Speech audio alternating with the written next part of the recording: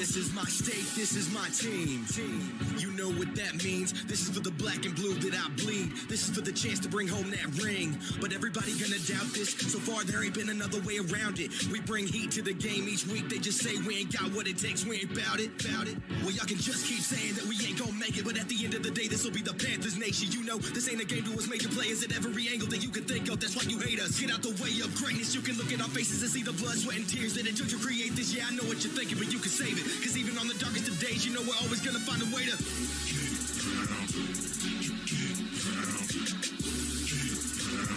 tell them what we gonna do, we gotta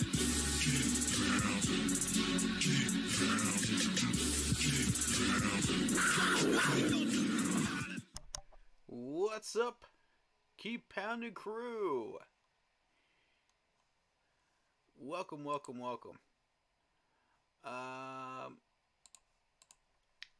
going to get this thing started in just a few minutes. But obviously, hit that like button, hit that sub button, hit that bell, select all, leave a comment down below if you feel like doing so. And don't forget to check out the Facebook group page, Keep Pounding in all caps, for in-game posts, polls, opinions, and reactions to NFL news, as well as scheduling for the channel and the Fantasy Football Yahoo Sports League. I am currently playing for third place in said Fantasy Football League that I have created against Master Kenobi. Of course, he is a Star Wars fan, so I love it. Love it, man. Love it. So I don't want to get into any of the topics just yet. I just want to enjoy everybody's company real quick. You know, before we get Blitzball in here. We may be joined by Mr. Carolina as well. So, just FYI on that. If he joins the chat, it will be hard to get word in about, well, any word in at all. You know, so I'm going to try my best, and we're going to see what happens. I just got the info from Blitz, so we'll be getting him in momentarily. I hope everybody had a Merry Christmas, or Happy Holidays, whichever you prefer.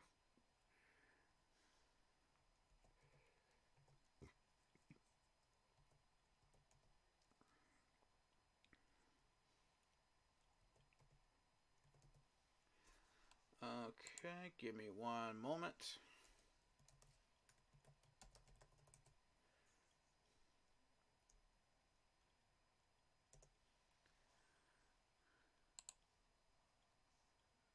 We'll see how it goes.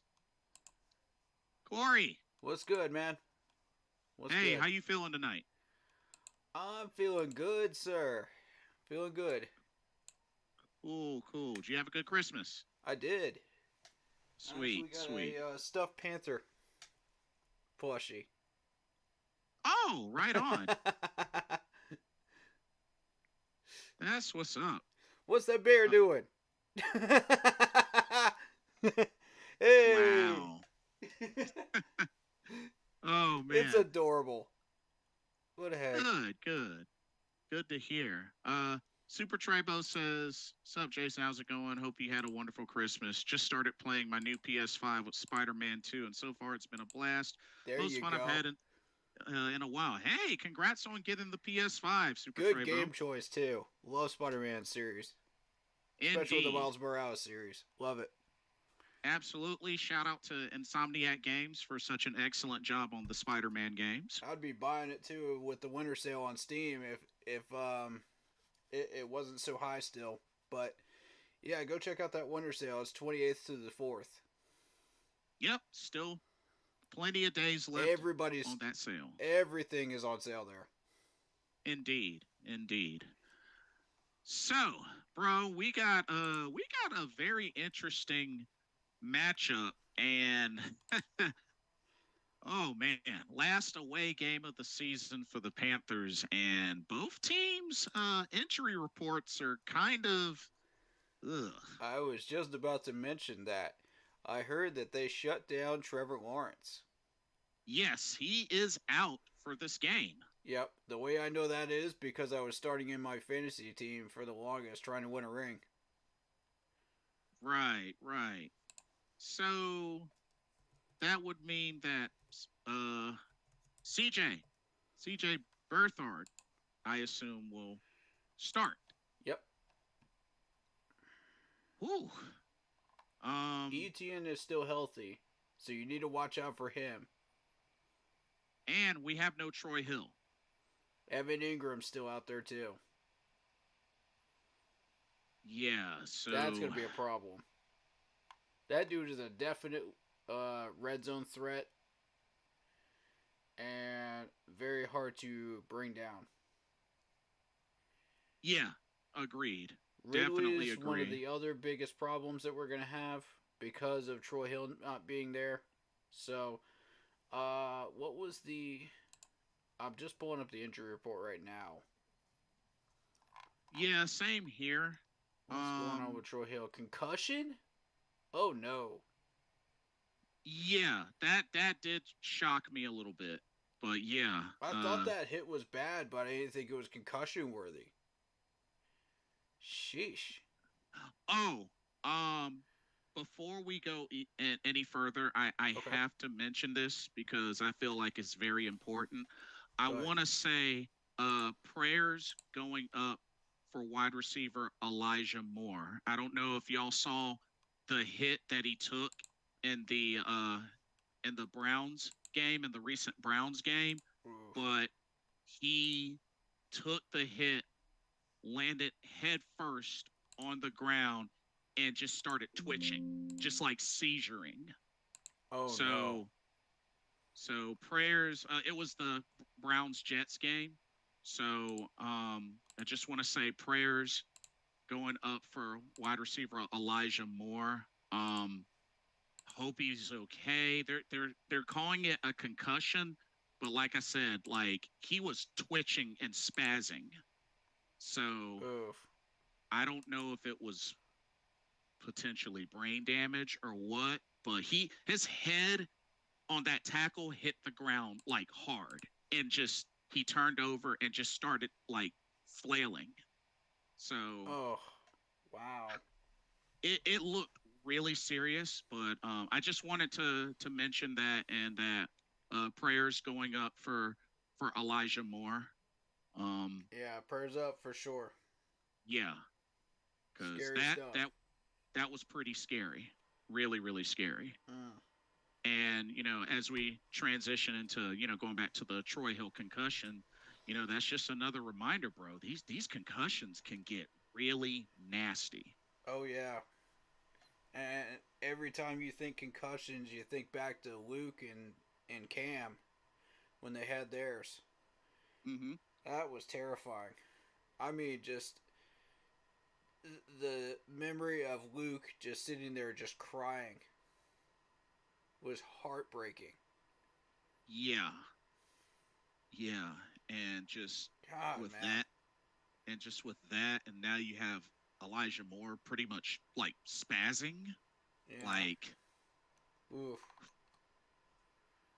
yeah, those concussions are no joke. Scary. Um, Chef 85, welcome to the stream. He says, hung tough with the Packers. Don't be surprised if we can sneak out a win. Just happy we have played better the last few weeks. No Troy Hill is going to hurt for sure. Facts. Facts. Yeah. So Troy Hill is out. Um, J.C. Horn, Frankie Louvu, and Icky were limited participants today. Oh boy. Frankie's got And a are quad. yeah, Icky's and they're got a also foot injury. questionable. Yeah, they're also questionable. Um, Linebacker Marquise Taine Sr. is questionable as well, but he was a full participant today. Yeah, with the back injury.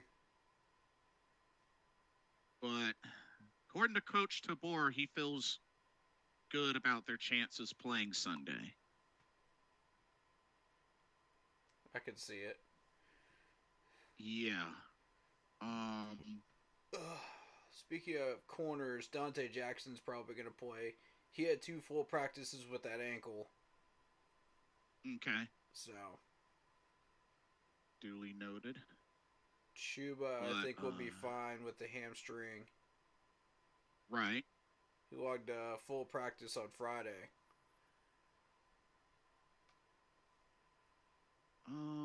Let's see. Looking at the Jaguars. So, you were saying? I think you. We will most likely see J.C. Horn out there. He's questionable, but he's had a limited practice on Friday. Mm-hmm. It'll depend on how much they want to use him. You know, with that toe. Right. Um.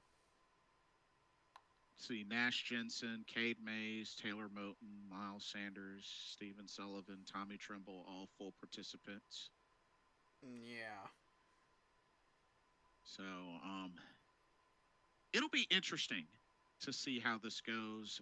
Of course, for the Jaguars, no Trevor Lawrence, he's out. Right. No, although they did say that They list him as a right shoulder, but it's a concussion. He was in the concussion protocol. okay, So they didn't duly, put that on the injury list officially, but yes. okay, duly noted. They have Cam Robinson on IR, but supposedly he's designated to return, so he might play Sunday, but I'm not sure. Oh, wait. Trevor did clear the concussion protocol last week to be able to play. So, Okay. yeah, it's just a right shoulder at this point. Okay, so it's Although just he was whole complaining nother about injury. headaches when he was traveling, or right before he traveled. So, Oh, okay. Gotcha. yeah, right before he traveled. Let's see. Christian Braswell, cornerback on IR. Safety Daniel Thomas is on IR. Christian Kirk Wow. is on IR at wide receiver. Ventrell Miller on IR. So, I mean, they got a couple of names. Mm-hmm. We got one that's unspecified on here. Braswell. Oh, Christian Braswell? Yeah. Yeah, they didn't list whether he practiced on Thursday or Friday. That caught my attention. Weird. Yeah, that is weird. There's no designation for Walker Little or Brandon Strange either. Oh. Although they both had limited practices all week. Wide receiver Zay Jones is questionable. So yeah, the Jaguars are hurting a little. Weird stuff like that always pops off to me when I'm looking at the injury report. Like, wait, what? This makes no sense. Yeah, Like, you have no injury status whatsoever. yeah, it's kind of weird. Uh, Um, and of course we got to remember Jacksonville's still playing for a playoff spot this is true. They will because I be mean, fighting. because they have that Um, three-way tie with the Texans and the Colts right now. but how good is C.J. Beathard? Well, How good is he? I mean, Let's see. 7 years in the league, 6'2", 215 from Iowa. He's been in a handful of games. He was in the Buccaneers, Bengals, 49ers, and Texans game. mm-hmm. Limited time because they were starting Trevor, obviously. Right. I would assume that he was running that RPO system that Trevor Lawrence was running because that's what Trevor likes to run. And they built the entire offense around that. Mm-hmm. Although the most amount of stats he's generated with so far has been with San Fran back in 2017 and 2018. And this year, the most amount of stats he's put up is against the Buccaneers in Week 16 last week. 11 for 15, 94 yards in a touchdown. Although he got sacked once, I would venture to say that's probably his fault because that line has been sturdy all year. Mm-hmm. He did rush one time for 6 yards during that game. But he's not much of a rusher. He's more of a sit back there and deliver the ball. Mm-hmm. Pocket passer. That's what I'm seeing from these stats. Well, not necessarily. I think he hands it off to ETN a lot and lets ETN handle the business out there. Yeah, I don't see CJ as a threat, but the weapons around him are. Right. Can he get the ball to those weapons before we can get to him? That's the question I think we should be asking. Our bull rush has gotten slightly better last week, but I don't think it's good enough that we can get more than one sack. Well, if we can force him to throw some bad passes, when he does throw, I think we got a shot. Yeah, at that disrupting is true. his timing and his flow of the game. And don't forget, they still got Brandon Sheriff guard on the O line. Mm-hmm. I know, and like I said, maybe Cam Robinson might play because he's designated to come off the IR. He might play this Sunday. So I mean, they still got a decent O line, and I think the plan of attack for the Jaguars is probably just going to be run ETN heavy, like we were doing with CMC. Because when you have a weapon like that at running back, it's wow. And he can go out there and catch for you as well for short passes and get yak. ETN is just a multi-tool. Absolute multi-tool. They'll probably work in some Tank Bigsby as well. Maybe a little bit of Tank Bigsby. Oh, yeah. You'll see a lot of ETN first 3 quarters, though. And then they'll start working tanking, when ETN's had enough carries. And, this is a guy you can speak on. I mean, he was a Clemson Tiger, just. Absolutely. ETN is a monster. You cannot let this dude out. He will absolutely shred you if you give him any amount of open space. And that's typical of all Clemson offensive players. Then again, he did play with Trevor after all. That's correct. Right. That's correct. And they both got drafted in the same round. Yep, sure did. And Sure did. I said that is Jacksonville won this round. Jacksonville won this round, the first round of that point, that draft, because very rarely do you ever see a quarterback and a running back drafted by two different teams in the same round. Yeah, in the first round. It never happens. It almost never happens. So, and especially a national championship winner. Yep, exactly. So when that happens, you're like, oh snap! And the rare occurrence when they both get drafted by the same team. I mean, what are the odds of that? It's rare. It's definitely rare. Dude, as a Clemson fan, I was freaking out, dude. I was just like, what did they just do? You know? Because they could build around that. They could set up an RPO system just around those two players alone. Yeah. Build up the O-line. And it only took them 2 Urban years. Meyer was the coach, right? At the time? Yeah. Yeah, the first year. Urban knew what he was doing, man. Y'all should have kept him down there.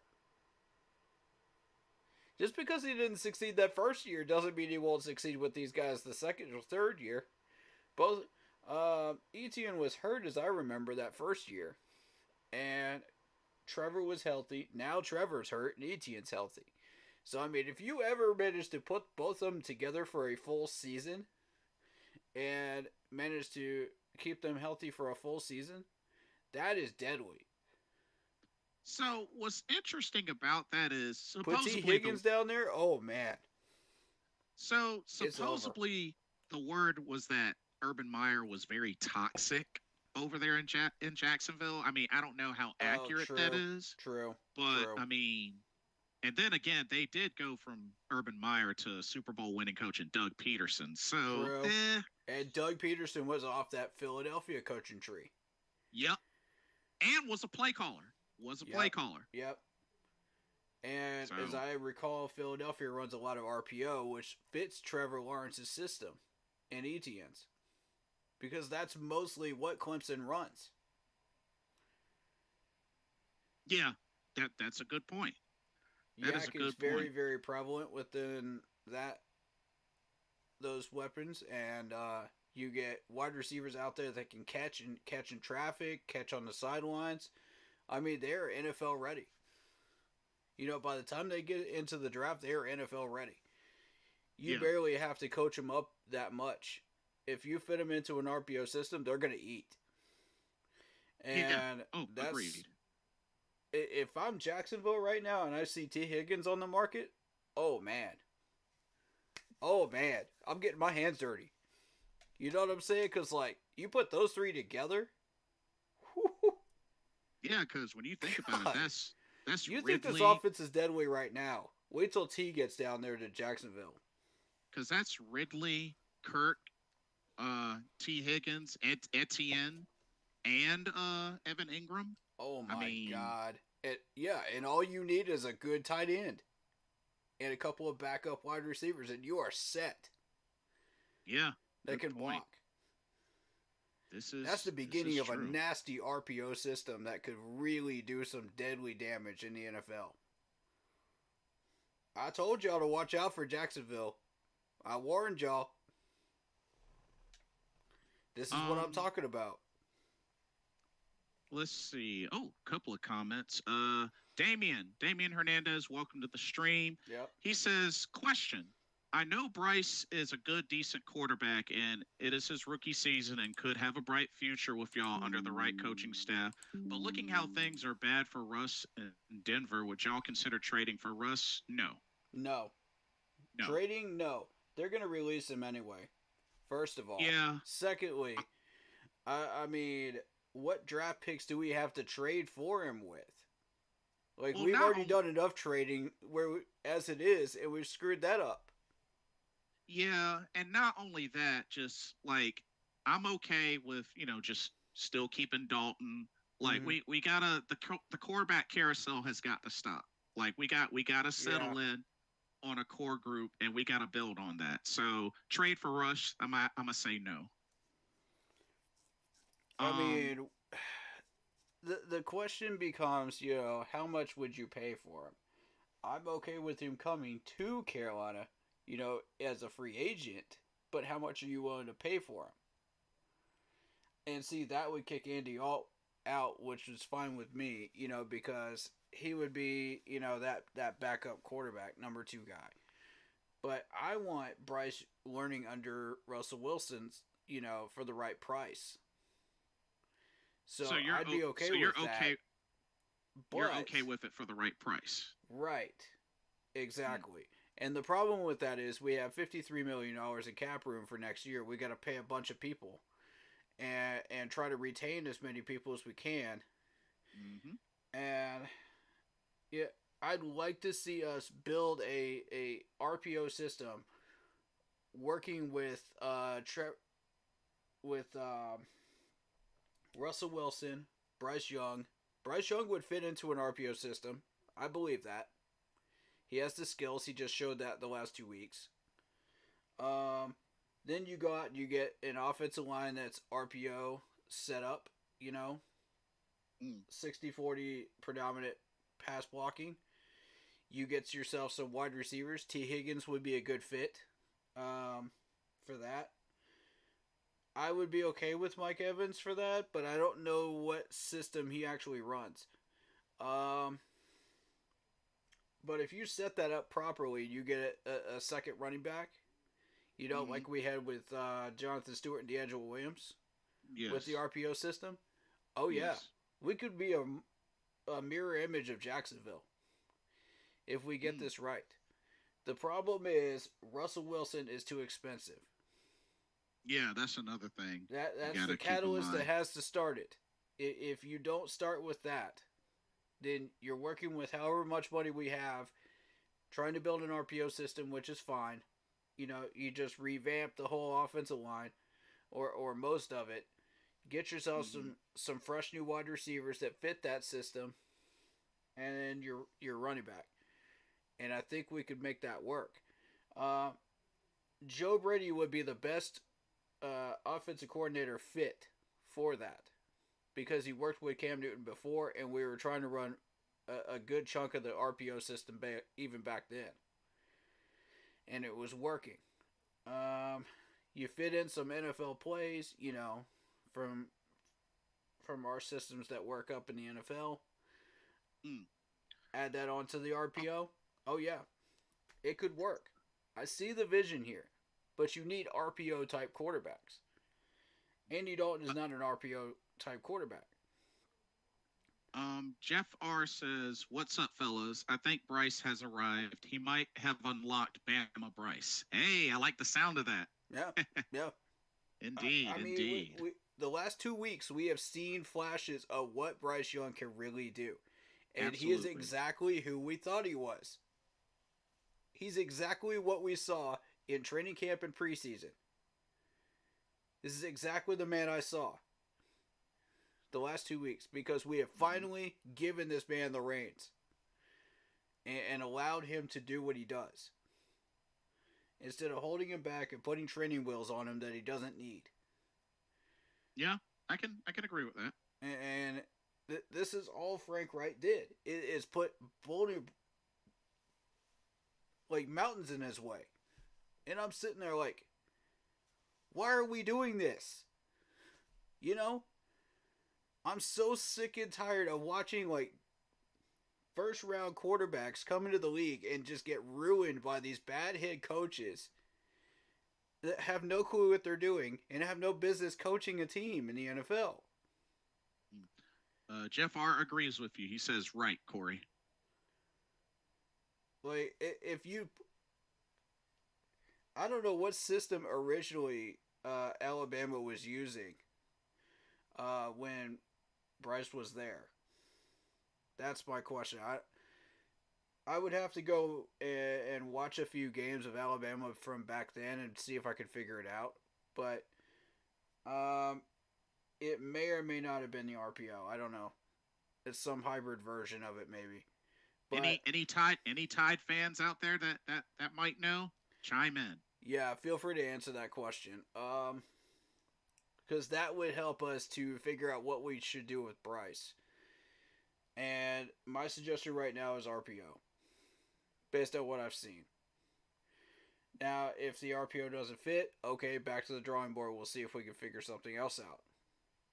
We'll go back and look at what Alabama was running because that's what Tepper apparently wanted. Wrong. We do it how we want to do it. Because Bryce Young is Bryce Young at the end of the day. We want to fit his style of play, whatever that may be. Whatever he wants, we'll adjust to it. I'm ready to do that. I'm ready and willing.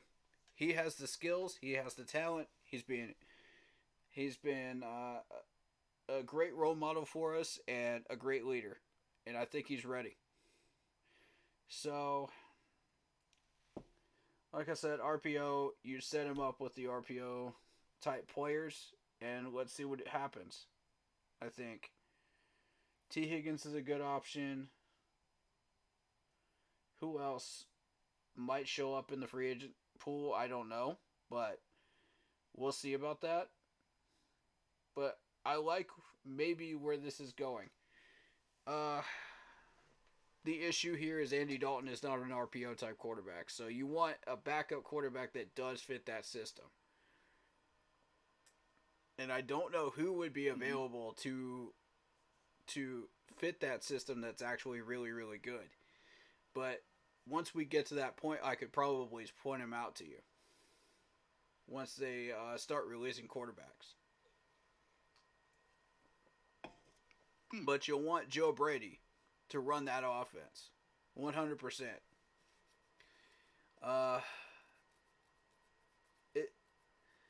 I don't know if Kyler Murray is an RPO type quarterback. I think he is. I want to say he is. Because that's the type of system they were running up at Buffalo. For sure. I want to say so as well. So if you can bring that down here to Carolina, mix that up with Ajaro's defense the way it is right now, this could be nasty, guys. Mm-hmm. And we want a head coach that is not just a Frank Wright or a Matt Rule type. We get rid of these clowns. Mr. Tepper, hire us a good head coach that will stay out of these coordinators' ways and let them do their jobs. Manage the team, be a head coach, but get out of these coordinators' ways. Once they get going, stay out of the way. Just manage the team, handle your business on game day. Use your timeouts, use your challenges, use your clock management, do what you got to do. Damien says, y'all can have Darnell Mooney and Velius Jones for free. How about no? No? No, thank you. Now, y'all can keep them. Y'all can keep them. Keep them locked up in your basement. We don't want that. Why are you offering us players that are currently out and inactive? Come on now. For real, though. Like, why? We don't want that. At least offer somebody that's actually active. We're not digging through the trash cans, guys. We're actually trying to get some players that actually have some skills. Thank you. No, it's all good. It's all good. I know it's just being funny. It's all good. But shout out to David Screws. Shout out to Lock Poppy on my stream. David Screws says, "Sup guys? I was wanting Trevor to play. Dang. Players to watch Elijah. Yeah, I could see that one. Yep.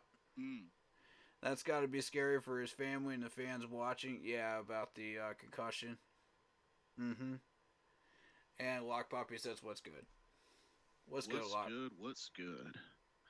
Damien says, I think Kyler Murray should go to MLB. I think he can be a better baseball player than a football player. Or maybe he's just in the wrong system. He's not a bad quarterback, bro. Like, yeah, I'm going to throw a wrench in this system. Maybe he's just in the wrong system for him. I mean, he's an RPO type quarterback. This injury, like, is really his one setback that he's had since since he debuted in the NFL. I mean, the dude. I mean, first 3 seasons he had What over was his injury 300, again? had over 3,500 yards passing and at least 20 plus touchdowns. I Yeah, mean, the dude can play. yeah. If He can anything, ball. that first year he Arizona's didn't got have a baller. like that But do they first year recognize it though? for Kyler Murray. That first year he didn't have an O line. I mean, Yep. henceforth why he got sacked 48 times. But I mean, Bingo. the dude can play. I don't have a problem with Kyler Murray. Me neither. If the Cards are dumb enough to release him, we'll take him. Yeah, I don't have a problem with Kyler Murray. Yeah, In all we'll honesty, take him. They'll probably throw him out there for cheap. But do the Cards realize what they have right now? That's my question. If they don't realize what they have and they toss him early, that is some beautiful table scraps for us. We'll take them. Ooh, interesting comment from Jeff R. He says, Eric Bieniemy is the right hire, guys. Have y'all seen Patrick Mahomes lately? He looks shaky without Eric Bieniemy. Good point. Good point. Jeff R might be onto something. Yeah, when you separate the lock and key, it doesn't end well for some of these quarterbacks. I mean, he's got a fair point, and not to mention, he was running for his life in that Raiders game. Mm-hmm. Eric Bieniemy is the lock, and Patrick Mahomes is the key. You separate the lock from the key, it's not going to end well. They got chemistry with each other. Yeah, but no, Jeff R. That's an interesting point you have there. That's an interesting point. Yeah. You know, may come into play, especially come playoff time. But very, very interesting point. Damien says, we'll keep an eye on that. Damien says, "Ain't no way y'all are getting DJ Moore back." Well, we know that. We don't want him back right now. In my opinion, he says the Cardinals overpaid him, but how much is he getting paid? Let me see.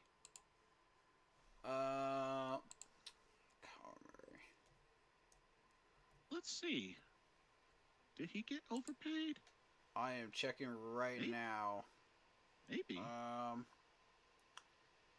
So it's a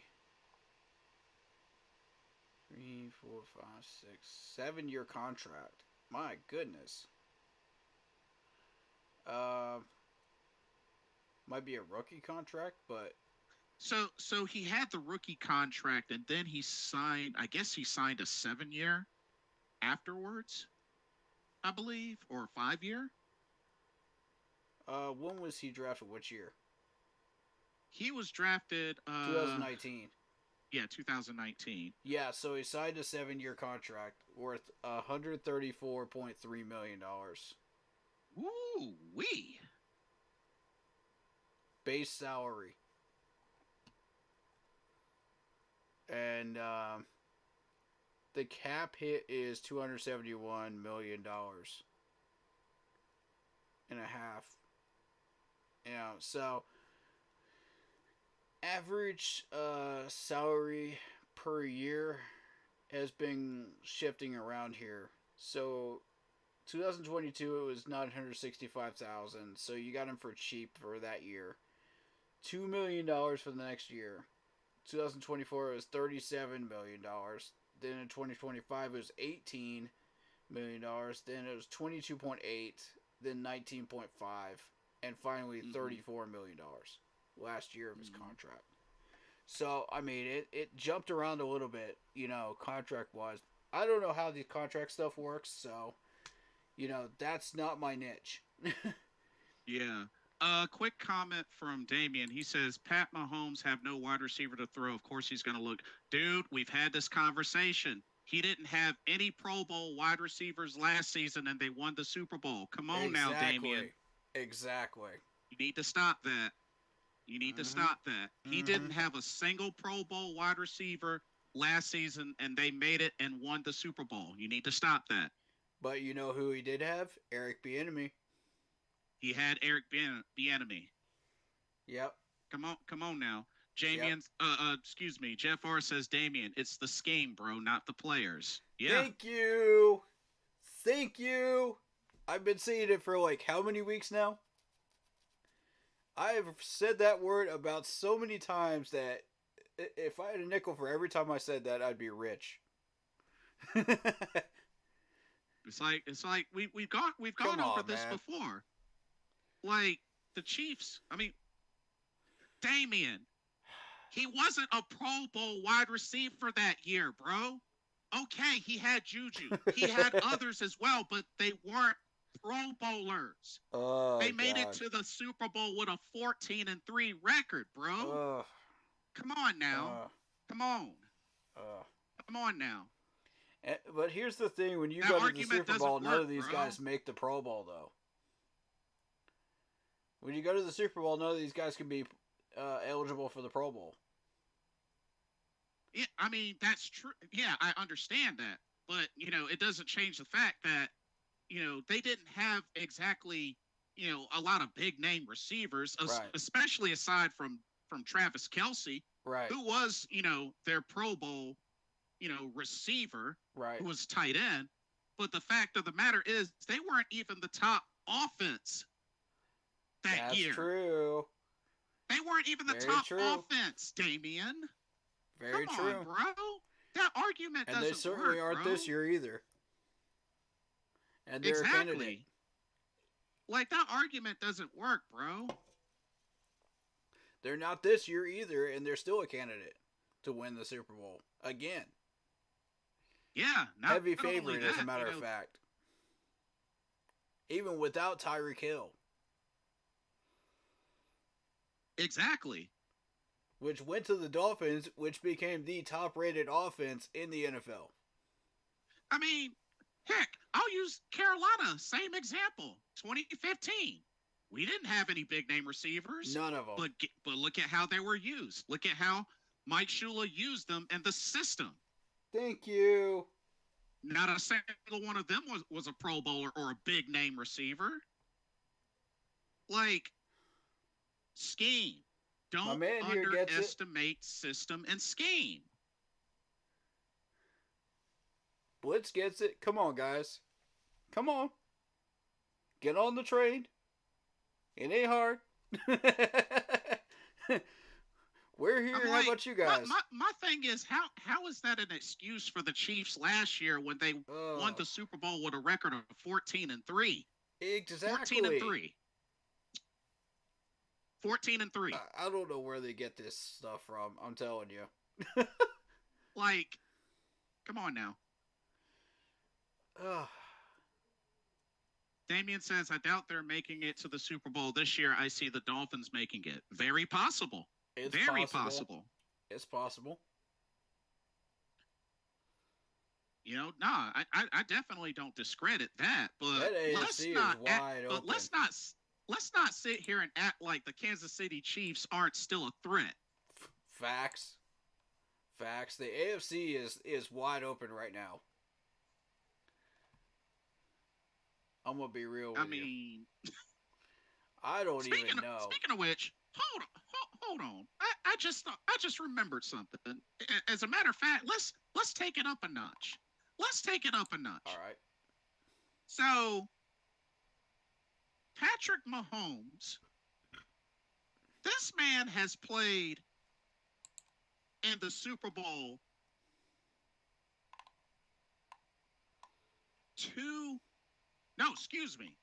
3 out of the last 5 years.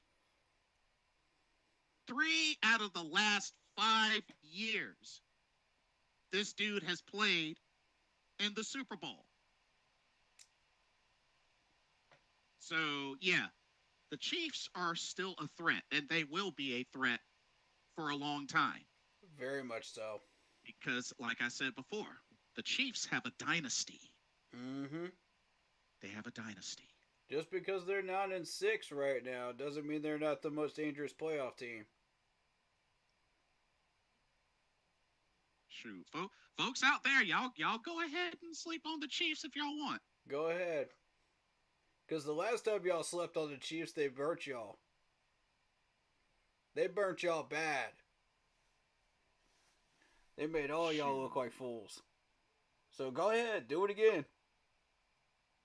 Like I really think a lot of these teams are gonna surprise folks. I really do. Mm-hmm. I really do. But we shall see. We shall see. Panthers added guard Gabe Jackson to the active roster for this upcoming game. I'm okay with that. Is that because Nash Jensen was on the injury list? I thought he practiced though. Let me look. Yeah, he practiced. He was a full participant. I'm looking right now. Yeah, he was a full potential. Yeah, full participant. You're right. Nash should get the start then. You would think. Yeah. Unless they like Gabe that much that they want to test him out and find out what they have. Well, he is a vet. Yeah. So, I mean... Could end up being a permanent part of this roster if he does well. For the next 3 or 4 years. Barno got placed on IR, though.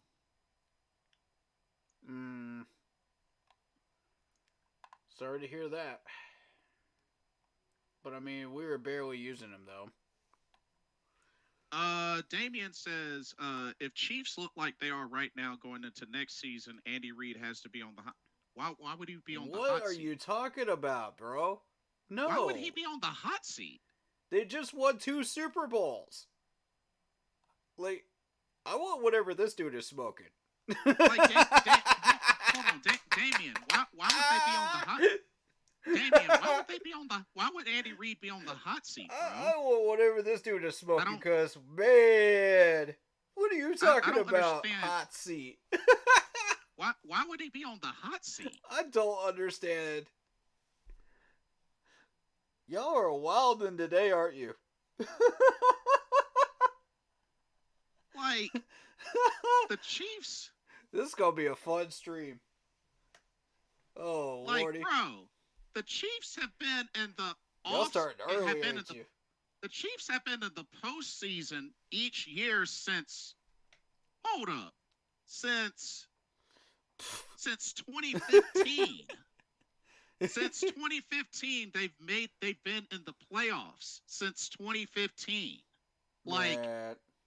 why would Andy Reid be on the hot seat? I don't know where they get some of these ideas from, bro. I swear. Not to mention 3 Super Bowl appearances, winning 2 of them. What? Nah, Damien, that would be messed up if they let him go. This isn't instant gratification, okay? This isn't instant gratification, bro. You can't just be... Andy Reid on the hot seat. That's one of the most ridiculous things I've heard all year. Damien, I can't with you, dude. If you were in that position and you were to let go of Andy Reid, you probably make a lot of enemies, bro. I'm just saying. For real, though. I'm just saying. Like, oh, the entire Chiefs fan base for one. I mean, this is Andy Reid we're talking about. Yeah. Mm-hmm. I mean, everybody loves Andy, man. How could you not love Andy? The man. I mean, the man who said after he won a Super Bowl, "I just want to eat a cheeseburger." Come on. Let me. How do you not love Andy? Let me put it this way. This man not only has 2 Super Bowls as a head coach, he also has a Super Bowl as an assistant coach. Yep.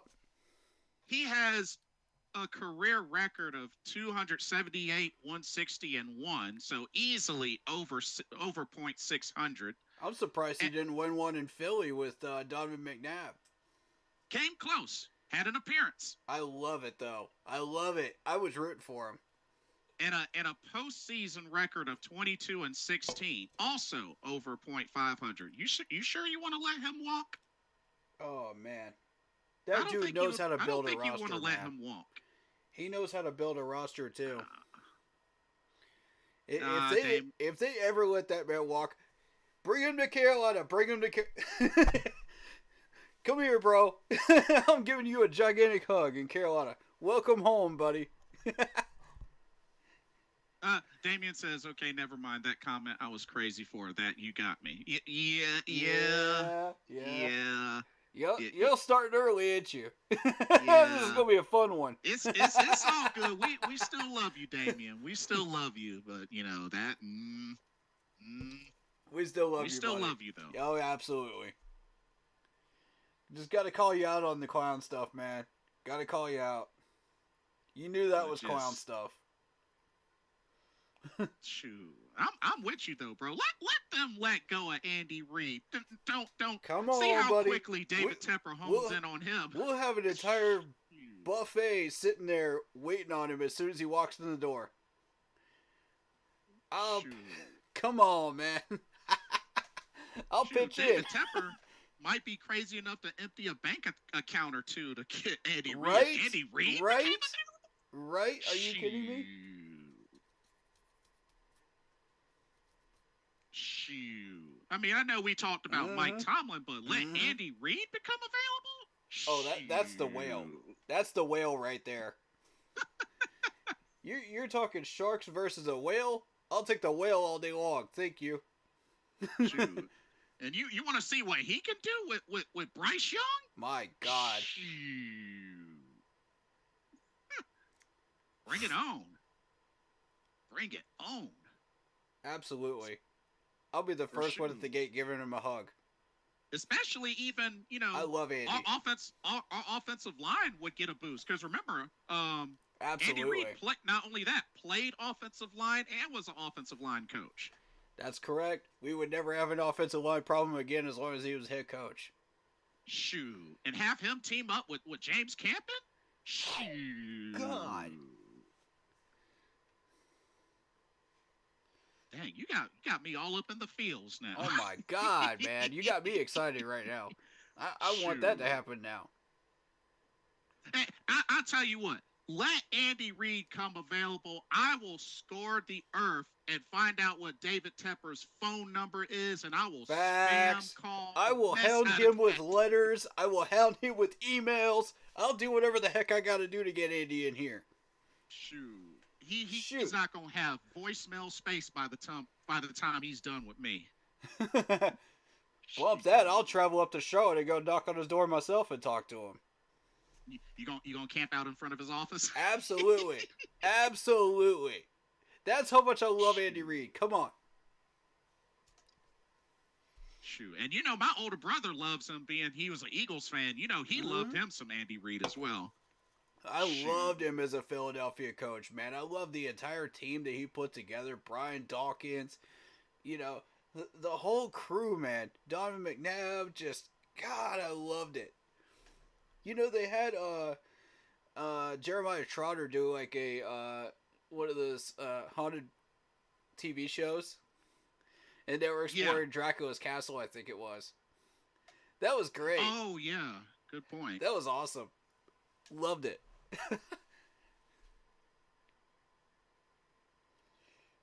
I love Jeremiah Trotter after that point. I thought he was just the most humble, honest human being. And his son is a Clemson Tiger. Yeah! Freshman year so far. He's already making plays. Damien says, to be fair, Andy Reid had Ryan Poles with him, which is true. Mm-hmm. I'll give him that. Mm-hmm. But it's Andy Reid. It's still Andy Reid. Absolutely. You can't ignore that. You see that on the open market, you can't ignore it. Dude has had success. That's like Tom Brady. You can't ignore that. It's a white whale, dude. You can't ignore it. I mean, you gotta sign it. I mean, 2 different franchises, multiple playoff appearances. Super Bowl as an assistant coach, 2 Super Bowls as a head coach. Yeah, Andy Reid fits the bill. Yeah. Yep. Yep. Yeah, he fits the bill. Yep. Not to mention, what, six or 7 total Super Bowl appearances? Yep. Yeah, he fits the bill. He's been on State Farm commercials lately. I love him. Yeah. Shoot. I will take him over dang on Bill Belichick in a heartbeat. Yep. You better believe it. He's the complete opposite end of the spectrum for Bill Belichick. Are you kidding me? Exactly. Gosh. Let him come up in here and handle our team, man. This team will pull a 180 within a week. Within a week. Oh yeah. Oh yeah. Now you want to talk about Panther Nation rising up? Oh my God. Let Andy Reid become our new head coach. Mm-hmm. Frank who? Our fan base is so divided, I don't even think they would be divided on that one. There's very few times we've ever been like unified on anything, and I think we would be unified on that one.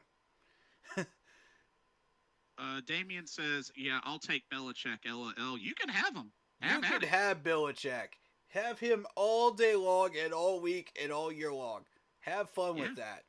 Yeah, have the cheater. I want Andy Reid, and I want to win this game honestly, and I want trophies, honest trophies, through hard work, blood, sweat, and tears. Thank you. Yeah, Damien, you can have the cheater. I mean, you can have. Yep. Let's call him what he is. Let's call him what he is. Don't hide it. Don't hide it. Go ahead, say it. He's a cheater. Say it loud and proud. You can have the cheater. It's and fine. Funny how you mentioned that alongside this Chiefs conversation.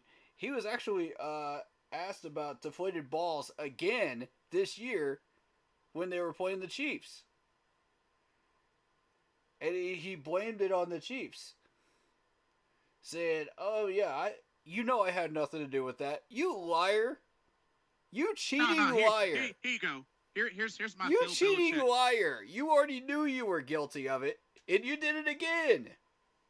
Here's my Bill Belichick Deflate impersonation. Anybody? Here's my Bill Belichick impersonation after winning a game.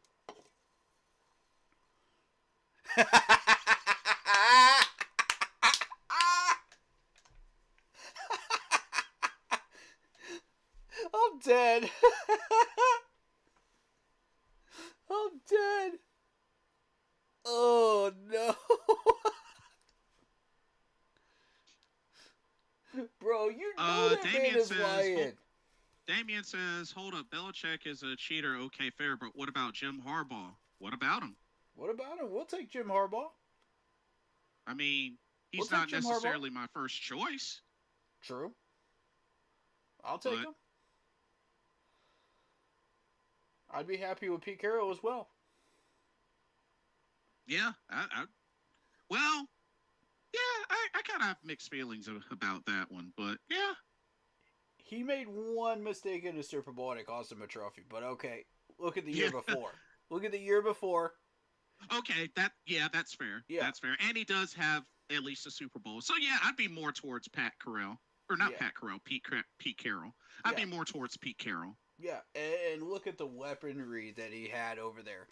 Plus, he did coach Greg Olsen at some point, too. True. Yeah, that is true. So he has some familiarity his with Panthers players. But yeah, Damien, I would be more so for Pete Scott. Carroll. That's me personally. I'd be more for Pete Carroll. Absolutely.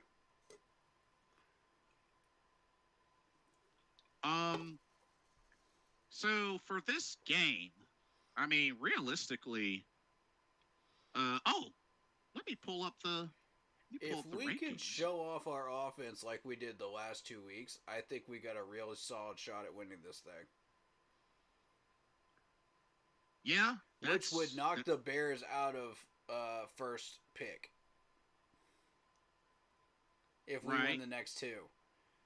My issue with that is that hurts us from the second round on down. By doing that, it's screwing over the Bears. I mean, do we really have to have that revenge? I really have to question this. I have to pull a rabbit out of the hat like I did with the Washington Redskins game when we fired Ron Rivera. And it cost us that pick, and it cost us Penei Sewell. I like wins. I'm okay with it. That's all I can really say. I just...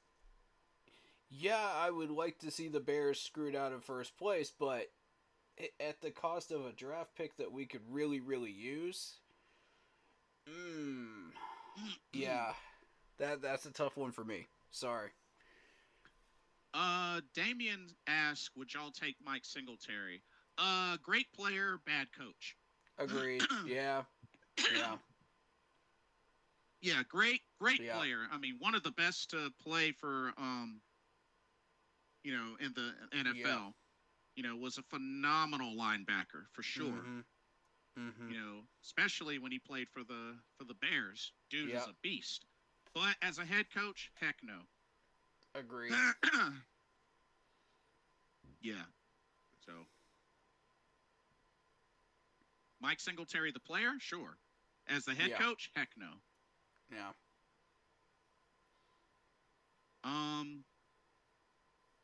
Let's see. NFL.com. Show me the rankings. See what we got here. So Panthers offense 31st, Jaguars 13th. Defense, Panthers 4th, Jaguars 25th. Oh, snap. So our defense is 4th. Yeah. We've officially cracked the top 5, ladies and gentlemen. Hey!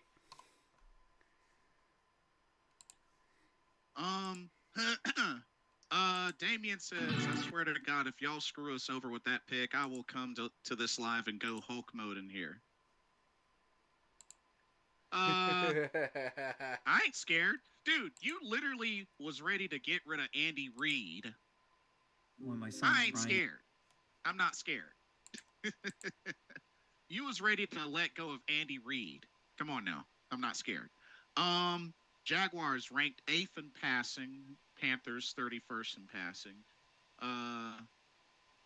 Panthers 19th in rushing. Jaguars 27th in rushing. And there you have it. David Screw says, sup, Blitz and Corey. Good to see you. Welcome to the stream. What's up, man? But yeah, those are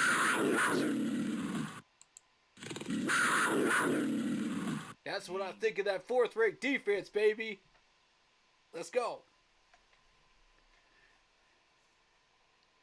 Yeah. So with no Troy Hill, I mean, I guess we got Dante and JC. We could put one of them on Ridley. I mean, that's their top receiver. It depends on who we have available. What do you think, JC? Do you think JC or Dante? I would rather have JC on him because Dante will sometimes have bad coverage plays. Yeah. JC does not have that problem. As far as I'm concerned, JC is our number 1.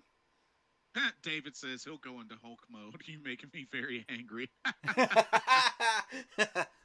Oh, nice. Love it. Yeah, I can agree with you. I can agree with you on that. Yeah, I mean, D-Jack's a close number 2, but Ridley is one of those wide receivers you cannot let get loose. Exactly. And well, I'm having to rethink that because didn't D-Jack have a pass deflection in the last game? I believe so. Yeah. So if D-Jack can build on that, then yeah, I'm down for D-Jack having the opportunity for some more pass deflections. Although I don't know that you're going to get him on Calvin Ridley. But here's the thing, though. Look at Evan Ingram. Look at this dude's yak. He has 457 of his yards as yak. That's going to be a problem because our linebackers can't handle that right now. Yeah. So... And if Frankie is questionable, if Frankie is not playing, we're in trouble. Because Evan Ingram is going to get that ball a lot. Wasn't he a full participant? Oh, no, he was limited. Oh. Yeah. So, if Frankie does not play, we're in trouble. Evan Ingram's going to get a chance to eat a lot. And, you know, we could put 2 to 3 guys on this dude. He'll still, like, bulldoze them over. He's got that Gronk size to him. And ability to keep the ball moving. Yeah, that much is true. So, I expect Ridley and Ingram to be the biggest threats in the passing game. But we are familiar with Ridley since we've faced him with the Falcons twice a year. Right. But like you also said, ETN can get involved in the passing game as well. Yeah. As far as ETN is concerned, expect him to get the ball through some screens. If they're running the RPO, he'll get it through screens, and he'll get it through like a check down pass. Because he has 430 yards receiving. Yeah. So watch for those two. If you see him go out for a screen or a check down, watch out. Yeah. You know, that's trouble. You better get 2 people over there immediately. Because he's about to eat. Yeah. So definitely keep an eye out for the passing game, you know, as well as the running game, because you know they got a combo with ETN, and I expect Tank Bigsby to be ran as well. I'm a little worried about Ridley and ETN. Those are the 2 that bother me the most. Yeah, exactly. So, David Screws says, let's see. Ben Johnson wants $15 million a year. Is that too much? I'm just tired of overpaying for trash coaches. Any of you guys let's talk know about the anything elephant in the room. Any of you guys know about anything about Ben Johnson? Ben Johnson is that's the rumor that everybody wants 15. He wants $15 million from any owner that decides to hire him. He's a South Carolina native. Yeah. The problem, again, is if he already knows about the tendencies of David Tepper from our people and our staff, he's going to take that knowledge into the interview and say, why should I sign this paper knowing how you treat your employees? So, I have a counter to that. I actually have a counter to that, which this, you know, could be or to be or not to be. All right. So, okay. Let's say this is true, $15 million a year. Do I think is kind of crazy for him with this being his first head coaching gig? It would be too much, because I mean, after all, you know, he's only had 1 year, 2 as offensive coordinator. Now, here's the thing. It's kind of a double-edged sword. Number one, it's not going to affect the cap. So, I mean, if he wants to spend that much, so be it. Right. But at the same time, him paying that much or possibly overpaying might be what is necessary in order for I was about to say that. Yep. David Tepper to gain his trust. Yep. I saw the same thing you did about that. Somebody had mentioned we're going to have to overpay him in order to get him here because nobody's going to want to be here under Tepper. You know, we have created a situation of distrust for head coaches, no matter who gets hired here. Because Tepper can't keep his hand out of the cookie jar. He can't stop meddling. He can't just be satisfied with whatever we start out with, you know, and start building on it. Yeah. You know, but at the same point, You shouldn't have hired those two coaches to begin with because they don't belong in the NFL. Maybe college coaching, but not NFL level. They're not going to do anything up here. They've shown that they can't adjust. They've shown several things that they can't do. And yet Tepper is now over 2 on hiring these types of coaches. So what do you expect is going to happen the third time around? There's a high chance of that happening again. Because Tepper has not learned a thing.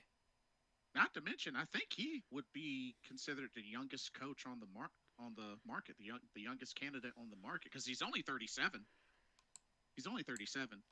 So, if you want him here, you're going to have to overpay him in order to gain that trust. Yeah, that's exactly it. I think it's got to not only take that, but David Tepper has to legit be like, look, I've been messing this up. Here's what we're going to do. Not only am I going to give you control to, get your staff, GM, give me, do you have GM ideas? Let me know. Yeah. And how about this? In case you don't trust me, here's a little extra cash for your salary. Here's what you can do. I'm going to leave it fully in your hands. I'm not going to meddle. All right? It's on you. If he will do that with a straight face, with confidence, I think Ben Johnson might bite. Because there is the benefit of, he'd be able to come home since he's from Charleston. He might bite on that. And, this would be, because he believes that he's ready. He felt like he wasn't ready last year. He believes he's ready now. Now, some say it is a big risk. I mean, this is his first head coaching gig. Yeah. It's a risk. Mm-hmm. But being that he's had success as offensive coordinator, I mean, he's getting ready to go into the playoffs, for crying out loud. Yeah. I think he could thrive if he was just given the control that he needs to be able to do his job. Yep. The problem is Tepper won't do that. He won't do any of those things because he's Tepper. Well, only thing we could do is hope. Now, by default, he won't get past his own ego. But something has to give at some point or time. Yeah, otherwise we're going to be going through a 20-year drought where we end up like the Jets and just keep hiring bad people over and over and over again. At what point have we ever had a coaching staff where all 3 of them clicked, other than 14 and 15? Like, at what point, at any point in our franchise's history, it's been so wonky, to where we can't figure out what we're doing. One side's good, the other side's terrible. One side's good, the other side's terrible. It keeps balancing out, back and forth, like a teeter-totter. And we just can't seem to balance the scales. Yeah, exactly. Couple of comments. Jeff R says, "Who cares about how much he cost? It doesn't affect our cap. Tepper rich, let him pay him," which he has a point. True. David says, "Yeah, but what I'm saying, I don't want another Rule or Reich." Understandable. Understandable. Yeah, that's my concern. Damien says, y'all should hire Rich Bisaccia. I don't get how he doesn't have a head coaching job after what he did with the Raiders. I mean,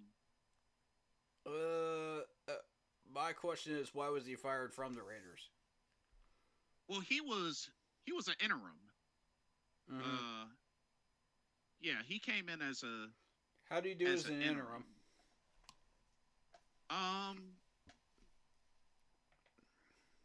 Career of 7-6.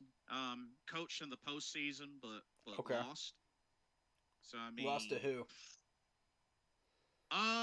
Let's see. Lost to the Colts. Okay, fair. Which year? That was the year 2018? Or no, excuse me, 2021. 2021. Okay. Who was quarterbacking for the Colts during that year?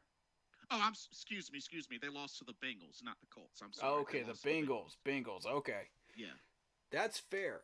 That's fair because the Bengals went on to get to the Super Bowl that year. which is true. Yeah, Which is so true. that's a respectable loss on his resume. I'm not even. I'm not going to hold that against him at all. Um, the 79 record. Who all did he beat that year? Let's see.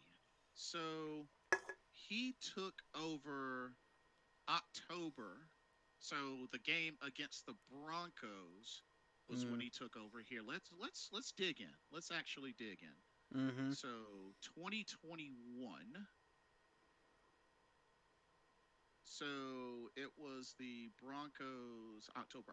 Okay, so he beat the Broncos, the Eagles, the Cowboys, Browns, the Broncos again, Colts, and Chargers. Interesting.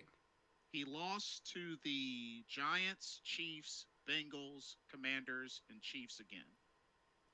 Okay, the But only one that I he rode really a hold against him is that Giants loss because yeah, the but Giants were awful.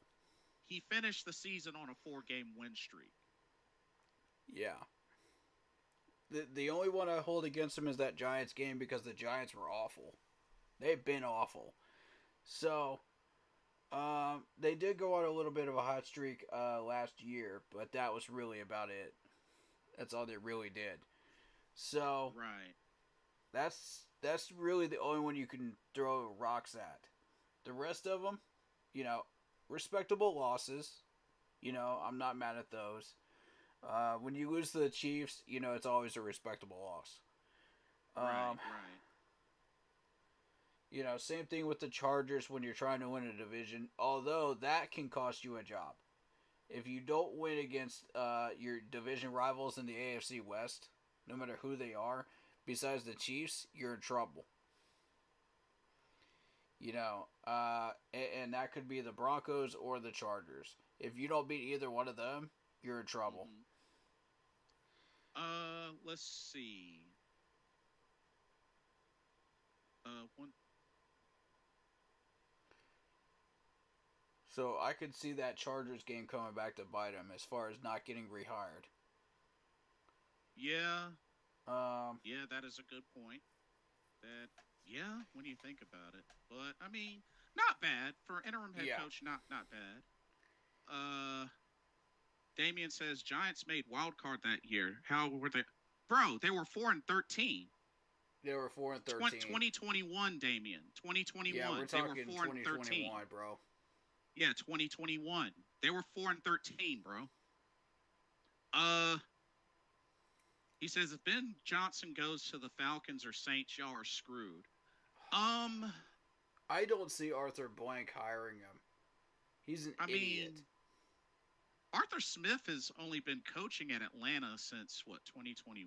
So I don't know. No, I'm talking about Arthur Blank, the owner. He won't No. hire him. I know. I was just throwing that in there because he's the coach. But no, I know. He will Um, never hire him. Now the Saints, on the other hand, that might be another matter.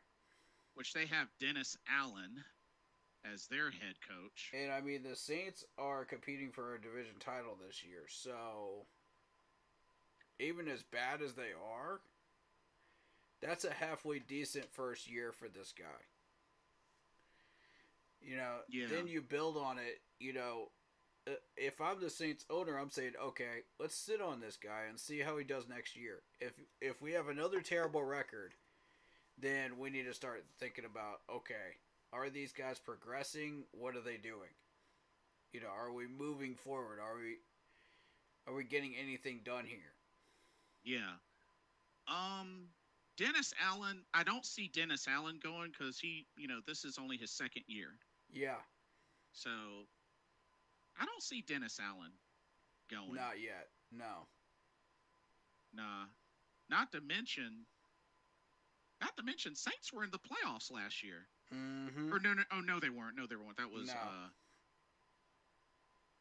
That was the Buccaneers. That's right. It was the Buccaneers. I'm sorry. Mm-hmm. I mean, I don't know. Maybe. I mean, finished 7-8 last season, and but the thing is, they got a shot at making the playoffs this time. So I don't know. I don't know. Let's see. David Screws says, Blitz, do you know anything about the assistant GM for the Lions? I was listening to a podcast. They were saying the assistant GM should follow Ben to be successful. Solid question. You asked me that one through private chat yesterday. I remember that. Yeah, let's address that. What do we know about him? I know Brad Holmes is the GM. I'm not sure who's the assistant GM. I'm not sure either. Let me see if I can. I think you dropped a name, didn't you, David? I don't remember. Assistant GM is Ray Agnew. Ray Agnew. No idea who that is. But Ray Agnew. Give me some info. Give me some background. So not to be confused with Ray Agnew the third. But Ray Agnew. And also not to be confused with Agnew, the wide receiver. Right. Ray Agnew. Winston-Salem native. He was a... Where did he... Oh, he was a defensive tackle. That's right. Does have a Super Bowl, which I believe he won the Super Bowl. Was it with the... Oh, yeah, that's right. He did when he won a Super Bowl. You remember what Kurt Warner? That Super Bowl against the Titans? He was on that team. Yeah. Yeah, he was on that team. Really? As far as his assistant GM background, I mean, he's been assistant GM since 2021 for the Lions.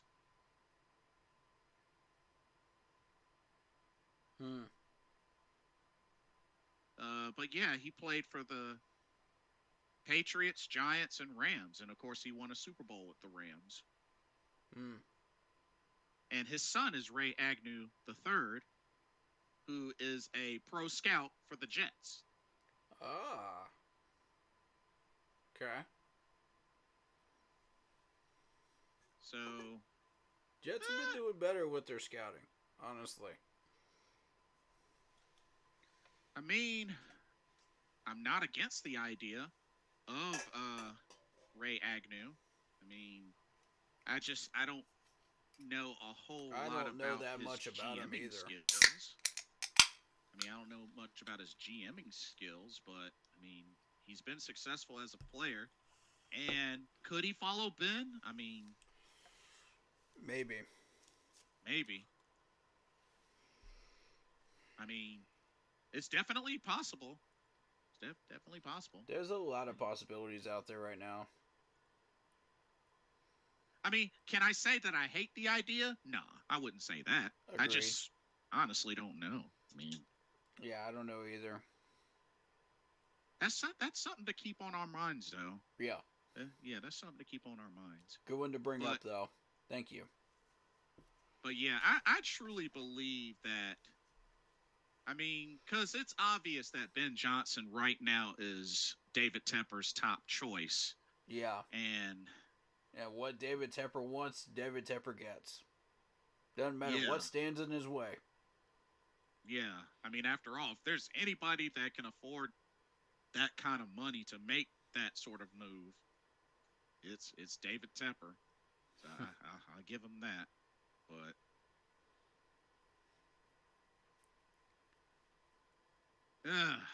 David Tepper's like the Hulk. You don't give him what he wants. Hulk smash. Pretty much. God.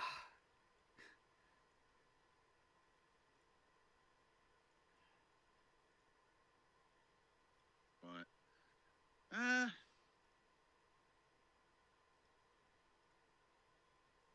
yeah, it'll be. This offseason is going to be very interesting. Yes, That's all it I can is. really say. And it all starts with that head coaching decision, depending on what happens after that. Everything's going to either cannonball one direction or the other. And if we hire a good head coach, some of these players will stay, some will go. Right. We'll know what type of system we're going to be getting as soon as we get the offensive coordinator in place. And then we can start looking at the players, that we Yeah. need for those positions once those other players leave. Um, we'll really have a full picture of what we want. Right. Then we can start digging into the draft and saying, okay, we can rule these people out. This is not what we need. This is what we do need. And start honing in on that. And start picking apart that part.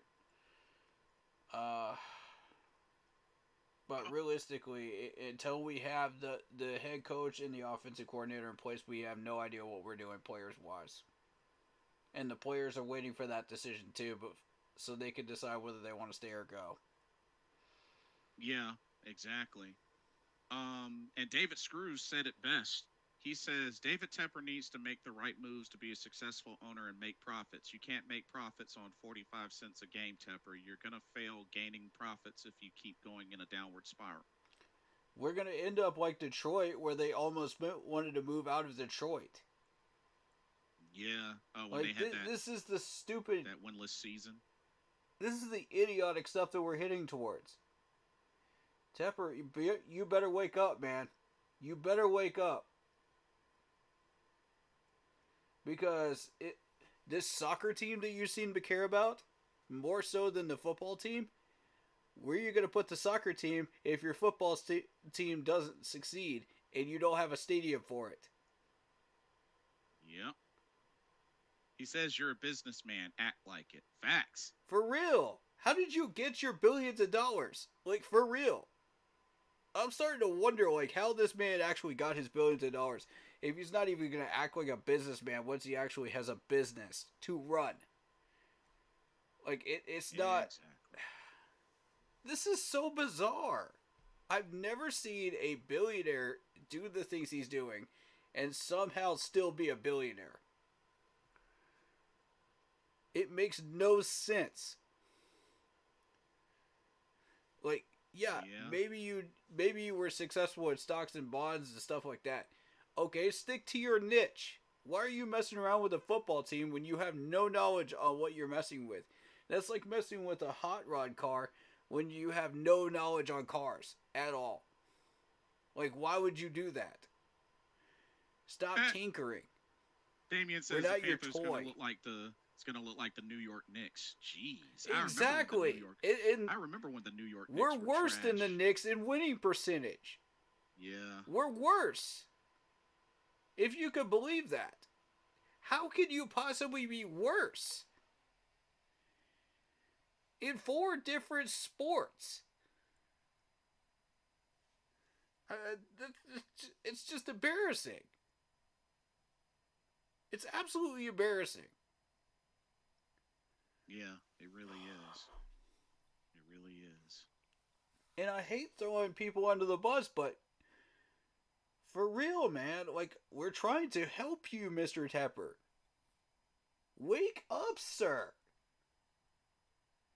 Get out of your Narnia land where you think everything is just spectacular. Oh, we got a soccer team. Oh, we put concerts back in Charlotte. He's delusional. He's delusional, man. And I hate to be negative right now, but God. We got a businessman that doesn't act like a businessman running this team. Pretty much. You can replace the head coach, you can replace the GM, but when you have an idiot for an owner, you're screwed for 30 years. David says, I'm sick of your promises, Tep. You want to bring a Super Bowl home, stop making dumb decisions and quit lying. Let him know, David. Exactly. I believe it when I see it. Stop apologizing and start doing things. Let him know, David Screws. Stop talking about it. Be about it, Mr. Tepper. For real. Like, I know people from the top up there might be watching one of our streams. One or two of our streams. Because I've heard him say a couple of my phrases before. And I don't think it's coincidence. He doesn't want to give me credit, which is fair enough. I'm okay with that. But don't take my phrase and use it against the entire franchise and act like it's yours. Okay? Right. Don't. That's plagiarism, sir. And you're not even acting upon that. I don't even want credit for it. All I want is results, bro. Like, I'm not even asking for credit for that. At this point. I could care less. The people that watch our channels. That's cool. The people that don't. I'm alright with that. You know, I can live with that. I'm not losing any sleep over that. If we lose a few subs because of that, so be it. I don't care.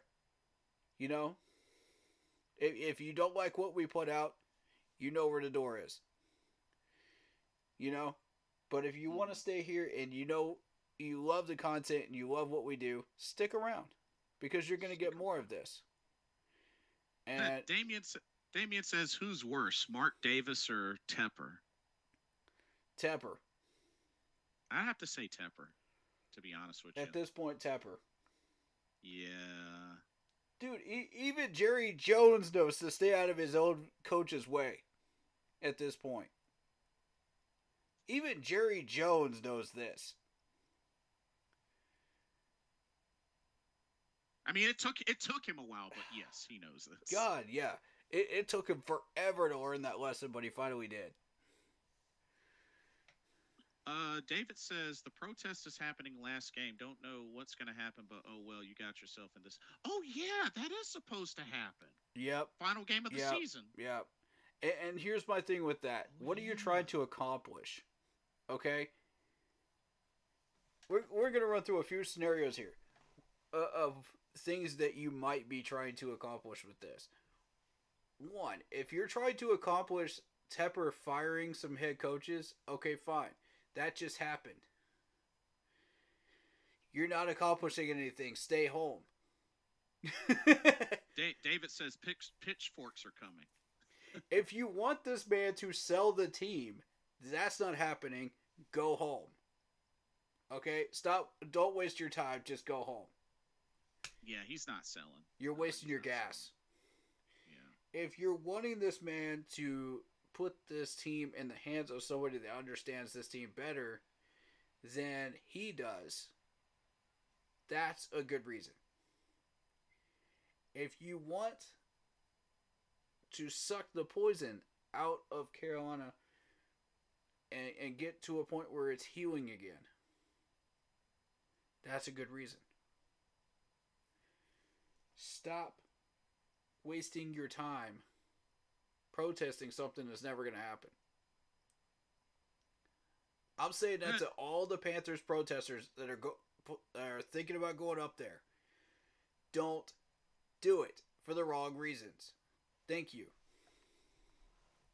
Damien says Jerry Jones cares more about being in the Forbes top 100 list in his stupid yacht than the Cowboys. That is true.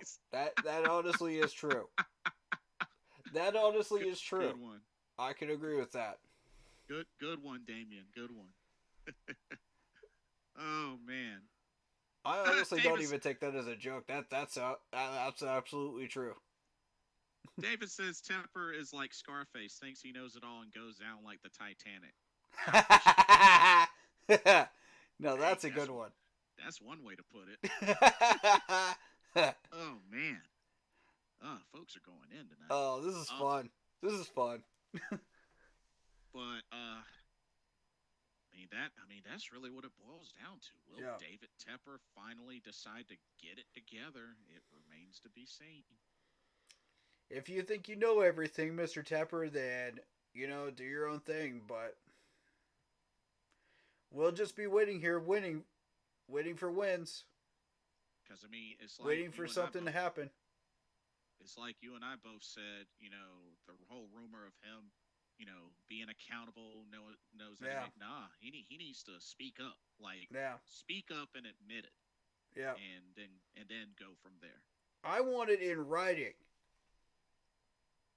The next head coach that comes in here should ask for it to be in writing, Agreed. or they're not going to sign the contract. Period. Agreed. And if Yeah. that means that we don't get any good head coaches, that's what it means. Because Tepper is that arrogant that he will not let it go. Okay, well then you're going to suffer the consequences. You put the But nails in this coffin, you live in it. That's how I see it. If you refuse to learn, Mr. Tepper, you're going to live in that coffin until you learn. None of us can teach you anything, apparently, at that point, until you want to learn something. So, it's up to you. You can watch these streams and you can try to learn some stuff and ignore our stuff one way or the other. We're still offering it one way or the other.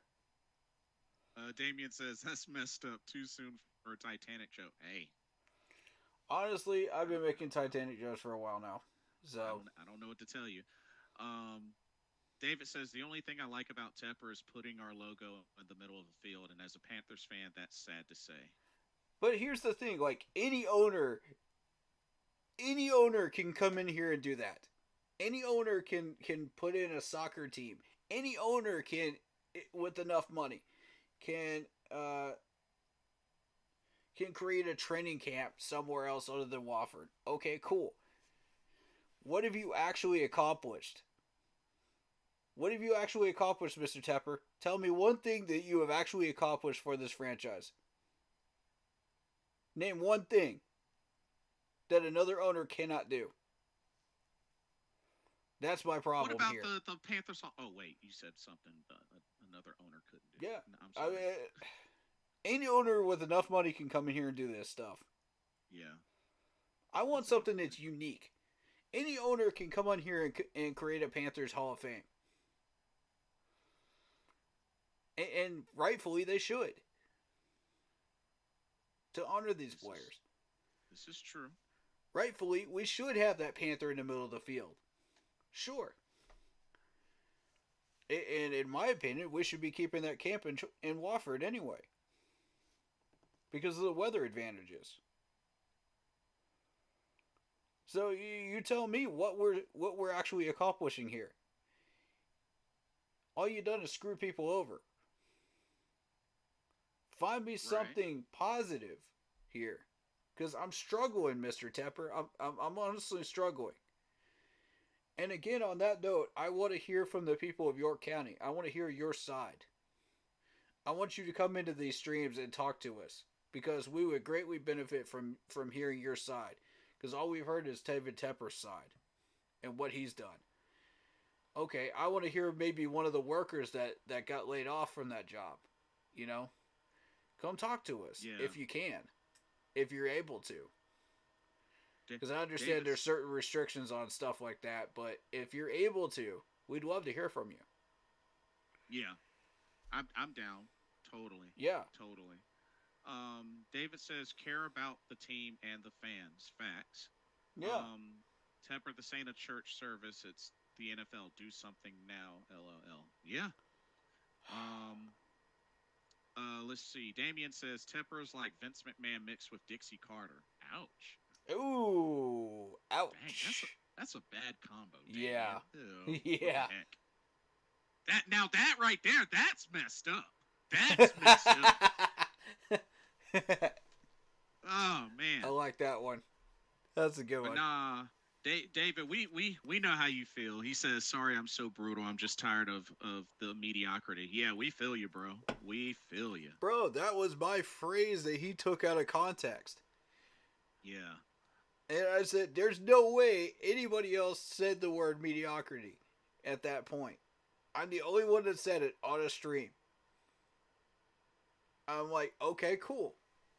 The owner feels the same way I do. Cool. Maybe we're on the same page here starting out. Nope. He hires Matt Clown Rule. And you want to talk about mediocrity? That's the definition of it. Yeah. Damien says, "Am I wrong though?" No, you're not. You're not. You're not. Um. Wow. I just realized something. This Jaguars defense. They got a man on there by the name of Josh Allen who has 13 and a half sacks. Ooh. And 13 tackles for loss. Ooh. Don't put him Oof. on Icky. Oof. That's not a good combo. He will No, that's plow not. Icky over. He will Man. run that man into the ground. Oh my I don't want God. to see it. This Foysaid Olokun at linebacker has 105 solo tackles. Whoa. Who is this? Foysaid Olokun out of Yale. Oh my. Oof. He was a sixth rounder in 2018, picked by Atlanta. Dude, he is leading first with 105 solo tackles at linebacker. God, 6'2", 230 pounds. And that just goes to show you, you never know where you're going to find these playmakers from. Yale, of all places. Yale's a law school. Yeah, exactly. Ivy You League. never know who's going to come out of these places. Yeah. Yale's football team has never been competitive. I'm like, dang, this dude went to Yale of all places. Okay. I mean, not to look down on him. I mean, it's Yeah. Ivy League. I Yeah, mean, it's it's Ivy League. Yeah. But wow. I mean, Ivy League's not necessarily known well for football, but Yeah. But as far as intelligent players and students that have come out of there, absolutely. oh yeah, I actually I had a high school graduating classmate that went to Dartmouth. Hmm. So yeah, Ivy League's no joke. You want a good education, you get accepted into an Ivy League school. Right. Shoot. Right. You Princeton. are blessed. Yeah, Princeton, Yale, Harvard, Brown, Dartmouth. Yep. Shoot. Yeah, they're high level. But yeah, and their interception leader is Darius Williams. He has 4. Cornerback. Holy cow! I'm looking at that first guy you mentioned, Foyer. He's averaging like double-digit tackles every game in combined tackles. That is disgusting. Wow. And he's got 8 tackles for loss. My goodness, 15 against the Colts. Whew. And 2 pass deflections that game too. That dude can pass deflect too? Oh, they also got Trevon Walker. Remember, he was a first-round pick last year. Yep, they sure do. Oh, man. They got some young and hungry linebackers, bro. Yeah, they do. What? This team is getting nastier by the year. I'm telling you. Watch out for the Jags. I warned y'all. Shoot. I did not warn y'all. Yo, they got some This young team is and hungry linebackers. This is Levon a team. Chason, first-round draft pick from 2020. Dang. This is a team that genuinely scared me when we were looking at the schedules at the beginning of the year. I'm not even joking. Like, this team scared me, bro. I did not want to face these guys. And when I saw the schedule release and I saw we were playing them this week, I was just like, thank God, that they're not going to interfere with our playoff race. Because if these guys were scheduled in the middle of our schedule and they were playing the way they were in the middle of the season, happy trails to you. There goes Oh, our winning streak. not to mention those three linebackers I mentioned, because they run a 3-4. Telling And you. they are in the front of the depth chart. Oof. There goes our winning streak. We face them middle of the season. Mm-mm. Crap. With these guys playing at full speed, oh no. Oh no. And that's the thing. They got a young, hungry defense. I mean, they can build off of that. Goodness. Yep. And you know they're gonna make them stronger in the off season. And not to mention they just came off a playoff run last season. And they could get even better. That's the scary part. Yeah. I mean, we got to remember they made it to the playoffs at 9-8 last season, but they won a playoff game too. These guys are my dark horse team in AFC. I'm telling you. Now you're starting to see it. Now you're starting to understand and see the full picture like I am with Jacksonville. This team is going to be around for a while. They're going to be right up there with KC for a while. Scary stuff, man. I just do wonder, like, what possible holes they may have in the defense. Now that I don't know.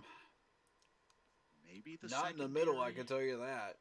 If we throw it anywhere near Devin Lloyd, he'll knock it down. Oh well, yeah, that is a So good point. so will Foyesade. Because they got Darius Williams. That's their top cornerback on the right side. Yep. Like I said, they run a 3-4 and they got that line. Maybe their secondary, I would think. Yeah, look at that's Tyson what I'm Campbell. thinking.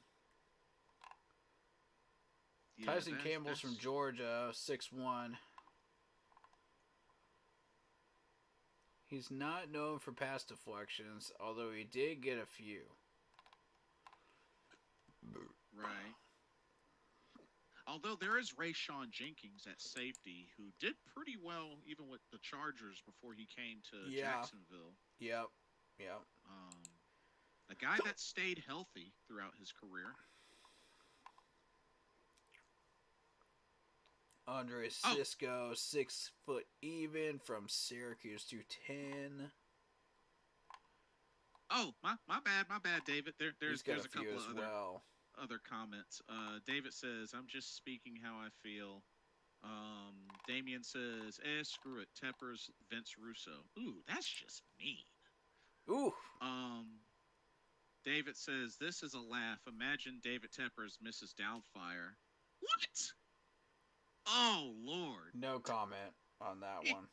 No comment. Oh, man. No comment. I don't know. You enjoy that one. It's not working, but I'm trying. Yeah, you're trying. Good effort. A for effort. A for effort. A for effort. But nah, I feel you, David. I feel your pain. I really do. I do. You gotta laugh through the pain, man. You know? Yeah. Indeed. But yeah, Rayshawn Jenkins at safety could I'm be looking an at issue. Cisco. He also Few has pass 8 deflections pass there. deflections. Damien says Andrew he thought Wingard. the Colts would regress without Shaquille Leonard. Why does that name sound familiar? What name? Andrew Wingard. Andrew Wingard. That name sounds so familiar, dude. 6 foot even, 200 pounds from Wyoming. 2 pass deflections on the Steelers. Well, he has 5 interceptions in his career. Ooh. Yeah, all with the Jaguars. He got a forced fumble against the Browns, too. All right, recently. David. He says, keep pounding, night guys. Awesome dudes here. All right, bro. Rest Keep well. pounding, We'll brother. see you soon. Rest up. Yeah, we'll see you soon. Yep.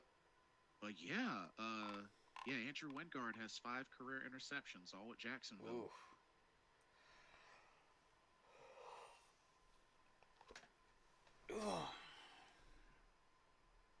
So for the most part, they have a young defense. Devin Lloyd's the one that scares me, man. Keep that ball away from Devin Lloyd. He's had Wait, which guy? Devin Lloyd. Yeah. He had 2 pass deflections against the Chiefs, 2 against the Colts, 1 against the Texans, 1 against the Saints, and 1 against the Texans again this year alone. In his rookie year, he had three interceptions and 2 fumble recoveries. Oh yeah, and this is only his second season. So yeah, they double-digit tackles. They have a young, hungry defense. Consistent double-digit tackles. They are loaded at linebacker. Like, did they just go linebacker that dude's heavy from Utah. the last two couple of years of drafting? Did they just go linebacker heavy or something? Cause let me find out. Because they're pretty stacked. You're talking about the last couple of years? Yeah, because Jacksonville has quite a linebacker room. Draft picks, history.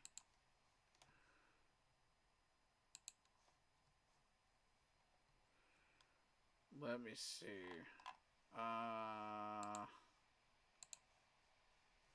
Joe Valesco, welcome to the stream. He says Joe Flacco is elite.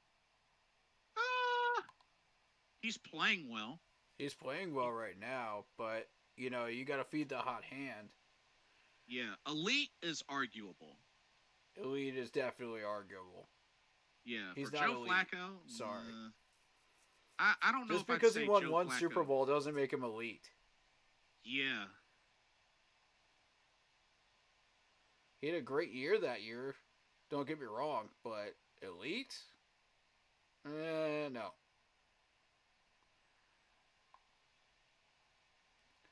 Okay, so Jacksonville in 2023 actually drafted Abdullah. Yeah, in the 5th looking at his Ventrell overall record, Miller in the 4th. Looking at his overall record, I can't say that Flacco is elite. They've been drafting a linebacker every year. Oh, there it is. Okay, so there's Chad Muma in 2022. Devin Lloyd also in 2022.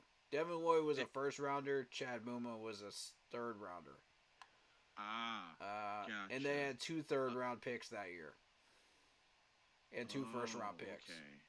That explains that. So David says, is Tepper Darth Vader or Luke Skywalker? Definitely Darth Vader. Yeah, that's an easy one. Yep. So, in 2023,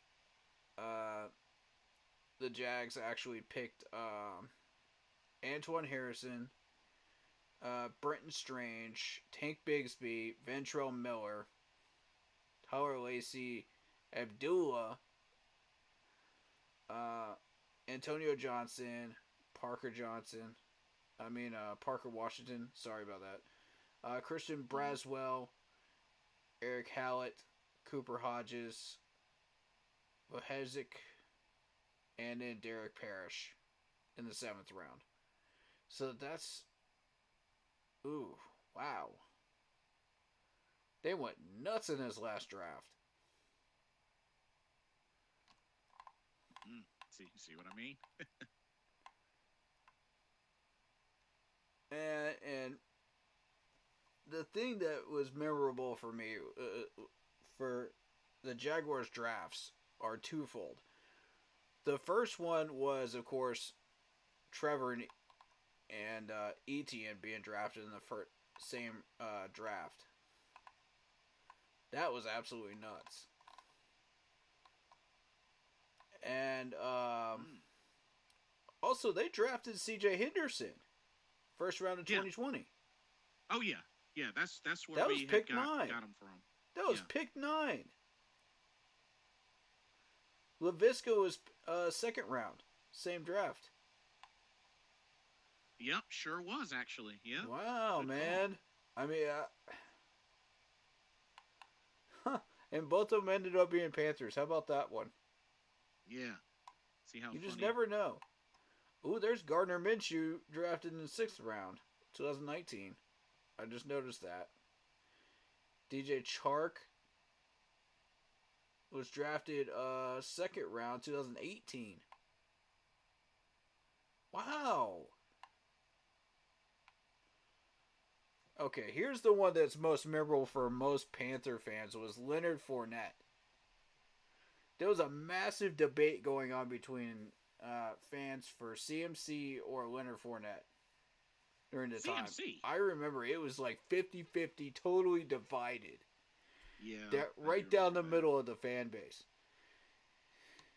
Like I was just like, oh man. Yeah. And Exactly. then you had Cam Robinson picked up in that 2nd round. And I was just going, oh man, what in the world is going on here? Damien says, and I actually have to agree with him. He says, "Whoa, whoa, only because Flacco beat the Jets doesn't make him elite. I mean, if that was the case, every quarterback that played the Jets would be elite." Well, my whole thing is, I mean, Joe Flacco's, a good quarterback. He's playing good Mm-hmm. football, but Mm-hmm. the dude hasn't been elite really since 2014. Yeah, when he won that Super Bowl. Well, he won it in 2012, but he was still pretty Yeah, good even yeah, the following yeah. couple of He years. was still respected at that Yeah, point. but come 2015, he started to fall off, and I mean, yeah, he's got a resurgence now with Cleveland, but would I say he's elite? No, nah, because of the inconsistency in the last handful of years that he's played. He kind of fell off quite a bit, but I mean, you know, he won a Super Bowl and a Super Bowl MVP. I give him that. Here's an interesting tidbit of uh, about Jacksonville. The winningest coach they've ever had was Tom Coughlin, 68-60, and Oh he went on to yeah, become the Giants head coach. I remember that. Yep. Yep, So sure did. Hi Joey, welcome to the stream. the all-time rushing leader was Fred Taylor, Yep, I do remember running back Fred Taylor. Good dude. 2,428 attempts, 11,271 yards, and 62 touchdowns. Dude was a monster. Yes, indeed. Anyway, that's just a couple of tidbit info.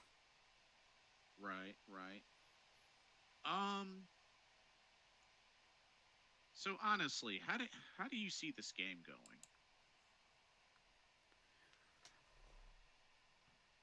If our offense continues to do what we did in the last 2 games, I'd say it's going to be a blowout in our favor. Without Trevor Lawrence in there, Mm-hmm. if uh, if their quarterback is able to deliver the ball to Ingram and Etienne and Ridley, they will start to do some damage against our secondary. Uh, our bull rush isn't strong enough to consistently get to their quarterback. Yeah. Well, I'm not expecting us to do much against that offensive line. So, you won't see any sacks, but I mean, if we can get a couple of pressures and force the belt some bad passes, that would be nice, but I just don't see any sacks from any of them. Yeah. So, I mean, if anybody gets a sack, I'd be very, very surprised and happy for them. You might got be a lucky coverage maybe, sack. but um, maybe that Maybe, offensive lineman took a play off or something and you got lucky. maybe a coverage sack. Yeah, maybe. But I mean, if anybody complains about the fact that we're not getting sacks, I'm saying it beforehand. We're not getting any. Not even Brian Burns. So That's he's that's been a fair struggling all fair year. assessment. Yeah, that's fair. Mostly because you've been dropping him back in coverage. He's not been allowed to do what he usually does. you're taking away his biggest tool in his tool belt. So naturally he becomes an average player. And a nobody out there. That plus they're centering in on him because we don't have anybody on the other side as a counterpart. So, yeah, he's not going to do much against an offensive line that's clearly been doing well all year. You know, Yeah, Jacksonville that's a fair hasn't point. had any issues.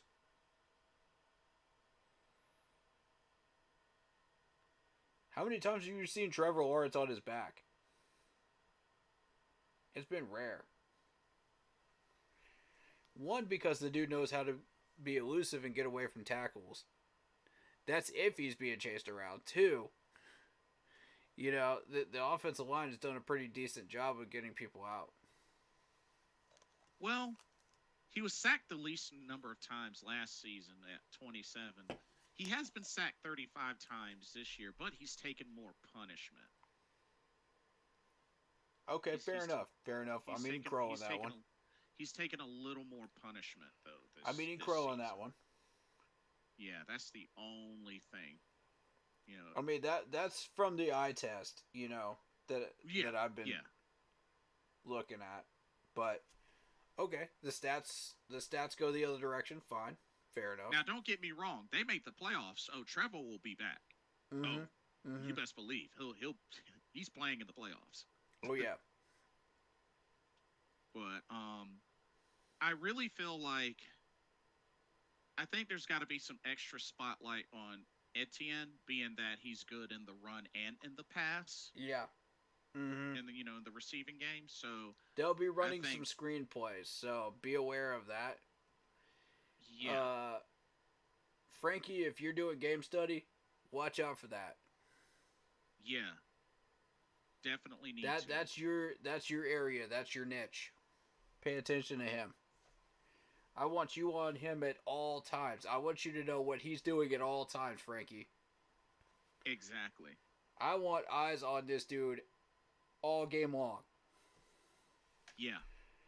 If you even think of letting him get out in coverage against you, you're in trouble. Yeah. And as far as cover, really, Dante, you better be on your A game. Because that dude is going to bring it. He brings it every game. Yeah. And if he roasts you again, I'm not going to feel sorry for you. Not to mention, y'all keep something in mind. Etienne had a little bit of fumbleitis last year with 3 fumbles, and only had 5 rushing touchdowns, but went over 1,000 yards rushing. He was hurt most of last year. This year, though, 9 rushing touchdowns. Is closing in on 1,000 yards rushing. You know, if he continues to do his thing, and no fumbles, 0. So the dude has cleaned up quite a bit. You know, even with the rookie year he's had, which he had a pretty decent rookie year. And that's with him being hurt for half the year. So and he still rushed for 1,125 yards. That's how dangerous this dude is. I've been trying to tell people. Yeah, I mean, he was a first-round pick for a reason. I saw him at the spring game in Clemson. You know, the first time he debuted in an orange and white uniform. And I said, who the heck is that? I saw him run and I was just like, what's his number? Who is this? I was like, this dude is shredding our secondary. Yeah. And that was just their orange and white game. So, you know, you can watch those on TV, by the way, when they air them. But right. And you can also run those back on YouTube. But I saw it in person. I was just like, who the heck is this? And mind you, this is following CJ Spiller. This is following some really, really good running backs that we've had. And as soon as I saw him, I was just like, this dude's a different breed. Yeah, good point. He needs to start immediately. Immediately. Do not hesitate. Do not pass go. Do not collect $200. Start him immediately. because he's going to do some damage this year. And sure enough, that dude was an integral part of why we won that national championship. Damien says, Zay Jones going to need to be double teamed. That man is no joke. He is listed as questionable. Right. So, not sure if he is going to play. It's still up in the air, but duly noted. 6'2", 200 pounds from East Carolina. Yeah, played at ECU.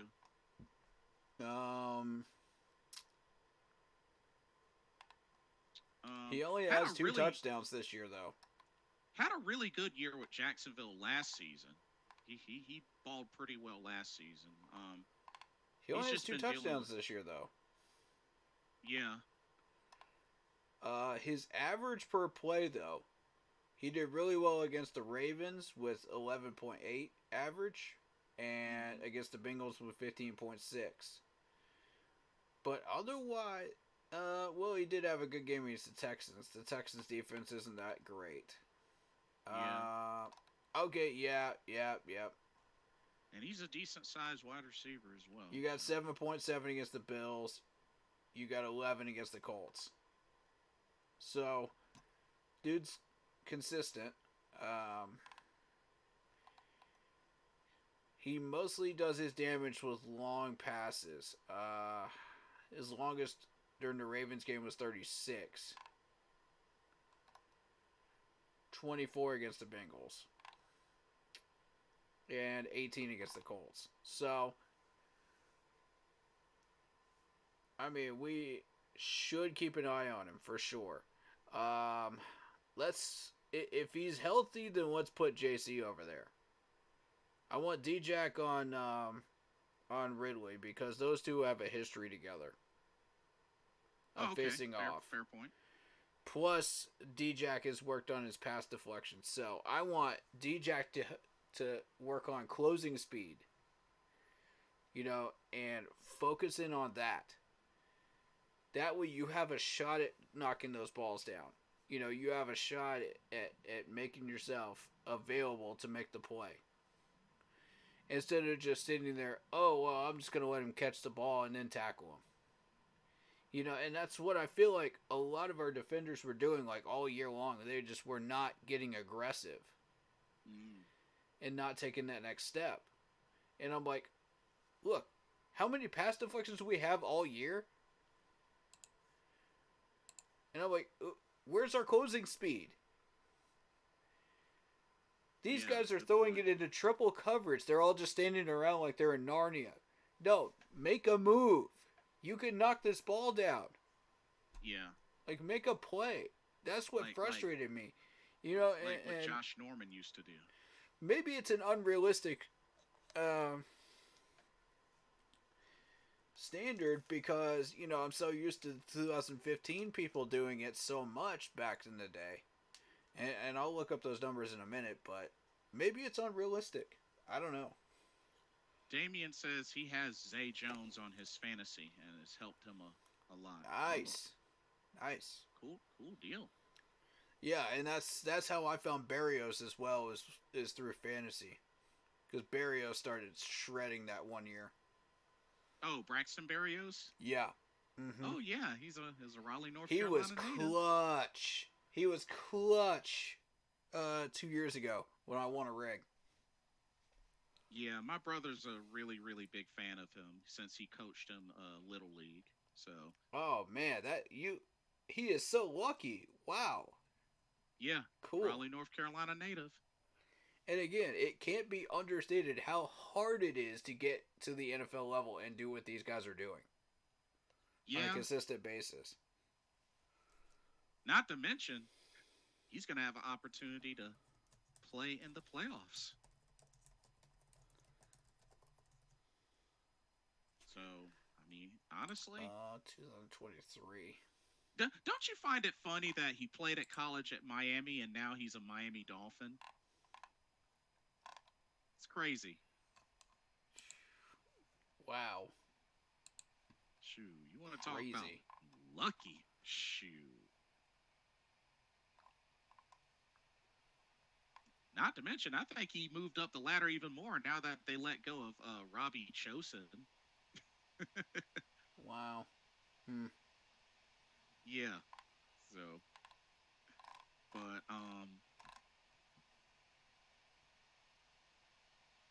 and I think they also have him as punt returner and kickoff returner as well.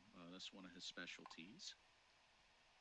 But yeah, shoot, if he keeps going the way he's going, he might have a chance to play for a ring. Uh, I guess. I'm looking for pass deflections. Okay.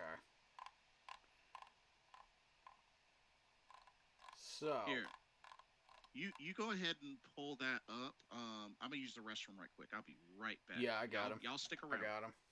All right. Okay, so for pass deflections for the year, we've got 2 for Brian Burns. We've got 5 for Frankie Louvu. We got 2 for C.J. Henderson. 1 for Williams. 4 for Mr. Derek Brown. 1 for Jeremy Chin. 2 for Gregor Hill. 1 for Justin Houston. 5 for Shy Tuttle, surprisingly. 1 for Mr. Jamison, our corner. 1 for Mr. DJ Johnson. 4 for Jones. 4 for Boodle. 2 for Boodle. 5 for Dante Jackson. He came in late getting these pass deflections, by the way. But he finally did get them. You got 2 for J.C. Horn. 3 for Sam Franklin Jr. We got 6 for Troy Hill. 2 for Von Bell. And 6 for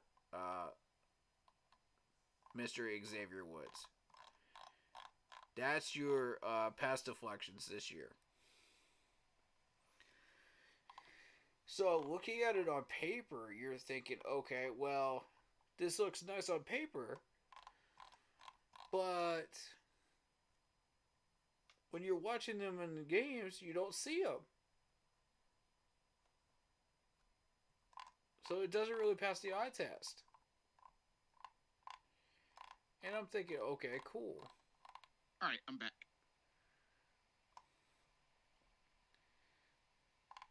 So you were able to pull up those numbers? Yes, I was. Alrighty.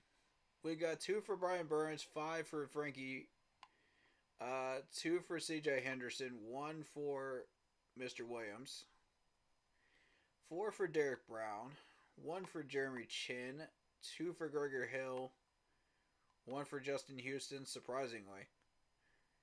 That's probably the only thing Justin Houston did all year. Dang. 5, surprisingly, for Shy Tuttle. 5? Wow. Yeah. Okay. 1 for Duke Johnson. Or, DJ Johnson, right? Is it Duke Johnson? Just DJ. DJ? Yeah. So we've got 4 for Mr. Jones, the linebacker. 2 for Boodle. 5 for Dante Jackson. Which Dante Jackson came in late with these pass deflections, by the way. He wasn't doing that all year. Until the last few games. Fair point. But if he had been doing them all year, then yeah, those 5 would be legitimate. And it'd probably look more like 8. He'd be leading that category. J.C. Horn 2. Sam Franklin 3. Von Bell with 2. And the surprising 2 here that lead the category are Troy Hill with 6 and Xavier Woods with 6. Nice. And I'm sitting here going, huh.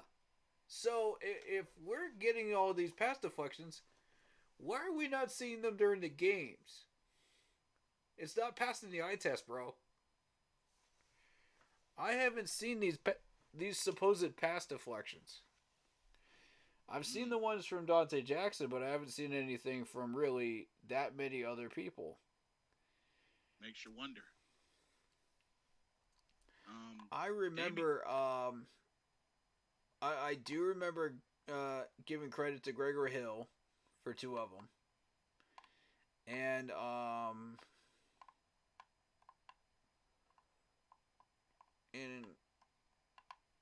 maybe Troy Hill. Okay. And I think Xavier Woods. I gave Xavier Woods credit for a couple of them. And Von Bell. But the rest of them, I don't remember them ever getting one. Do you? Derek Brown? Yeah. Derek Brown. I remember Derek Brown. Oh, Derek Brown, definitely. Yeah. Brian Burns maybe got 2, but I don't remember the rest. Oh, I mean, Damien maybe Damien my memory says, is just short, but yeah, perhaps. Damien says, Kenny Pickett went to Pittsburgh and plays for the Steelers. Yeah, that's true. True. That can happen. I really wanted to look at those numbers because if we were really pushing the envelope on that, like we were in 2015, and this only goes back to 18, I think.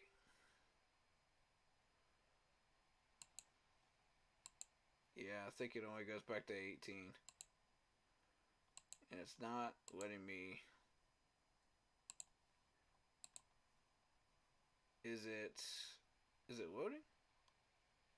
Oh, you have got to be kidding me. What? Andre Johnson makes it to the finalists for the Hall of Fame, but not Steve Smith? What? That's garbage. That is That garbage. is hot garbage. Are you kidding me? What? How? Does Andre Johnson be a What finalist, but Steve Smith doesn't make the cut? Oh, that's garbage. That's garbage. That's garbage. That pisses me off. As a Panthers fan, that really pisses me off, man. Wow. Are you freaking kidding me? Wow. How? Literally how? Okay, that Steve Smith didn't even make the list. he was a semifinalist. Once again for the second time in a row. Second time in a row.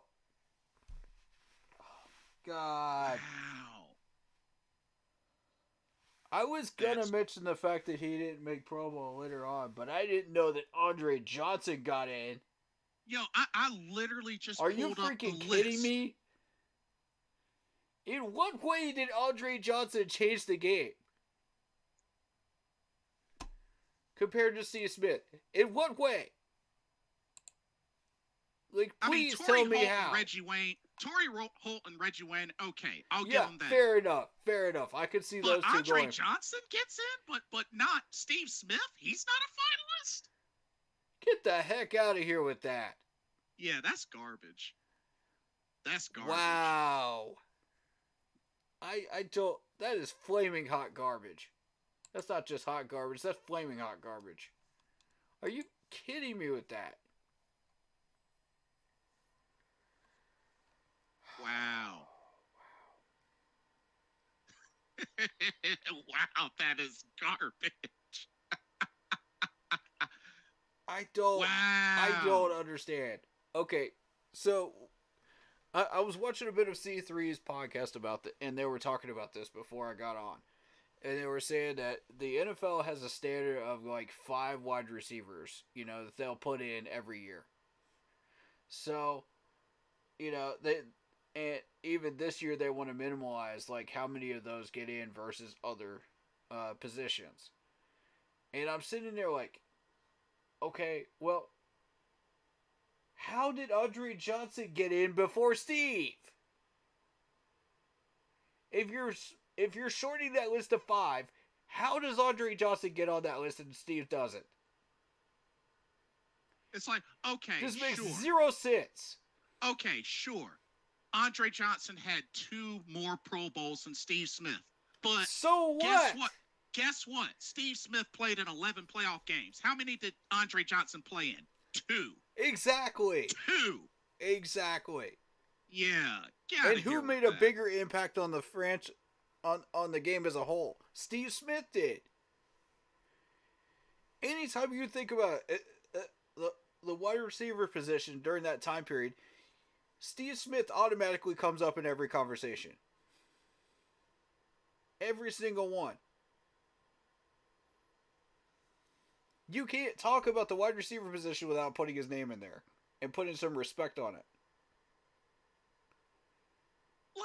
He made some game-changing plays several times during that time. What? I can only attribute this to two things. One, they don't like the Panthers. They hate us. They can't stand us. And two, Steve Smith's ego. But he backed it up. Okay, you're going to do the same thing to... Are you going to do the same thing to the Seattle corner, Richard Sherman? Are you going to do the same thing to him that you're doing to Steve Smith when he gets up there? I don't think so. Watch him get in on the first ballot, and Steve Smith will still be struggling to get in. That is so. Yeah. That's how much hot garbage this is. Now let me reiterate to those watching. I am not saying that Andre Johnson is trash or a terrible receiver. Right, He's a great one. That's right, not what I'm saying. We're putting respect on his name. That's not what I'm saying. Right. But you gotta look at the fact. What exactly? Because they both have been in the running last 2 or so years. How the heck does Andre Johnson get the step above Steve Smith? How? This franchise just keeps getting screwed over left and right. By the league. It makes no sense to me. So what if he has 2 more Pro Bowls? I'm so sick of this. Than Steve Smith. Steve Smith still at least had 5 Pro Bowls. And like I said, played in 11 playoff games. 11. Andre Johnson's only played in 2. Literally, what did this franchise do to piss y'all off that much? What did we do that pissed y'all off that much that you hate us this much? That you're willing to send refs after us that screw us over game after game after game, and then kick our players out of the running for the Hall of Fame? Yeah, maybe we have some egotistical players, but what franchise doesn't have at least one? You got Ocho Cinco, you name the whole list. Come on. Every franchise has one of these people. What did we do that pissed y'all off that much that you still hate us this much? What did we do?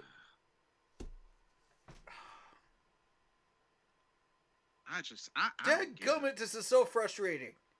I don't get it. I really don't get it. I'm sick and tired of watching our players get screwed over left and right like this. Sick and tired of it. No, it doesn't even matter that we're 2 in whatever record we are. You still got to screw us over. Why? Why? For what reason? We're already horrible in 4 different sports. For what reason do you still have to keep screwing us over? Oh, get this. Stop the hate. Guess who else didn't make the finals? Anquan Bolton and Hines Ward. Ward didn't get in? Andre Johnson over Hines Ward? Are you serious? Wow. What? You took him over Anquan Bolton, Steve Smith, and Hines Ward. League, I am so disappointed in y'all. I'm so disappointed. No. Andre Johnson did not change the game as much as these gentlemen did. I'm sorry, no. That's not correct. NFL, y'all need to change this. Man, that's 3 straight years in a row. 3. That's horse hockey. That's straight horse hockey. years. That's straight cap right there. God. League, that is straight cap and you know it. Somebody got to call y'all out for this, man. This is not acceptable. That's 3 straight years. Oh my God. And I can think of multiple ways that Hines Ward and Anquan Bolton have changed the game. Not to mention Steve Smith. We wouldn't even... Let me not even get on that trade of Steve Smith right now because we'll be here for an hour. Well, our only hope now is Julius Peppers. He's our only finalist. If they He's our screw only over hope. Julius Peppers, I'm convinced the league is screwing us over as a whole. Now, if Julius I'm 100% Peppers doesn't convinced get at in, that point. oh, if Julius Peppers doesn't get in, we gonna be fighting. We gonna be fighting. Oh, absolutely. Yep. You're talking about somebody that's a 4th all-time leader in sacks. Yep. Oh, we gonna be fighting. Oh, yeah. In the top 5 Oh, yeah. 5 most sacks in the NFL. Oh, yeah. Oh, we gonna be fighting. We gonna be fighting. I will straight up make a video on that crap. Just to voice my displeasure. I mean, it was already bad enough that Steve Smith didn't make the finalists, but Andre Johnson makes it, and not Steve Smith. Yeah, no. Let me. You know what? Let me. Woosah. Let me. Yeah. That's the league being biased against us again. Yeah. I'm telling you. It's a thing. People don't want to believe me. They're doing it again. I have tried so hard to be patient with the league. But no, they keep screwing us over. They keep finding different ways to screw us over. Ever since 2015. Oh, y'all don't like the fact that we bucked the system and actually got to the Super Bowl? We didn't win it. Newsflash, NFL. We didn't do anything to piss you off. Not anything more than anybody else has done.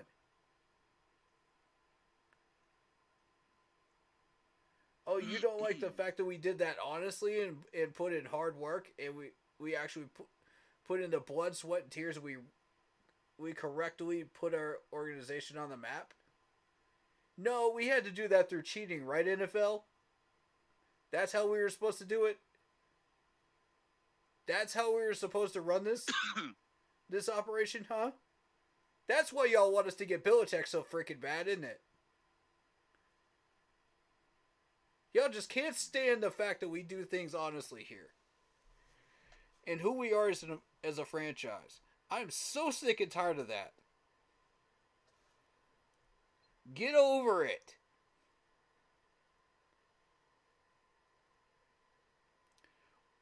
Newsflash, we still have honorable players. We still have people that are role models on this team.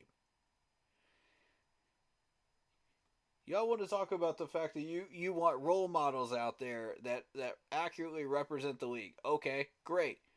But Tom Brady is not a role model. Gronk is not a role model. Ocho Cinco is not a role model. OBJ is not a role model. Stop it. Stop being hypocrites. If you want proper role models, look at Steve Smith. Look at Julius Peppers. Look at Cam Newton. Look at Greg Olsen, Thomas Davis, Luke Kuechly. Those are role models. That is what gets kids into this game and passionate about it and wanted to learn how to play this game. Not cheating. Newsflash, yeah. Oh yeah, Michael Phelps might have been great in his own profession.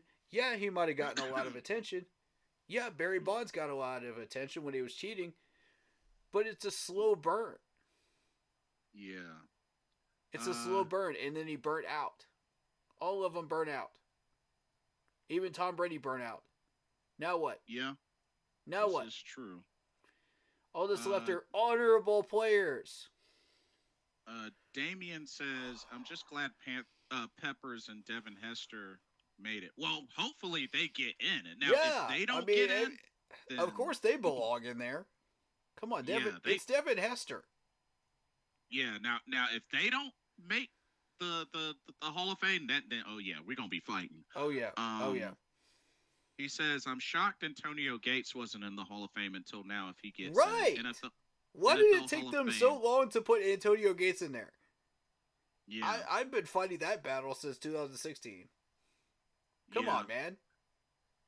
He says the NFL Hall of Fame is like Madden rating list every year. It feels Exactly. that way. It feels Thank that you. way. Oh God, See, man. bro, I had a bad feeling this was going to happen because there were Yep. previous I times. knew it. Because you remember I in knew it previous was going to streams, happen.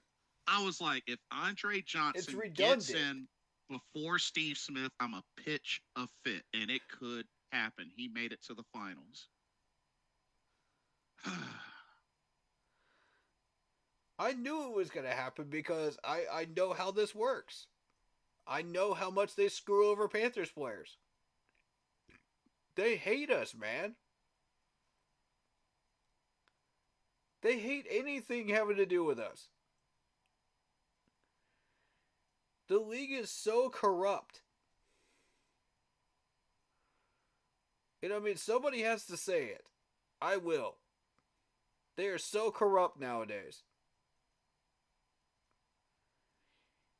You got Robert Kraft, spotted having dinner with Bill Belichick, of all people, back then. You got Roger Goodell, who just got extended. Again, for some reason. Somehow unknown to man. How the heck that man got extended again, I don't know. He's been a plague on the NFL. Yeah, I'll say it. A plague on the NFL. I don't think there's a single person that could disagree with that right now. Except for the owners themselves. And the only reason they're not saying it is because they got to keep their positions. They can't get in trouble with the league. But it's just sickening. It's sickening. I hate watching this year after year after year. And we just keep falling victim to it. We have no choice. I mean, we're still here. What y'all want us in the Canadian League? Y'all want us in the XFL? They put us there. Shoot, man. I just... If we got Tepper as an owner for the next 30 years, we might as well put us there. Because we're not doing anything in the NFL with him as an owner and not learning anything. Why not? Yeah. Just... Oh, man. I'm tired of that. this trash, man. You better put some respect on Steve Smith's name, man. My thing is, that's 3 years in a row. The disrespect of the Agent 89 is real right now. Goodness gracious. I'm going to tell y'all, man. If there's anybody that belongs in the Hall of Fame, it's Sam Mills, Steve Smith, and doggone Julius Peppers. If y'all don't put all three of them gentlemen in the Hall of Fame, I'm going to lose it. Luke Kuechly and Thomas Davis are on the next set. Y'all better put them in there too. I'm gonna flip out if you don't put them in there too. Oh my God. So, you know what's even worse? So, it's been 3 years for Andre Johnson, but all 3 years he's been a finalist. And Steve Smith can't even make it to the finals. Wow. I just, Wow. I don't even know how to comprehend this. I don't even know how to process this.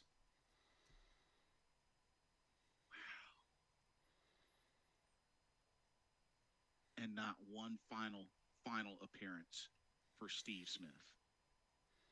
Wow. Yeah. Yep. Yeah. The amount of disrespect for Steve Smith right now is real. Yeah. It's absolutely real, and it's raw.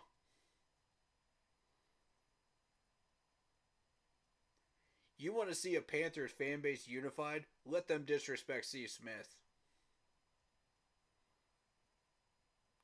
And watch us all come out of hiding and get pissed off on that one. I don't care if we've been watching like 5 or 6 different horrible seasons of the Carolina Panthers. You disrespect Steve Smith, every single one of these guys will come out of hiding and fight behind his side, man, and back him up.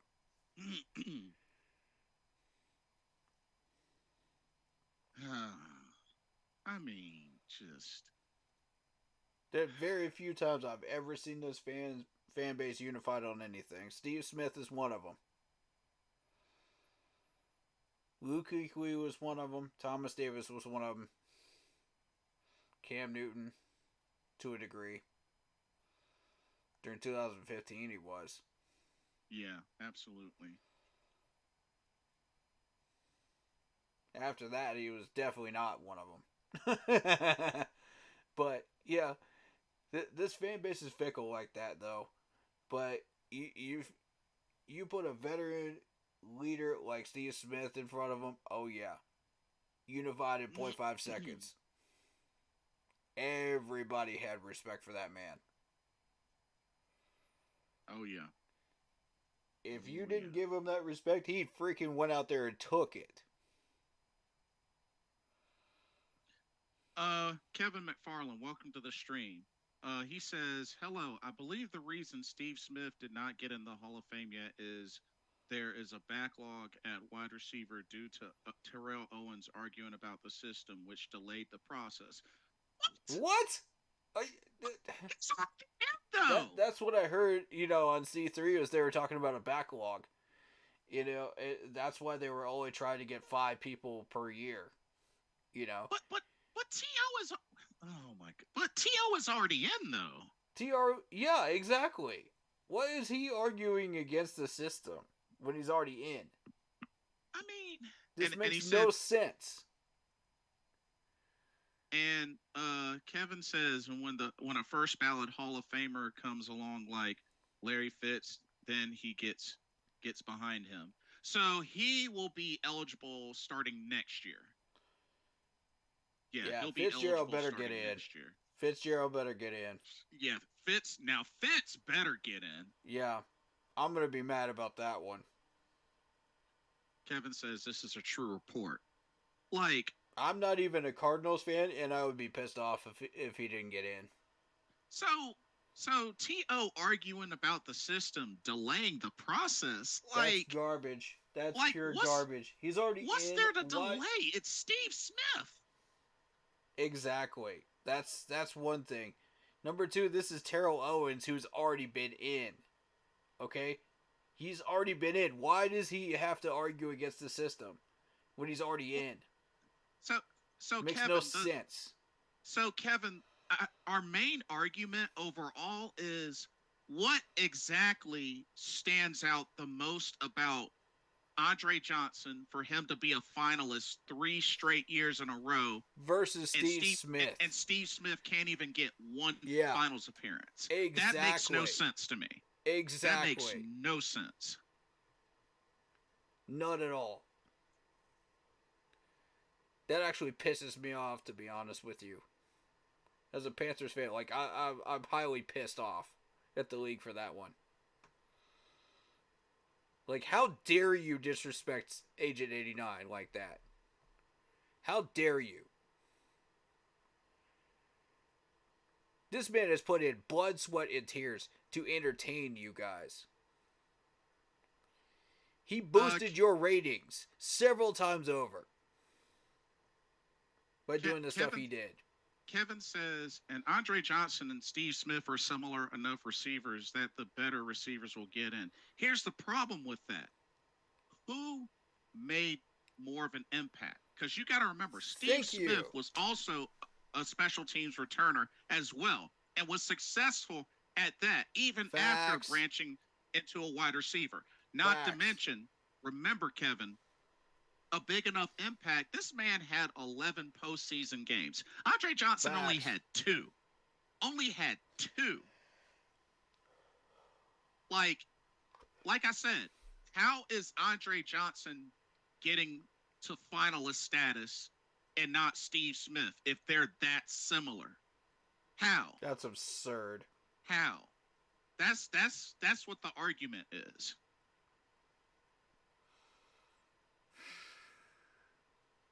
I mean, I could understand if both, finish the same spot each year, but each year, the past 3 years, come on, league.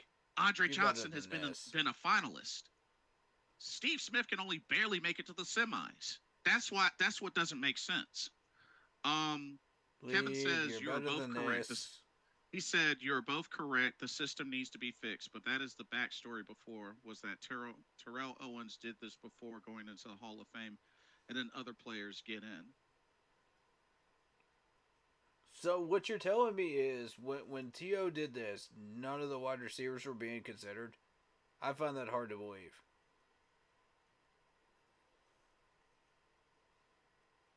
Well, see, here's the thing, though. You can't use T.O. as an excuse here. I'm sorry, but no. My thing is, like, why is that really a thing? Because when you think about it, I mean, T.O. had twice the stats as Andre Johnson and Steve Smith. Yeah. So it's like, I don't know. He's already in. Why is he arguing against the system when he's already in? It's just interesting because he had people twice talk the like he's still arguing against the system today. If that's the case, then why? Because he had twice the stats. So if you're vouching for another player, then sure.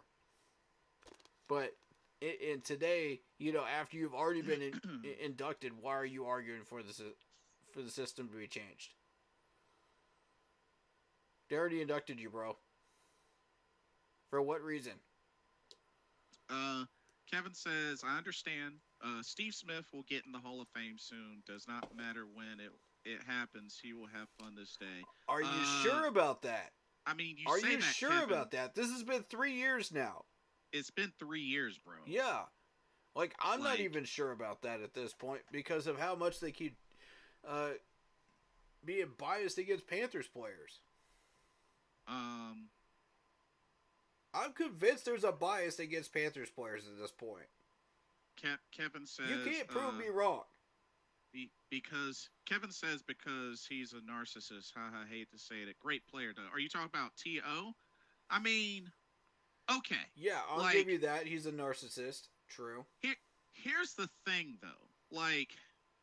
And I guess it just goes back to they got to have some sort of system of how much is out of the game factor gonna play when it comes to Hall of Fame. Yeah. Because, I mean, it's not like T.O. broke any laws.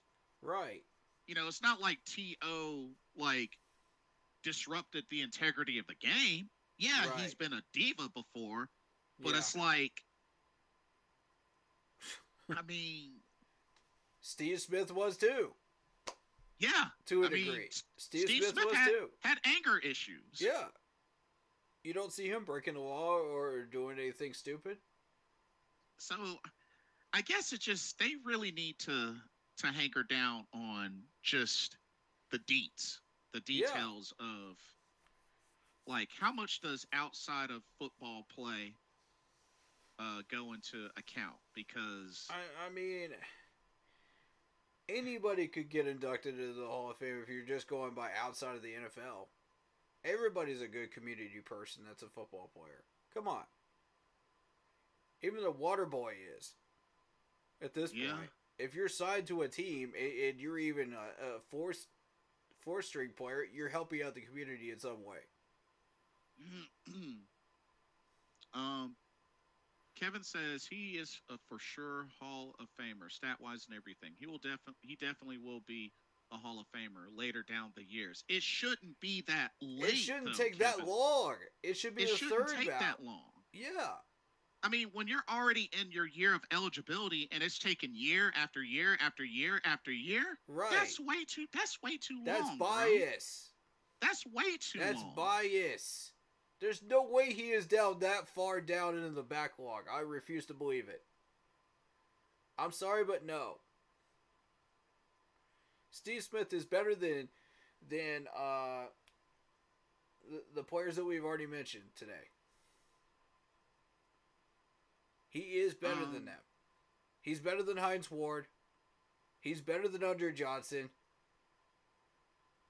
He's better than, who else did you name? Reggie Wayne. Come on. Put some respect on my man's name. Why would he be down that far down on the backlog? Unless it's bias.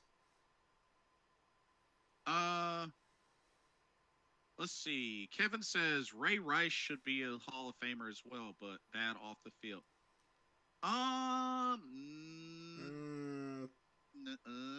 That's a tough argument right there. I'm sorry. Nah, I don't know about that. No. Like not including outside of NFL stuff. Yeah. That's not the point. But true. On the field, that's debatable. I don't know, bro. 6,180 rushing yards, 37 rushing touchdowns, 369 receptions, 3,034 receiving yards, 6 touchdowns. How many years did he play in the league? 1, 2, 3, 4, 5. Nah, he only played in 6 years. Nah. No. Nah. No. I don't see it. No. I don't see it. I'm with you, Blitz. That's a no for me as well. Nah. Ray Rice Hall of Fame? Nah. Nope.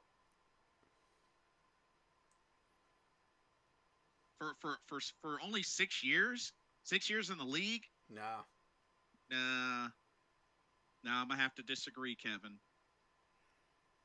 Not to mention, I mean, not to look down on 6,000 yards rushing, but it's like, I don't know.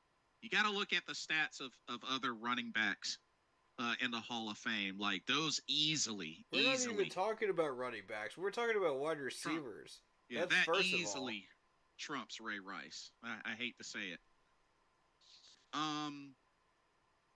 Kevin says, in my opinion, Steve Smith would be in the Hall of Fame eventually. I wish earlier, though. Do you think it is guaranteed, though? Yeah, it better be. Yeah, it better be. If Andre Johnson can get into the Hall of Fame, Steve Smith can get obviously into the Hall of Fame. Yeah. Yeah, there's no reason why this man should not be at least on the ballot. Yeah, let's not even play. If Andre Johnson can get in there, you better believe Steve Smith better get in there. Yeah. Shoot. If Reggie Wayne can get on that list, then yes. Hines Ward, then yes. Because Steve Smith, in my opinion, is better than Hines Ward, and he is better than Reggie Wayne. Yeah, folks got to remember, Steve Smith is a very special breed of wide receiver. Yep. You bring Fitzgerald into that conversation, that's a very interesting argument. That's a very interesting debate because Fitzgerald was a monster. Yeah. Oh, Fitz definitely deserves to Reggie be in there. Wayne could be a pretty good debate as well. I liked Reggie Wayne. But all three of those guys are better than Hines Ward. Come on. Let's be fair. Kevin says, how about Torrey Holt? He's in the Hall of Fame receiver as well. Absolutely. Yeah, he deserves to be. Yeah, that's easy. But Torrey Andre Holt, Johnson, tell me how he has made an NFL impact. Explain to me how he has made a significant NFL play impact compared to Steve Smith. Like, there's just no way. I'm sorry, I'm not buying it. Steve Smith has way more of an impact. Way more. On any given day.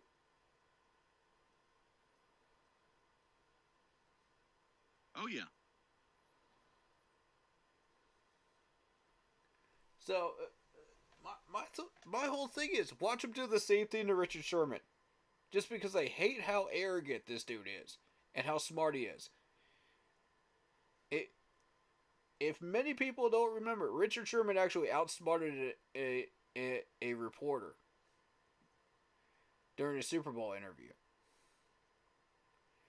And turned it around on him. Yeah. And made him look true. like a clown. And the dude has arrogance. He trash talks just like Steve Smith, and he puts out results back then. So watch this dude get shorted too. I'm waiting for it. He deserves to be in there too.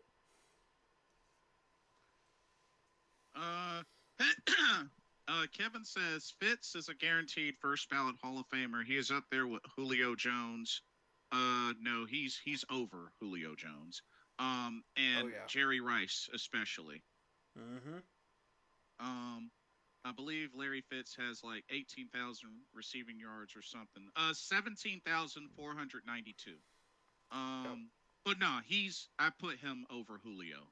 Like, yeah. I definitely put him over Julio. Richard Sherman is definitely a Hall of Famer, of course.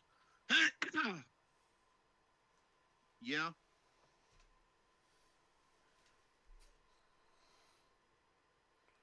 Darrell Sunchild says, "Let's go, keep pounding," in all caps. Yes, sir. Yes, sir. Keep pounding. Indeed. I can't believe people are treating Steve Smith like this. Yeah, it's... I just... The disrespect. That's crazy. Oh my god, man. I can see all the podcasters going absolutely ape over this one. Well, there's no way.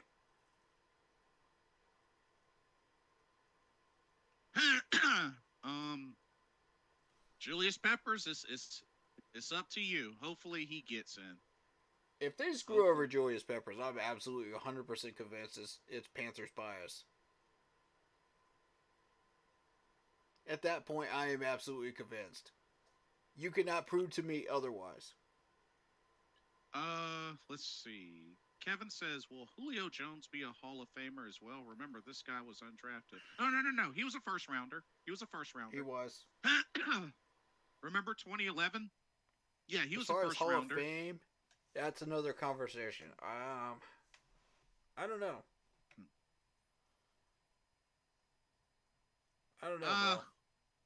Julio, if he can get his touchdown numbers up, I think that would help. Yeah. He has 64. It didn't help that the Falcons didn't really have any weapons to get the pressure off of him. Yeah. During that time period. And the Falcons GM just refused to do that. He refused to build an O-line for Matt Ryan. And it was just... both of those units totally got ignored. How about this, Kevin? If Julio can get his receiving touchdowns 80 or more, or if he can get his receptions in the thousands, then sure, why not? It's too late now, though. He's washed up. Well, I mean, he's still playing, but we'll see. I guess. He's too old. Nobody's gonna take him seriously at that age. At a certain age, these wide receivers just get too old and they just can't get it done anymore.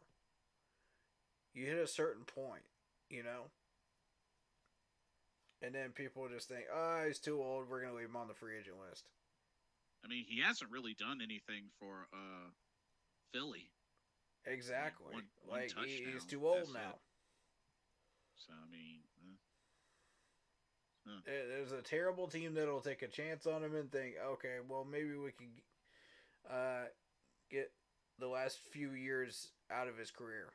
But after that, perhaps. Larry Fitzgerald, Kevin, he has 121 receiving touchdowns. yeah. Yeah, he has 121. Right Yep. now, Julio only has 64. Like I said, if he can get his into the 80s, like Steve Smith's is in Yeah. the 80s, but then again, Steve Smith has over 1,000 receptions. So that's another thing. You also mentioned Antonio Brown.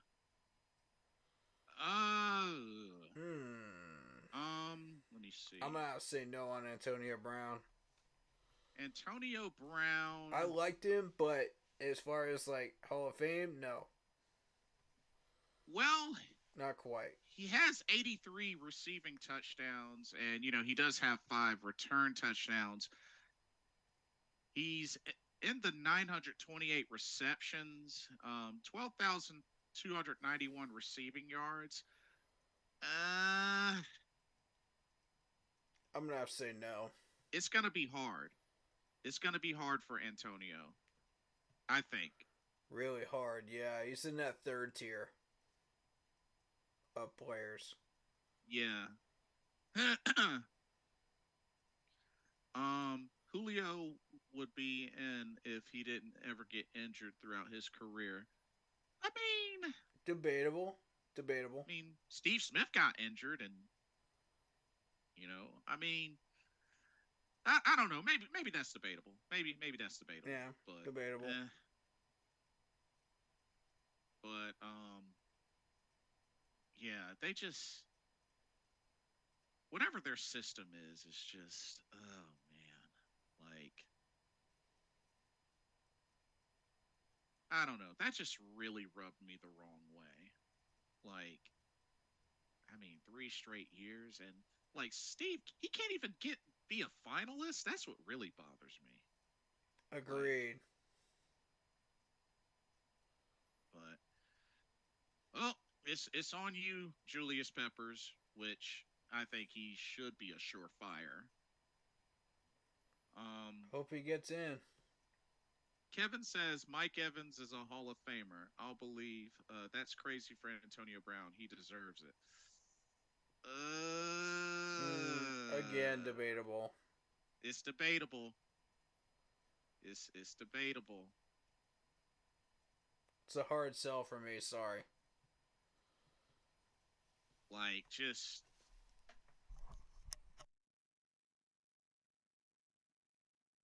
I mean, being that both receiving touchdowns are under 100 and receptions are under 1,000, and it's not one or the other, it's both.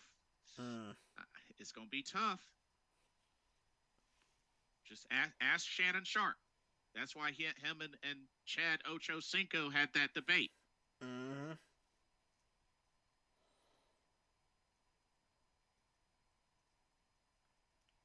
No respect for Panthers players, none. Damien says, hey, to be fair, Mongo should be in the Hall of Fame. Oh, are you talking about Steve Mongo McMichael? May he rest in peace, by the way. Or wait a minute. Didn't he pass?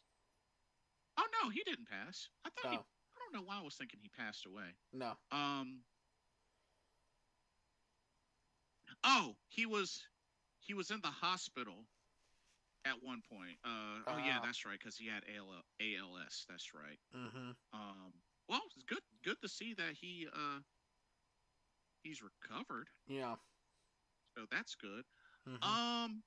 Mongo. Who was a Super Bowl champion. 2-time Pro Bowler. I'm gonna leave this one to you. Two-time first team All-Pro, 3-time second team All-Pro, 847 tackles, 95 sacks, 3 safeties, interception, 13 forced fumbles, 17 fumble recoveries. Ooh, I don't know. I well, let me see something. Let me see What are we something. using as a measure to determine? Let's look at Richard Dent. Let you know, but let's look at Richard Dent.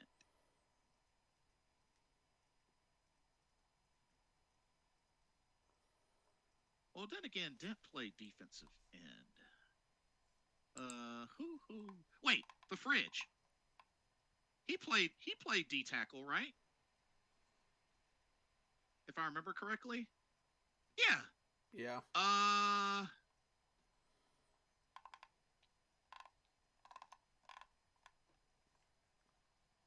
Mm,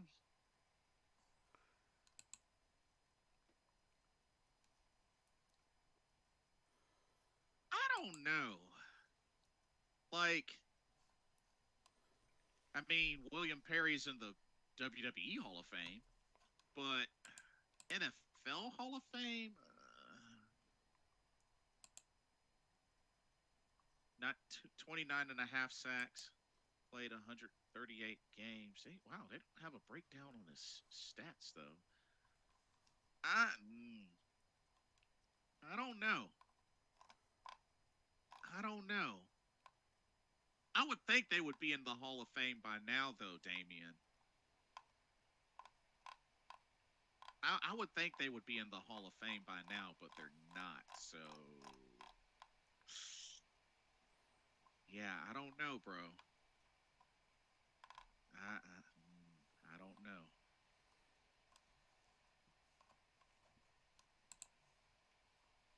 I don't know. What do you think, bro? I don't know enough about these two players that you're talking about to be able to tell you. I mean, they are well That was known for their before my time. time. Yeah. They were well known for their time with Chicago. I mean, I I mean, I was on the tail end of Richard Dent and William Perry, which William Perry he lasted longer than Richard Dent because I mean Richard Dent he he played up in well actually no they lasted about the same amount of time. I think Richard Dent was played one more year extra over William Perry if I believe. So I mean, but they were well known for that elite Chicago defense. That was before my time. I've never heard of either one of them. I started getting into the game about 04. 03, 04. I see. Oh, fair enough. Fair enough. Or really starting to learn NFL history around 04. So, no, I'm not familiar with those two. So I don't have an opinion to render there. With Kevin all due says, respect. remember though, Antonio Brown put some respect on his name. He was a Triple Crown winner like Steve Smith, had 88 career touchdowns and 12,000 yards. That's Hall of Fame worthy. He didn't have 1,000 receptions though. Steve Smith did. True. Don't forget that, Kevin. Antonio Brown doesn't even have 1,000 receptions. Steve Smith does. Mm-hmm. That's But like I said, it's debatable. That's a separation point, bro. It's like debatable. keep that in mind.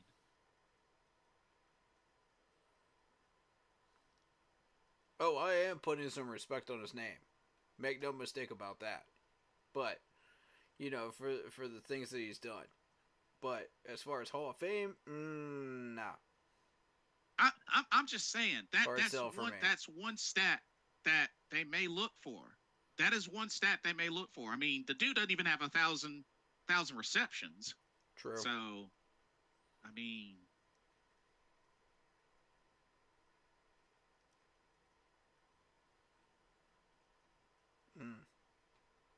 he also mentioned Randy Moss. But see, like I said, with Randy Moss, Even though he has Yeah. 982 receptions, the dude has 156 receiving touchdowns. Mm-hmm. Like, Exactly. first of all, I mean, him to Antonio Brown to Randy Moss, nah, that's no. No. Mm-mm. No, that's a Nope. reach. That is a big reach. Yep. Agreed. That is a big reach. And then Jerry Rice, Big reach. and that's even a bigger reach. Jerry Yep. Rice has 1,549 receptions, 197 touchdowns. Reach. Like, sorry, but reach. that's a reach.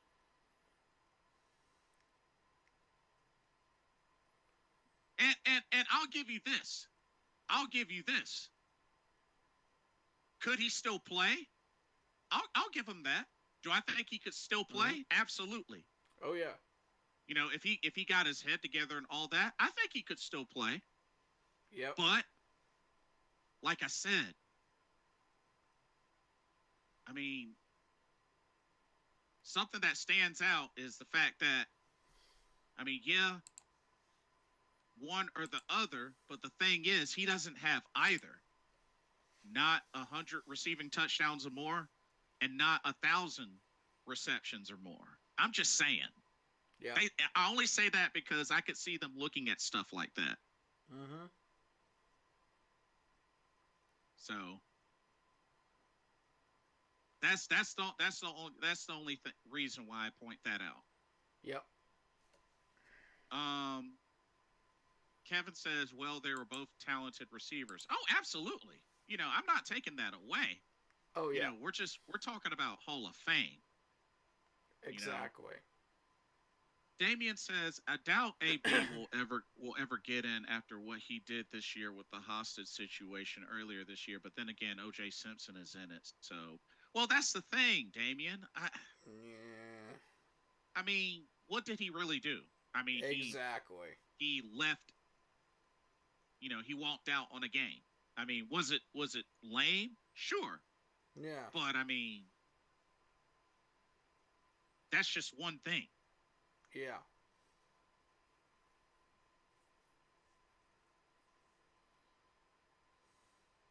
So, yeah, that's the only thing.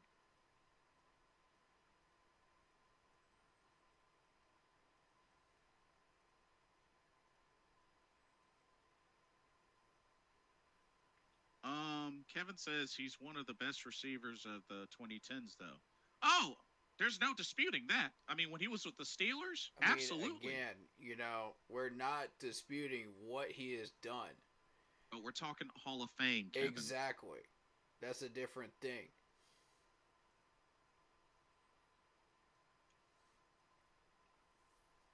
You either have the credentials to get into the Hall of Fame or you don't.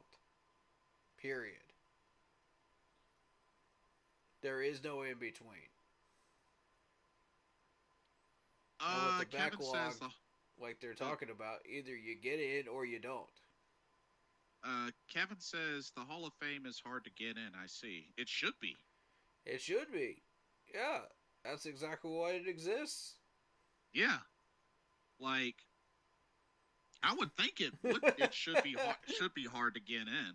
Otherwise, so many folks would get in like that. Oh yeah, yeah. The water boy, the towel boy would get in. Come on.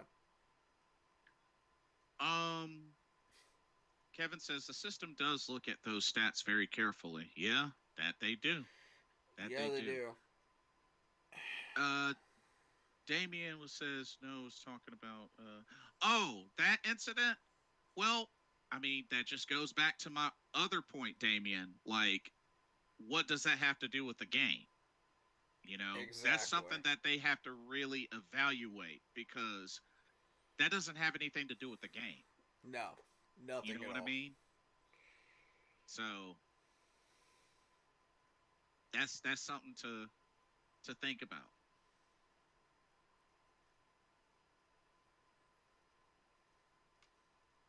But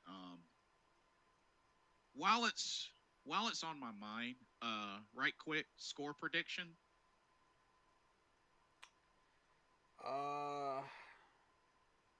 That's a hard one to predict. It depends on what our offense does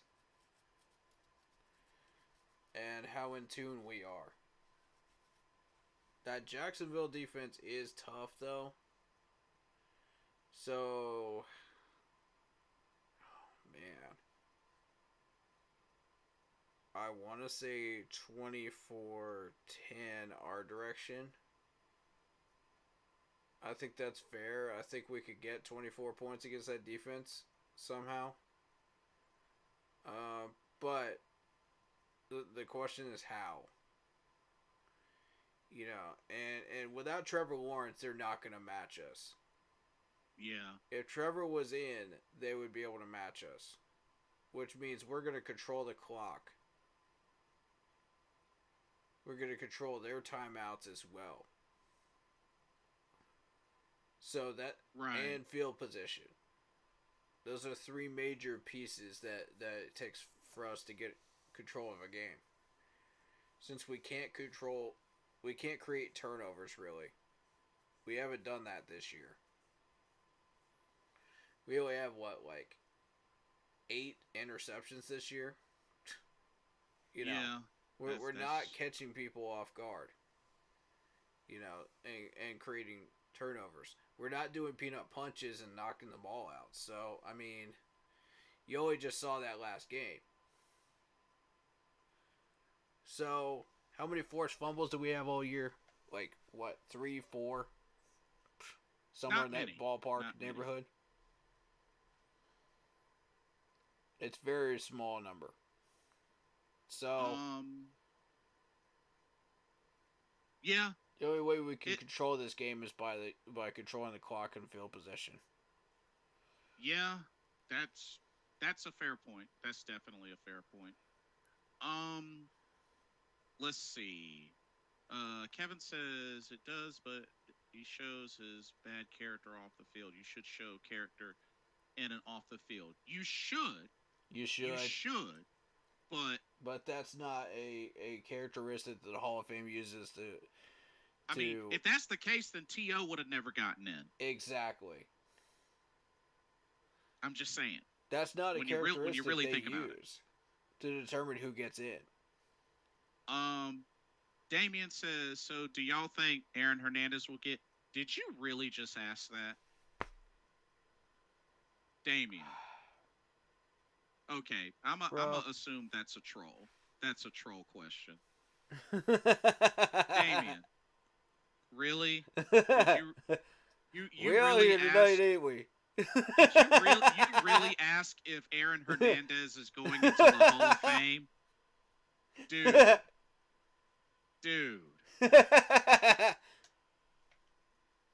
He only played 3 seasons, bro. Like, what?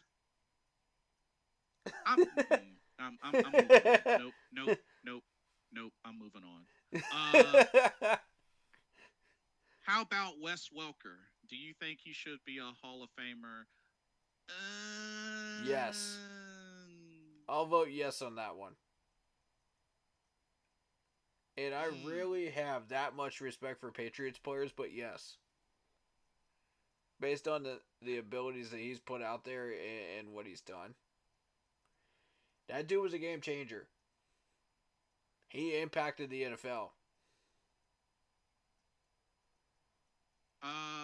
903 receptions, 9,924 receiving yards. Yeah. 50 touchdowns. I'm not so sure he has. He was the best slot receiver I've ever seen in the game. Ever. He changed the way you look at slot receivers.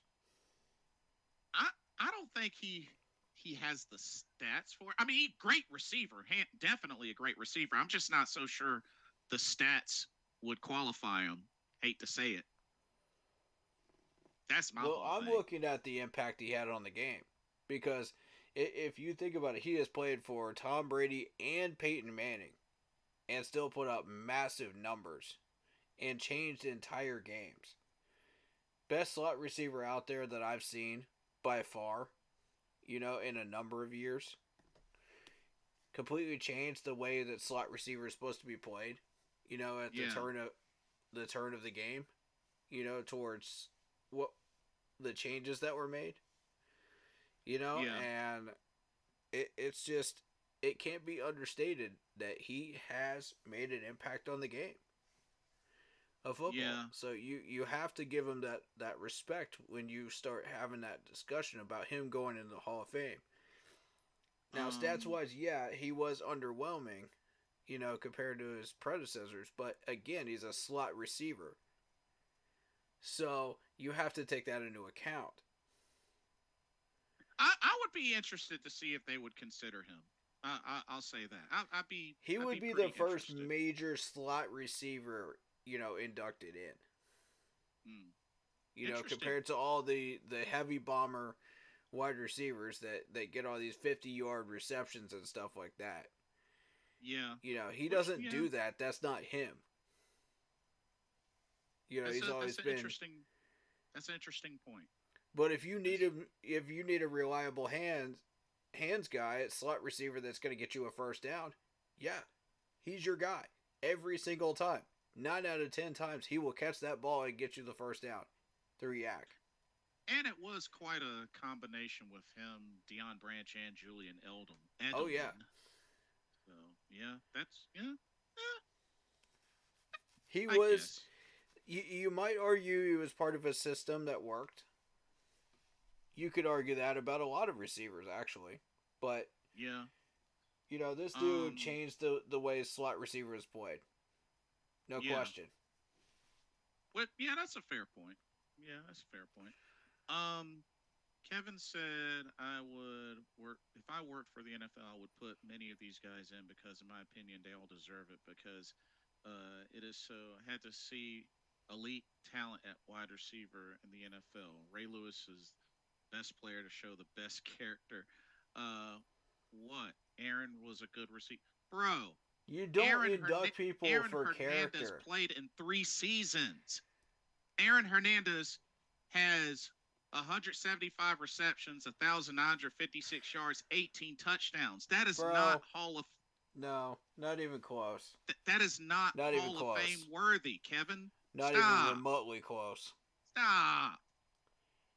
That is not Hall of Fame. No. He doesn't light a candle to everybody else that's gotten in. I'm sorry, no. No, that's no. That's massive cap. Come on, man. And Damien, shame on you for mentioning that in the first place. And I'll follow that up by saying, if you think that any of these guys got in for character, no. That's not what the NFL judges by. I'm sorry, they don't judge by character. Otherwise, half these guys wouldn't get in. That was a bad one, Kevin. Bad form. That was a bad one. Troll farm in here, man. Troll farm. What the heck?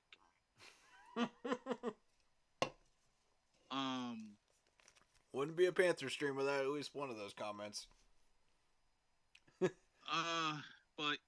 let me see. Now, Hall of Fame talent out of college. Slot receiver. Yeah, slot receiver. Mm-hmm. But yeah, like, Hall of Fame should be unique, though. If you ask me, I think it should be unique. I think if you've made a significant impact in your position and changed the position and how it's looked at in the NFL, in the current era, then yeah. Yeah. If you put up the numbers plus that, and are respected around the league, then yes, you should be considered. Yeah. But, it's what characteristics are you looking at when you start judging by Hall of Fame standards? What categories? If you're talking about community, everybody's a community man. Come on. Yeah. My neighbor's a community man. Come on. But when you start looking at how do they change the game? Yes, that's a major factor. Stats are a major factor. Um, yeah, I understand there's a backlog, but still, you know, at what point do you consider it? You can't tell me Steve Smith was backlogged. I'm sorry, I refuse to believe that. I refuse to believe that. I outright refuse. Yeah. Will you let Andre Johnson go ahead of him on the backlog list? No. I refuse to believe that. He's better than all of these guys. All of them. The stats prove it. His ability on the field proves it. His ability to change the position on the field proves it. Damien says, is Sean Taylor in the Hall of Fame? No. He only played 4 seasons. May he rest in peace, but yeah, he only played 4 seasons, so nah.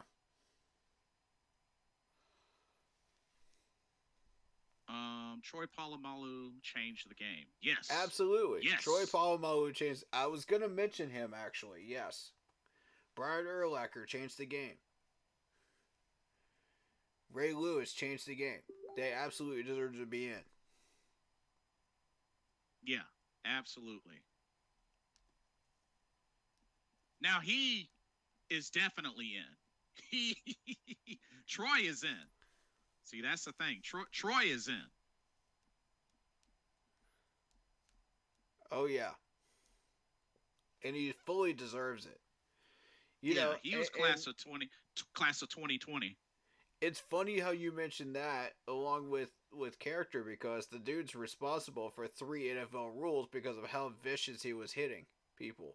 Same with Ray Lewis, same with Brian Urlacher. But yet, if you're judging by character, as far as who gets in the Hall of Fame, all 3 of those guys should not be in then. You know, because they were vicious hitters. But, you know, as far as how Troy changed the game, he was within 5 yards of every single play. He had knowledge on every play that was ever called. And he was there. And I don't know if that's just pure speed or whether he was just that smart or a combo of both. But it just to blow my mind. He was within playmaking distance of every play, if not making the play himself. Yeah. I mean, that's the best safety I've ever seen play this game. Period.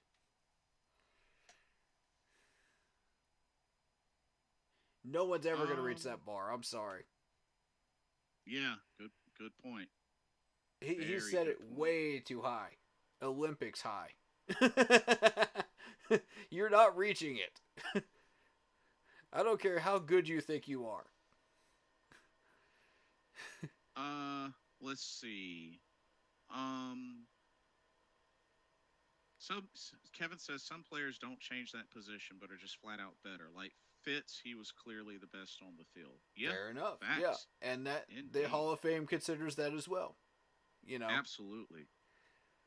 But yeah, he'll be next season. He'll be, I believe, his first year of eligibility. Mm-hmm. Damien says Matt Forte needs to be in. No. Stop it. No. Stop it, Damien. Just stop. Let's see. Just stop. Matt Forte. You're getting out of hand now. 54 rushing touchdowns, 9,796 yards. No. Hall of Fame? No. This dude's getting out of hand, man. I love him, but he's getting out of hand now. No, we're talking about. I mean, because you got to remember, God. bro. Look at the running backs that are currently in the Hall of Fame: Thurman Thomas, Eric Dickerson, Marshall Faulk, Eddie George. Adrian Peterson, Fred Taylor. Is LT in there yet? Now. Who? Is LT in there yet? LaDainian Tomlinson? Is LaDainian... Actually, good question. He should be. Yes, he is. Yeah. I was going to say... Sean Alexander? Nah, Matt, no. No. Matt Forte? No. No. No. Nope. Sorry, bro, but Nope. no. I feel like that's another one of those troll comments.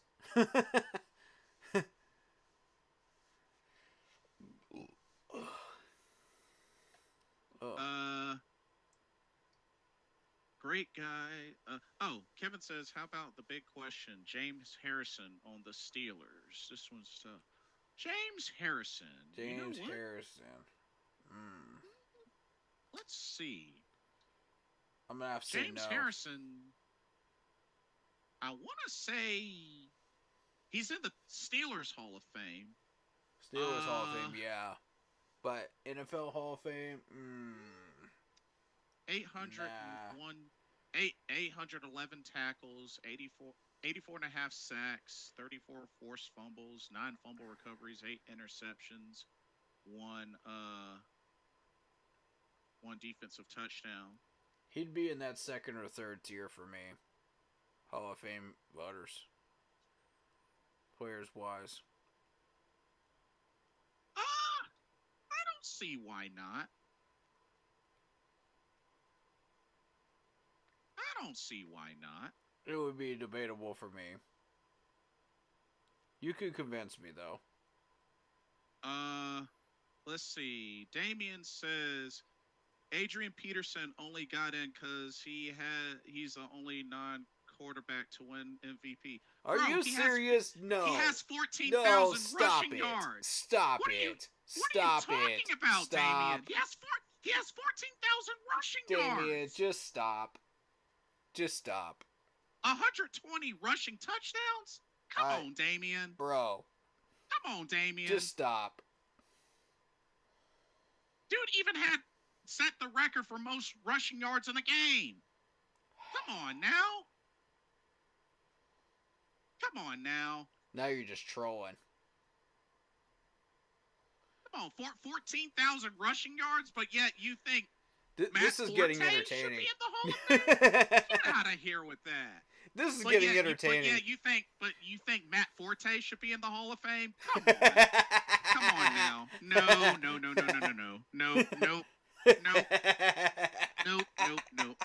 That's a good one, Damien. That's a good one. That's a good one. Nope. This is getting entertaining, bro. I'm getting some popcorn for this.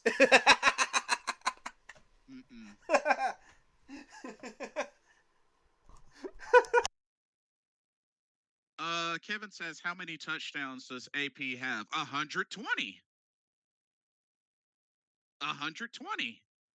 And 14,918 rushing yards. Almost got 15,000 rushing yards. Of course he deserves to be in the Hall of Fame. Like, what?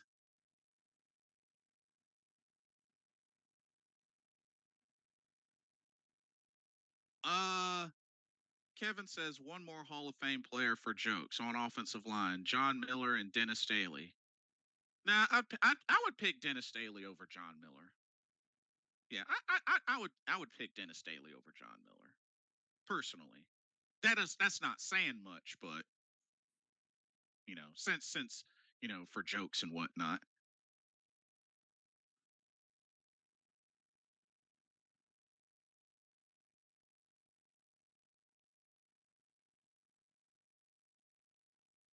But yeah, yeah.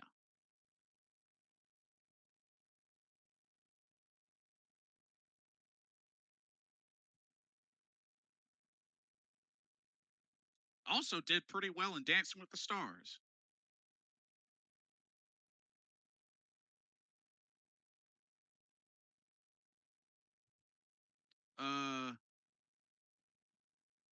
AP on go 30 touchdowns. Damien says, Matt Forte carried the Bears offense other than Devin Hester and Brandon Marshall. Bro, don't try to dodge what you said. You said Matt Forte deserves to be in the Hall of Fame. And then turn around and say Adrian Peterson, only reason he went in was because he won MVP. Come on, dude. Come on, dude. Matt Forte and Adrian Peterson don't even deserve to be in the same sentence, and you know it. Stop. Let's see. Kevin says Cordell Patterson, Hall of Fame. Uh, So now we're just having that whole conversation of just let's name a XYZ player for Hall of Fame for like the past hour. Come on, I mean, guys. maybe he could be on par to get in. Maybe he can get on par to get in as a returner, like Devin Hester. Although Devin Hester was also receiver as well. So maybe Kevin. All right, Maybe, throw but me he's the still names playing. that I missed. So throw me the names I missed, because I know there are at least like 4 or 5 that I missed along the way here. Names of Players that were named in chat.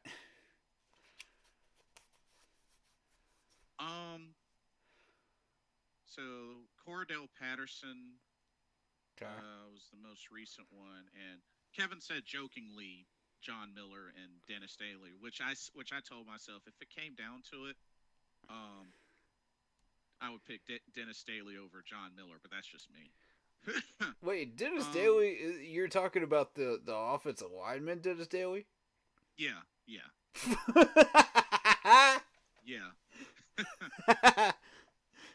All right, now we know this dude's trolling. Come on, bro. What the heck is this? He said it jokingly. He said it jokingly. Yeah. Okay. Damien says, okay, the Adrian Peterson comment was hate towards the Vikings. Dang, dude. Wow. Don't hate. You got hate towards the Vikings? I mean, Why? I can understand that they're in the same division, but I mean, okay, you fair. You can't, ignore Adrian Peterson. I mean, come on, dude. Give credit where credit's due. Come on now. Yep. Kevin said because he mentioned Devin Hester. I mean, yeah. Cordell Patterson. I mean, he's still playing. I mean, he could potentially get in as a returner. I don't see why not. Fair. Eventually. Fair. But Devin Hester completely changed the game when it came to return game. Nobody disputes that. Yeah, Devin Hester. You were terrified to kick that ball towards him. If you're a kicker. Yeah, put it this way: Devin Hester is just somebody you just don't kick to. Period. At all. If you make that mistake, you are screwed. Yeah. Like, honestly, if you have to, just kick it out of bounds. Take the penalty. Yep. There were college coaches that were, NFL coaches that were actually getting on their kickers for kicking it to him. Yeah. And letting them know, you should never ever do that. You're an idiot for doing that. Why did you do that? Yeah. I mean, Devin Hester has 20 career return touchdowns, 14 career punt return touchdowns, and 6 return touchdowns in a season. You do not kick to this guy. Period. You don't kick to him. Like, if you're the kicker and you see Devin Hester in just forget it. Forget just it. Forget it. Nope. Kevin says, have a great night, guys. That was a fun conversation. You Absolutely, too, Kevin. Man. Happy to have you. Indeed. Damien says, Devin Hester never muffled the ball like the returners today in the league, and there are a lot that muffle the ball. Yeah. True. Yeah, that is true. True. That is true. Devin Hester was one of a kind. He was a mammoth. He was a straight animal back there. But that's I'll take that kickoff out of bounds penalty. It's cool. Absolutely. It's cool. Yeah, I'll take that. Absolutely. Without a doubt. Shoot. Dude was lightning quick. I mean, yeah, I know he was only 5'11", but still, you go on there and try to tackle that dude. I mean, shoot, if it wasn't for Rex Grossman stinking it up, Chicago would have a Super Bowl. Facts. Shoot, As far as especially I'm opened concerned, up. he deserves a Super Bowl ring. Yeah, especially being the only player Mm-hmm. to open up a Super Mm-hmm. Bowl with a kickoff return touchdown. Shoot. Ooh, interesting. Okay, so this is an article by Cassidy Hill saying, in Trevor Lawrence, Bryce Young has a blueprint for navigating his rookie season. Ooh, interesting. They were both number one picks.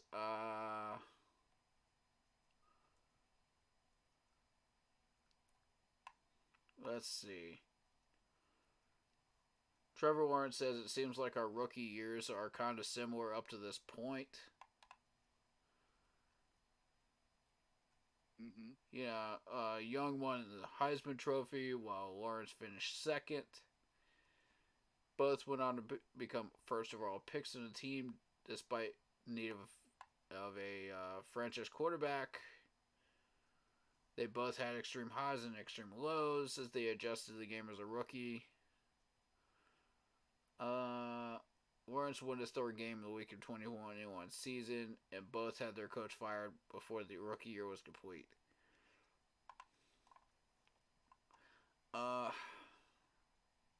My whole thing on that is Urban Meyer was Urban Meyer. He was toxic.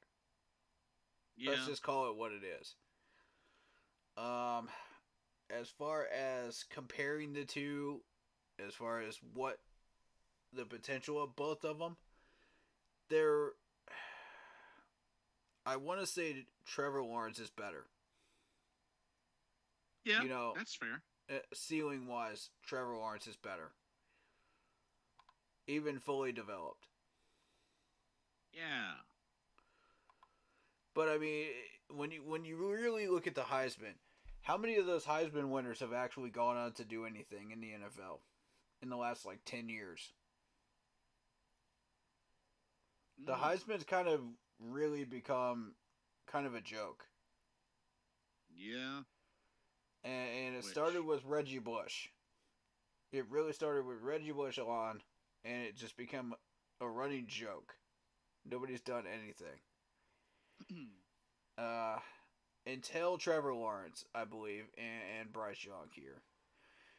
And I believe both of them could buck that. But they need what they need in order to do that. And Trevor's getting what he needs first. So we'll see what happens.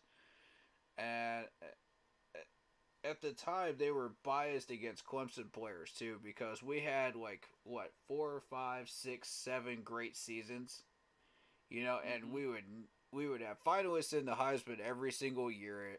We had Watson in there. We had oh God, who else was in there? And we never could win it. With any of our players. And I'm sitting there like, okay, 1 is a coincidence, 2 is a coincidence, 3 is, okay, this is bias. You know what I'm saying? Like, come on. Yeah. Yeah.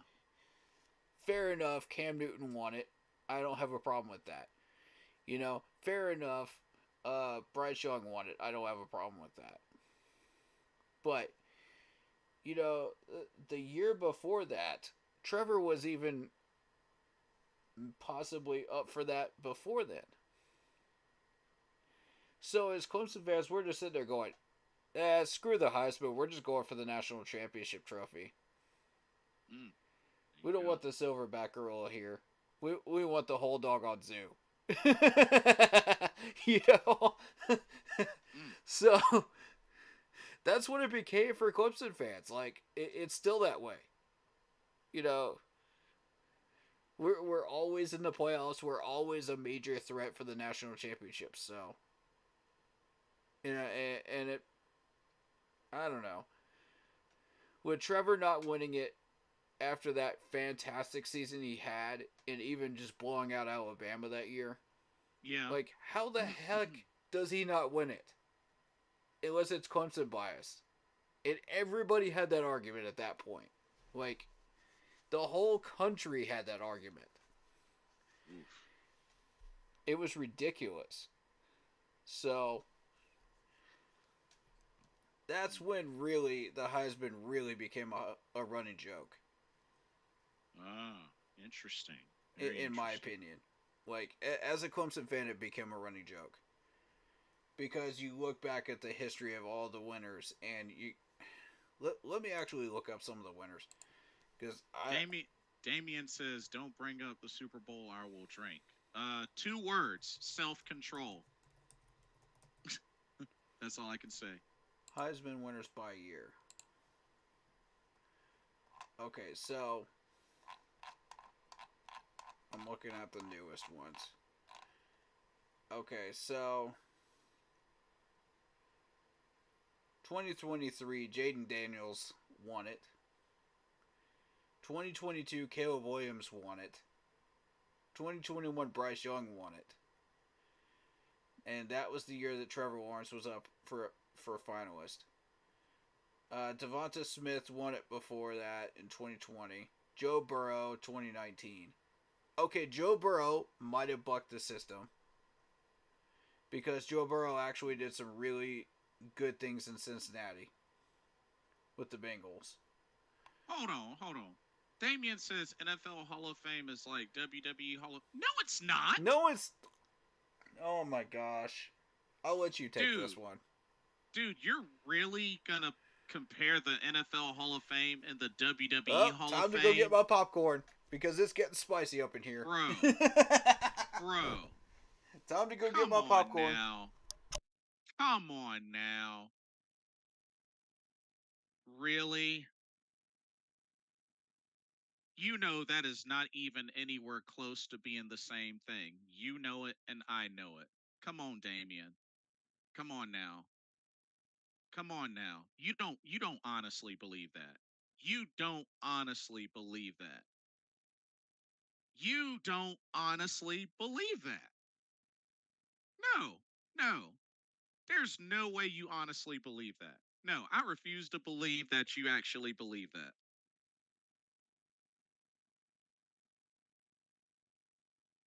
Come on now.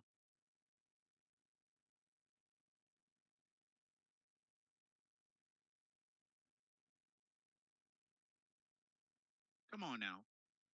You do realize that one of these is scripted, the other is not. You do realize that, right? You do realize that. Keep that in mind. Keep that in mind. One is actually scripted. One is actually real. Just keep that in mind. I hear and see what you're saying, but do keep that in mind. That is not a legit comparison, and you know it. Think about it, bro. Think about it. Sorry. Nope.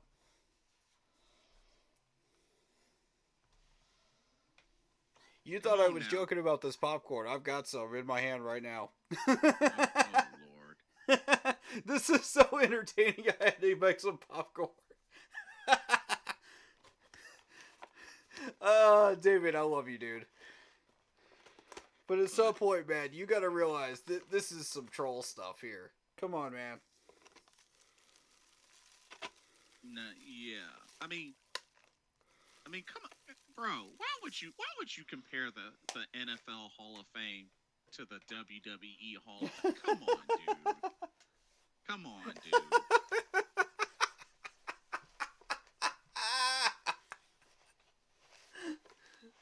Bro, I don't know. Some of these people in this chat.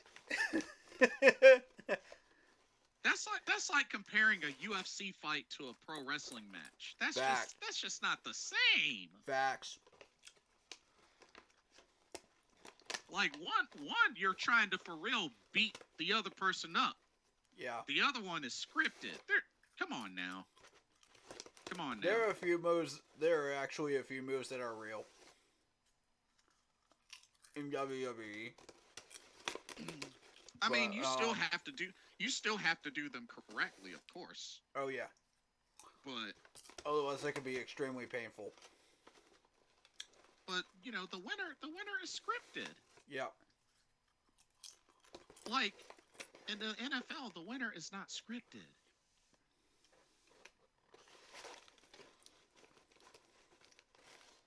Yeah, it's not scripted. But getting back to this Heisman conversation, you know, go for it. Starting from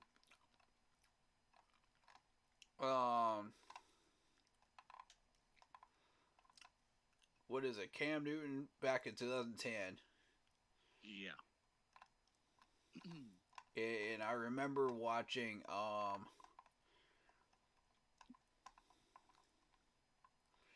Derrick Henry won it in 2015. Okay, Derrick Henry's made a major impact. Yeah. Oh, I can agree. Yeah. Mariota's been trash. Winston's been trash. Johnny Manziel's been trash. RG3's been trash. Come on. Baker Mayfield's been trash. Kyler Murray hasn't done much in Arizona because he's in Arizona. Let's be real. Mm-hmm. That's the reason he hasn't done anything. Lamar Jackson's been successful. So you could make that argument. Okay. Devonta Smith, trash. Caleb Williams, trash. We haven't even seen him do anything yet. And it's too early for Jaden Daniels yet. Because he just won it. That's fair. And Bryce Young has not been developed properly because he's in a trash system. So, again, like, show me somebody that's been legitimate out of this Heisman list in the past 10 years. Not many. Yeah, really not many. And didn't Reggie Bush win it one year? Yeah, he did. Yeah. Where is his name then? I don't see his name on here. Damien says, y'all might hate me for this, but I think all sports is scripted and rigged. I mean, they wouldn't call it entertainment if it wasn't, and there would be bet booking either. Here's the thing, Damien. We don't hate you for thinking that. Right. I honestly don't believe you really believe that. I don't think you actually believe that. I don't. Because if all sports were scripted and Chris rigged, Winkie won it? Yeah, in 2000? Yeah, he was a Heisman what? Trophy winner. Yeah, out of Florida State. Yeah, he was a Heisman Trophy winner. Wow. Yep, sure was. I remember that year. That's why I was so disappointed when he played the way he did for us. That's why I was so disappointed. Matt Leinart won it. Troy Smith, Tim Tebow, none of those guys did anything. I don't see Reggie Bush's name on here. Maybe he was a finalist, but I don't see him in here.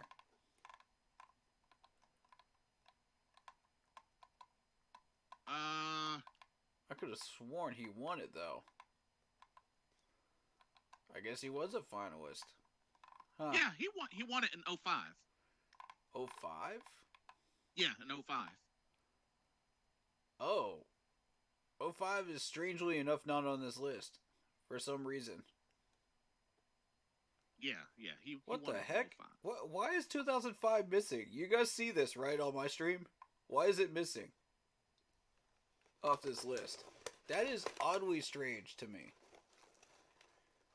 Was there anything controversial that happened with Reggie Bush in his career? Don't make them not want to put him on there. Because I know he didn't do anything in the NFL.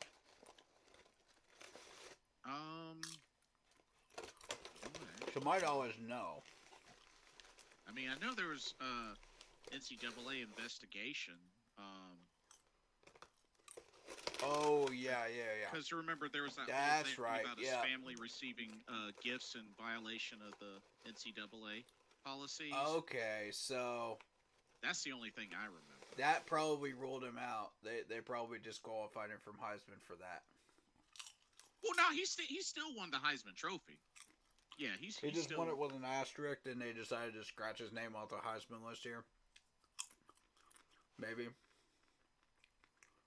Oh yeah, that's right. Damien just brought up a good point. He was also caught cheating in college. Oh, so yeah, there were some major sanctions against USC, and yeah, that's right. He did get caught cheating. I think there were some debates on whether to. I think they took away 2 of his. Yeah, because he was on probation and had to vacate 2 of its wins in the Reggie Bush 04 Heisman season. vacated. There it is. Oh, so they did vacate. Oh. Yep. Okay. Yep. Okay. Oh, snap. Oh, well, that says it.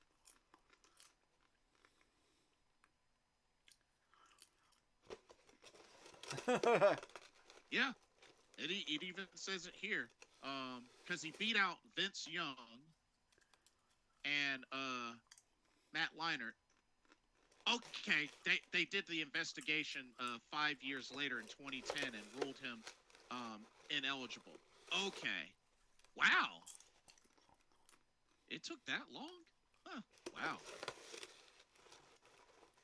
I guess somebody snitched. Maybe somebody snitched. I don't know. But, oof. Oof. Bad form. Bad form. Well, you cheat long enough, you do stuff long enough, you're going to eventually get caught. Just saying. Yeah. Speaking of Calvin Ridley, who bet on Falcons games,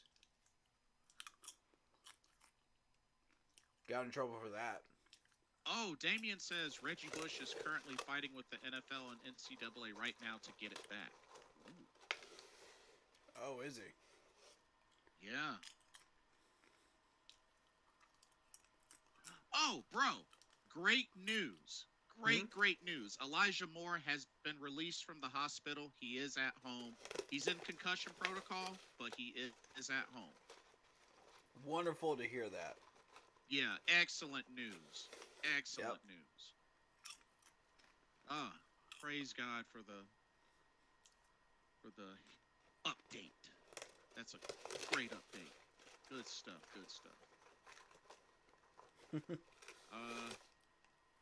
But yeah.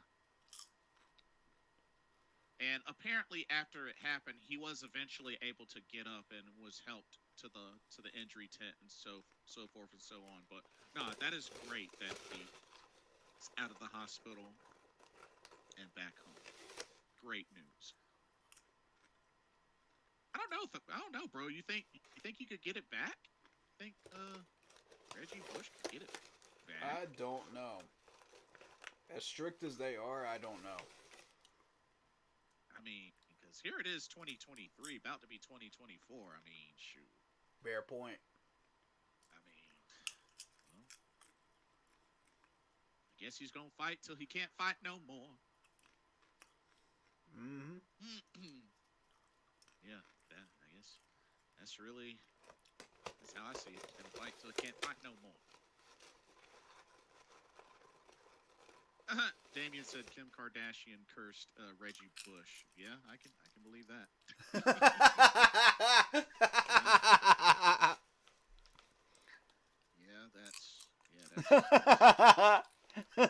That's a booty he can have.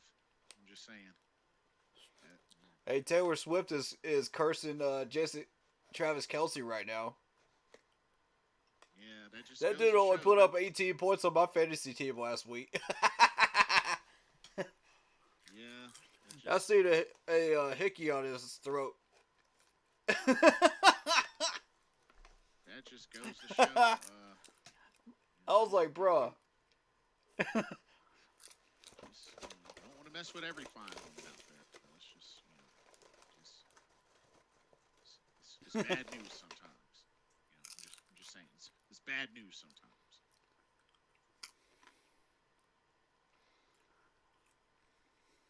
But it is what it is. It is what it is. Yeah. Yep. Hopefully, Yep. gets it together. We'll see. But nah, Kim Kardashian, no. I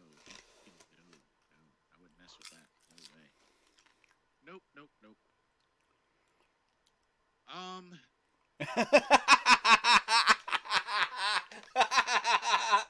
I just saw that comment.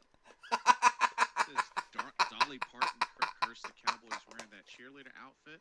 Aww.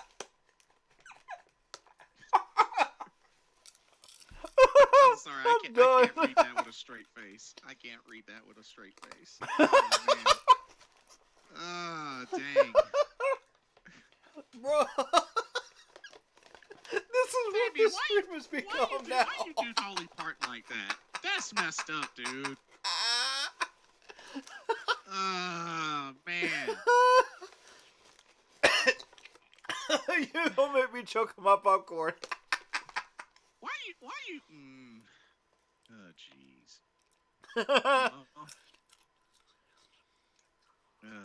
Oh, God.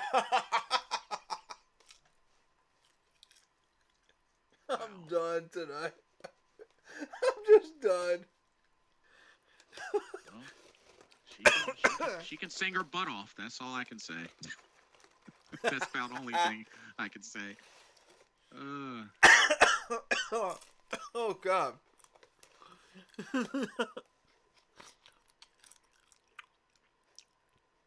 Hey, David, you know, she's the multi-time recording artist winner. Oh, my God. Y'all killing me tonight. She can get away with that, Damien. She's allowed to get away with that, Damien. Oh, God. You're killing me tonight, man. Oh. All those awards she's won, Damien, she can get away with that one time. Come on, absolutely. Dude. She can get away with that one time. I guess. Oh man. It's bad, but it's good. It's bad, but it's good. No, oh my God. Oh man. Oh shoot. What were we talking about? I don't know. I don't even Somebody remember. clip that. Oh man. Oh shoot. Oh, that was fantastic. All right. Dang, I didn't even give my score prediction. See what you did, Damien? 21-10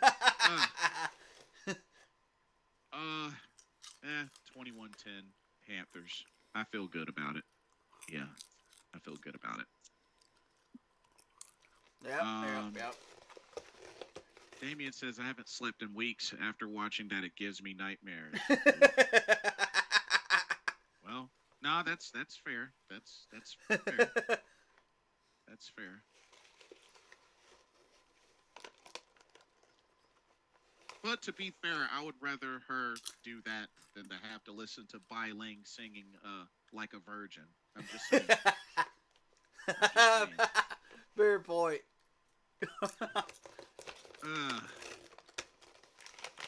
I got the popcorn.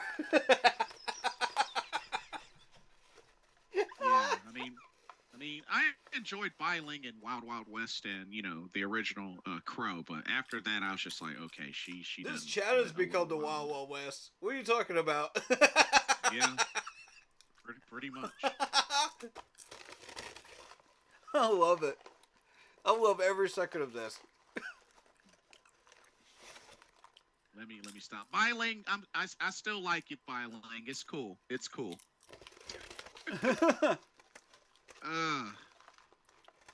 But let's see. Well, shoot, you have any comments on your end, or is it just maybe? Nope. Oh, dang. Well. A lot of Poppy says, nah, that's fun. Just get the popcorn. Facts. Got it right here. Damien says that was worse than Roseanne singing the national anthem. Whoa! Roseanne sung the national anthem?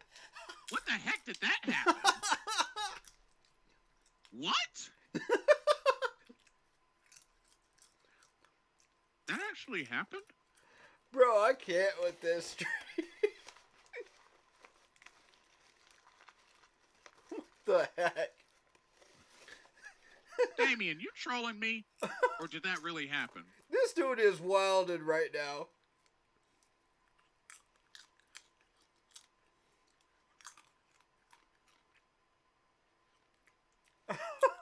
You actually have him looking this up.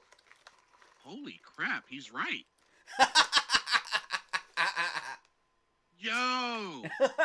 It was actually at a baseball game. The Padres game, 1990. Oh, shoot. She actually did.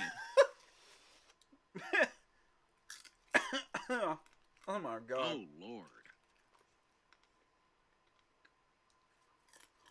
What is happening right now?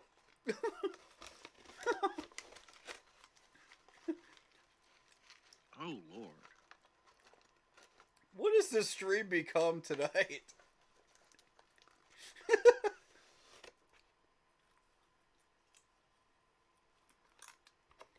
Oh, Lord.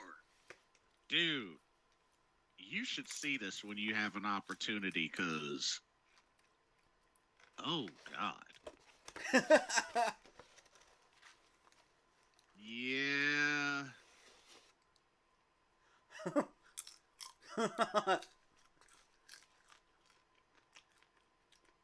Oh, God. Oh, Lord.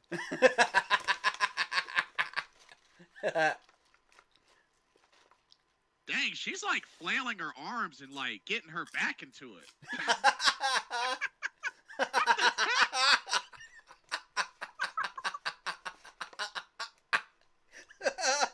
No, she's like,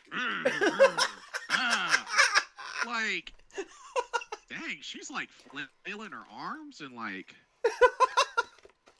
it's like she's like a pterodactyl, just trying to like. It's like she's trying to sing and fly like a pterodactyl at the same time. Dang. Well, hey, you know, she got paid, so I guess, you know.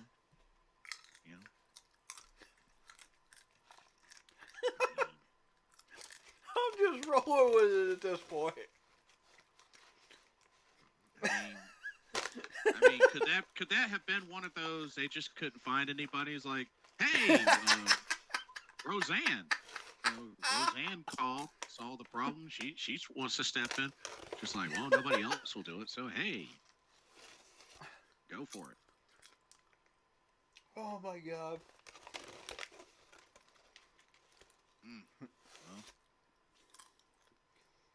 Well, I'm sure she got paid. That's all I can say. But oh my god, yeah, that was. Oh my god, man. Like, I mean, that's. How did we get here? I don't know. But I mean, I will say, you know, still, Lady Gaga, when she sung the national anthem for the Super Bowl 50, that's still one of my favorites to this day. Yeah, that was amazing. Like, she sung the mess out of that. And I mean, I like Lady Gaga, but I never considered myself a huge Lady Gaga fan. And I always thought she was weird and everything. But when she sung her butt off that national anthem, though. Yeah. See what happens when you actually put somebody in that actually cares? Yeah. Instead of just, oh yeah, I'm here to get paid, so I'm going to make it as theatrical as possible. Damien says like, the funny part. Now give me my paycheck. Damien says the funny part was I was born 2 years after that, and I know about it. Dang, you young.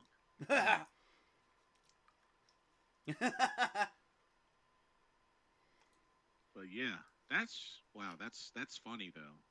Thank you for sharing, Damien. Roseanne Barr singing the national anthem. Thank you Yeah, for thank sharing. you for that. You know Thank you get you for that. you That was get quite a really gold. beautiful. You know you can get all the golden tickets and gold stars and all of the above for that. That was awesome. That was awesome. fantastic. But Oh, guess God. might as well look at standings and talk about upcoming games. I guess to Oh, close my God. the, Okay, back to business. yeah. Oh yeah, I do remember that. Fergie singing the anthem at the NBA Finals. Hey. Oh yeah, she did it. She did it all jazzy style. It was weird. It was really weird.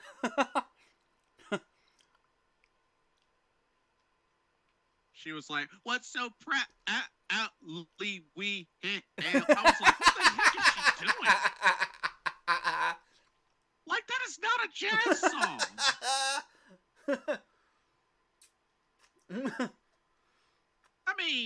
I know Fergie kind of has a voice. I mean, she does all right, but she sung that all weird. Yeah. Like, yeah, that was I'm like, awful. dang. I'm like, dang, Fergie. I know you're with the Black Eyed Peas and everything, but yo, the Star Spangled Banner. That's not a jazz song. Not at all. But yeah, I mean, oh, I guess she got paid too, so I guess it's cool. Okay. Let me get back in character. Current standings. Or should we do score predictions first? I already gave mine. Oh, okay. It was 24-10. Panthers. Okay. So, I went with 21-10. So AFC East. We know the Jets and Patriots are out. Dolphins clinched a berth. Buffalo still fighting. Oh yeah. Which their final two games are against the Patriots and Dolphins, so I could see them beating the Patriots. That Dolphins game is going to be something, though. But we shall see. AFC North, Ravens and Browns are in. They're still fighting for that division spot. Steelers and Bengals, I mean, they're still in, but it's going to be close. Browns clinched the playoff spot. Yeah, with that win over the Jets, yeah, they clinched. Good for them. So, and I felt like it was going to come down to the wire, between the Steelers and Browns. The way those two were playing defense against each other, it was amazing. Indeed. But the real interesting battle in the AFC has to be the AFC South with the three-way tie at 8-7 between the Jaguars, Colts, Texans. I'm going to say because AR is out now and so is Trevor Lawrence, I got to give it to Houston. You think Houston will get there? Yeah. The Colts aren't exactly playing like playoff type caliber ball. And good point. Jacksonville's going to fall off. They don't have a quarterback. So that just leaves CJ. Yeah. In Houston. Which I think he should be coming back soon. Yeah. Yeah. He'll come back just in time, too.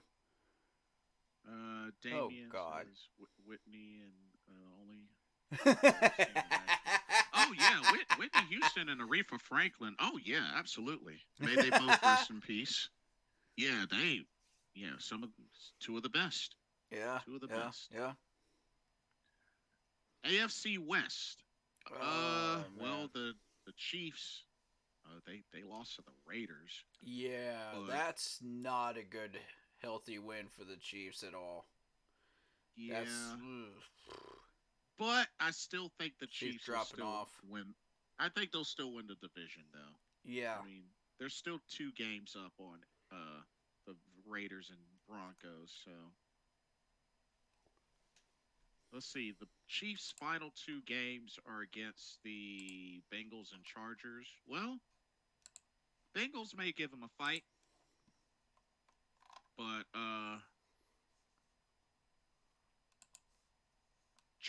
Chargers. I don't think the Chargers will do anything. Not against the Chiefs, personally. But I could be wrong. Could be wrong. Chargers are better than that 5-10 record, but still not enough to beat the Chiefs. Even when they're falling off. Damien predicts 37-12 Jags. Sorry, but we need that pick to stay at 1. I highly doubt they score 37 points. Damien, If the I Jags actually score agree with 37 you. points on us, then something is really wrong. I agree with you on everything but the score there. Yeah, I And don't see. I'll say this, Damien, on your behalf on saying that. Because if we allow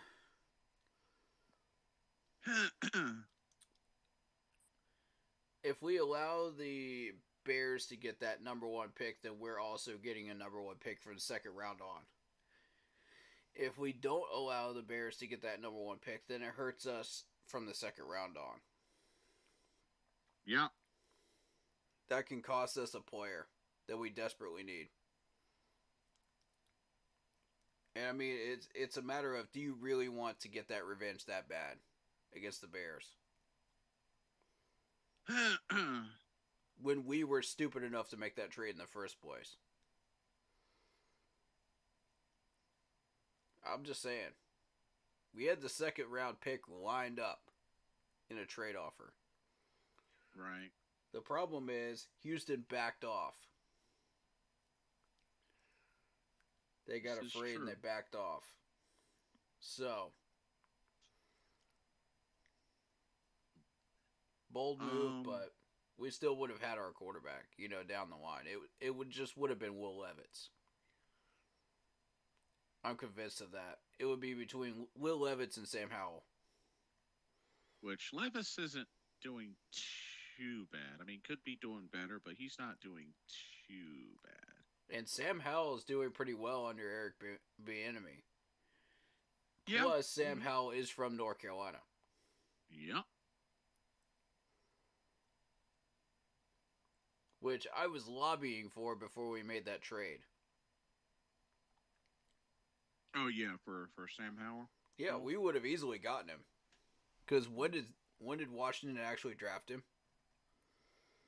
It was like 3rd round, right? Or pretty close. Yes. No, 5th. 5th round? Oh yeah, that would have been a steal for us. Yeah, 2022 5th round. Yep. Holy cow! We could have gotten like 2 other players in between that time. Are you kidding me? 2 or 3 other players, and still got our quarterback. Wow! When you really think about it. Wow! Oh my gosh. I still think Bryce is the winner, though. We did well. So going into the NFC, so Eagles and Cowboys clinch playoff berths. Giants and Commanders are out. Yep. It's really just they're fighting for that division spot. Yep. I think Eagles are going to win it. Yeah. And they're not going to forget what Dallas did to them. When those two face each other again in the playoffs, it's going to be nasty. Yeah. Damien says, just imagine if y'all had Dwayne Haskins. In my opinion, he Oh would have my been a God! better situation Don't with do y'all. this, Davey. Don't Um, do this. Just don't. it's still, I don't know, bro. Like, I would have loved to have been around to see what type of player he would have turned into, but we're never gonna know. We're never gonna know. True. That's the only thing, Damien. I think it's, I don't know. I think there's gonna be question marks about that, regardless. Oh You yeah, know what I mean? for the So rest of his career. I'm not so sure it'd be a better situation for us, but No. we'll never know because unfortunately he's no longer here, but we'll never know. Um, let's see. NFC North, Detroit locked up the division. Oh Congrats to yeah. them. Sorry, Damien, but gotta speak facts. Detroit locked up the division. Uh, Minnesota and Green Bay 7-8, Chicago 6-9. But like I said, I I doubt um, any of them. Nah. Nah. Vikings and Packers are not getting the wild card. Rams are Rams and Seahawks are fighting for it right now. Yeah. Bruh. They're both at 8-7. Um, and then NFC South, 7-8 for the Falcons and Saints. Bucks lead the division at 8-7. Now let me tell you something. The Bucks are 8-7 right now. They have the same record as a wild card team. True. And they're a division leader right now. Yep. That This says something division about the is NFC South. trash. It's pure trash. You It is said it. what it is. It is what it is. And then the NFC West. Oh, cards are out. Seattle and the Rams battling for a wild card, and the Niners win the division. Um, I let's see the see. Rams outlasting the Seahawks right now. The Rams are hot right now. They're playing well. Yeah. Seattle is on a 2-game winning streak, but if you look at who Seattle just beat, compared to the Rams Right. and the way they beat them, yeah, Rams have the advantage. So looking at the NFC, if the playoffs were to start right now, San Fran would have the number one seed, and then it's the Eagles, Lions, Tampa Bay Buccaneers. Those are your division winners. Then fifth seed is Dallas, sixth the Rams, and seventh the Seahawks. Uh, So who's officially better in the wildcard race? I would say the Rams over the Seahawks right now. Record wise, that's where they're putting them in the standings right now. So that's most likely what the wild cards is going to look like too.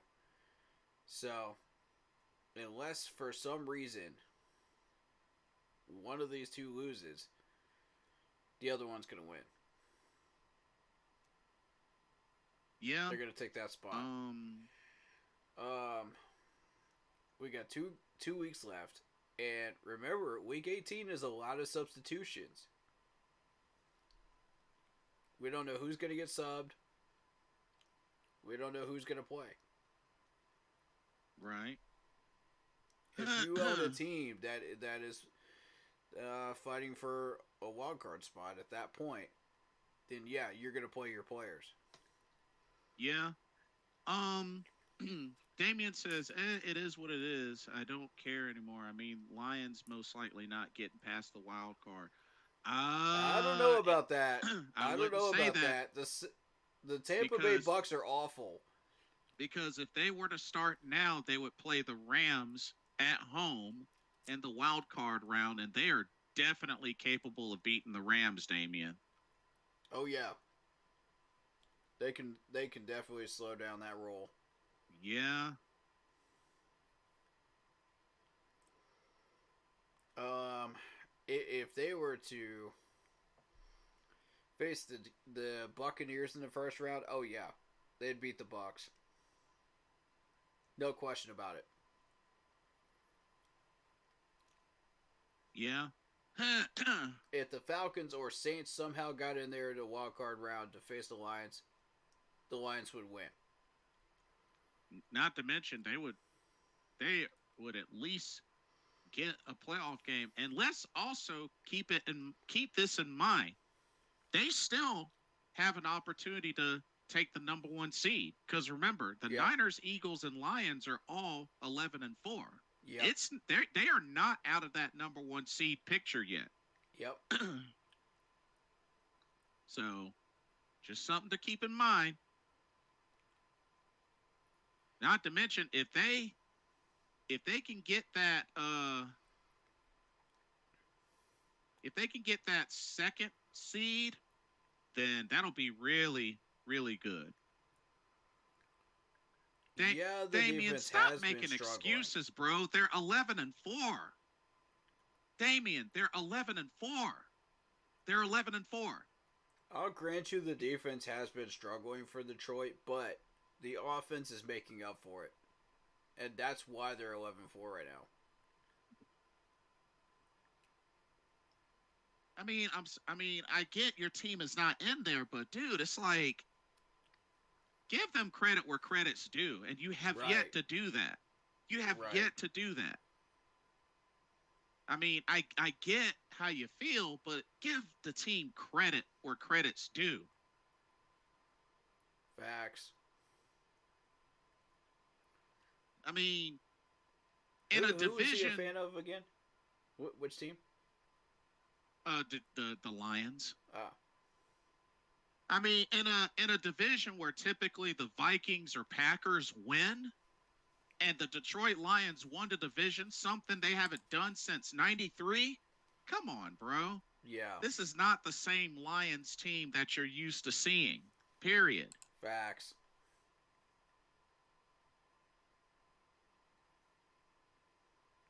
I mean, heck, I'll even give Bears credit. They were just in the playoffs in 2020. Mm-hmm. So, I mean, I'm just saying, bro. Don't hate. Appreciate. Yep. Yep.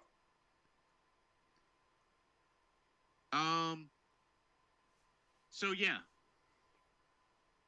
Still very close. And I would give the Saints second place over the Falcons. But Saints have more firepower.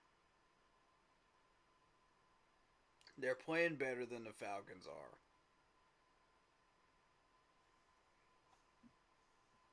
I just give the Saints credit. They deserve it.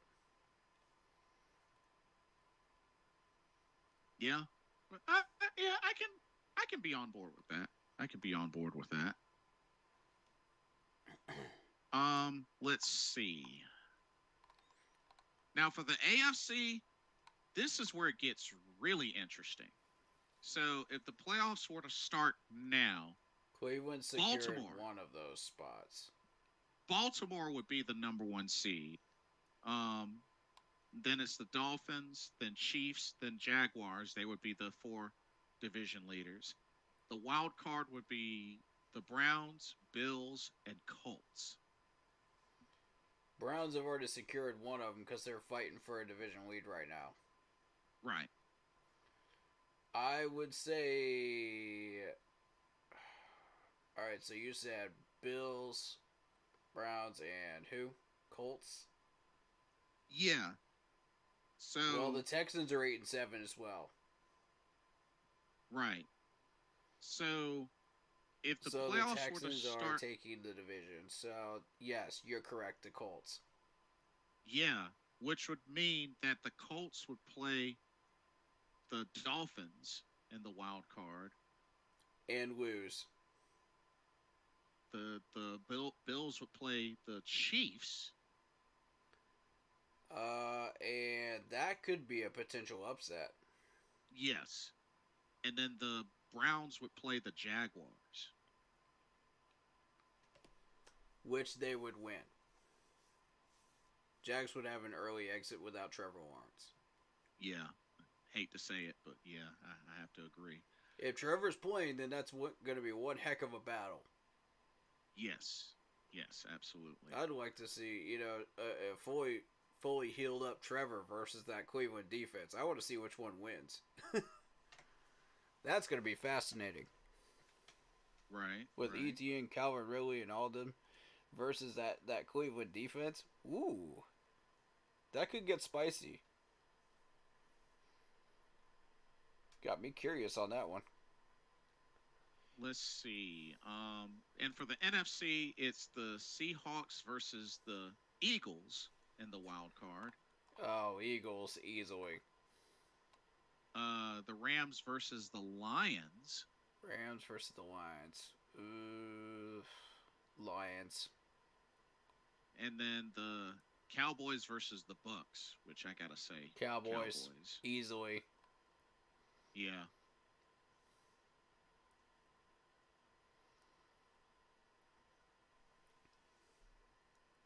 Indeed.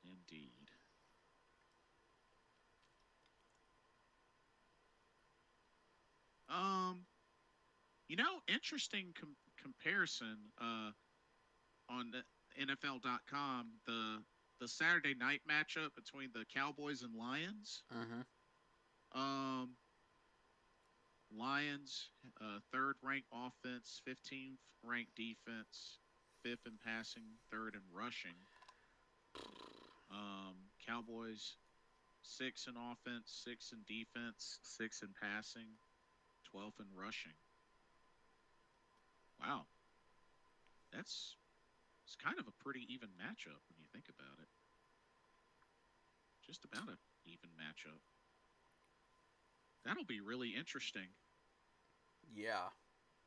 That's definitely a game to look out for. And as a matter of fact, let's get into these other games. Yeah. Let's go. All right. So, what you got? So starting off, actually, tomorrow, our only Saturday game is Lions-Cowboys. Ooh. So the Cowboys are really going to be tested. This is at home, which they're undefeated, but the Lions have a 6-2 away record. I'm going to go in the direction of Dallas. Dallas has been playing really well lately. The Lions have been struggling. They just lost their... Well, let me double check. Lions,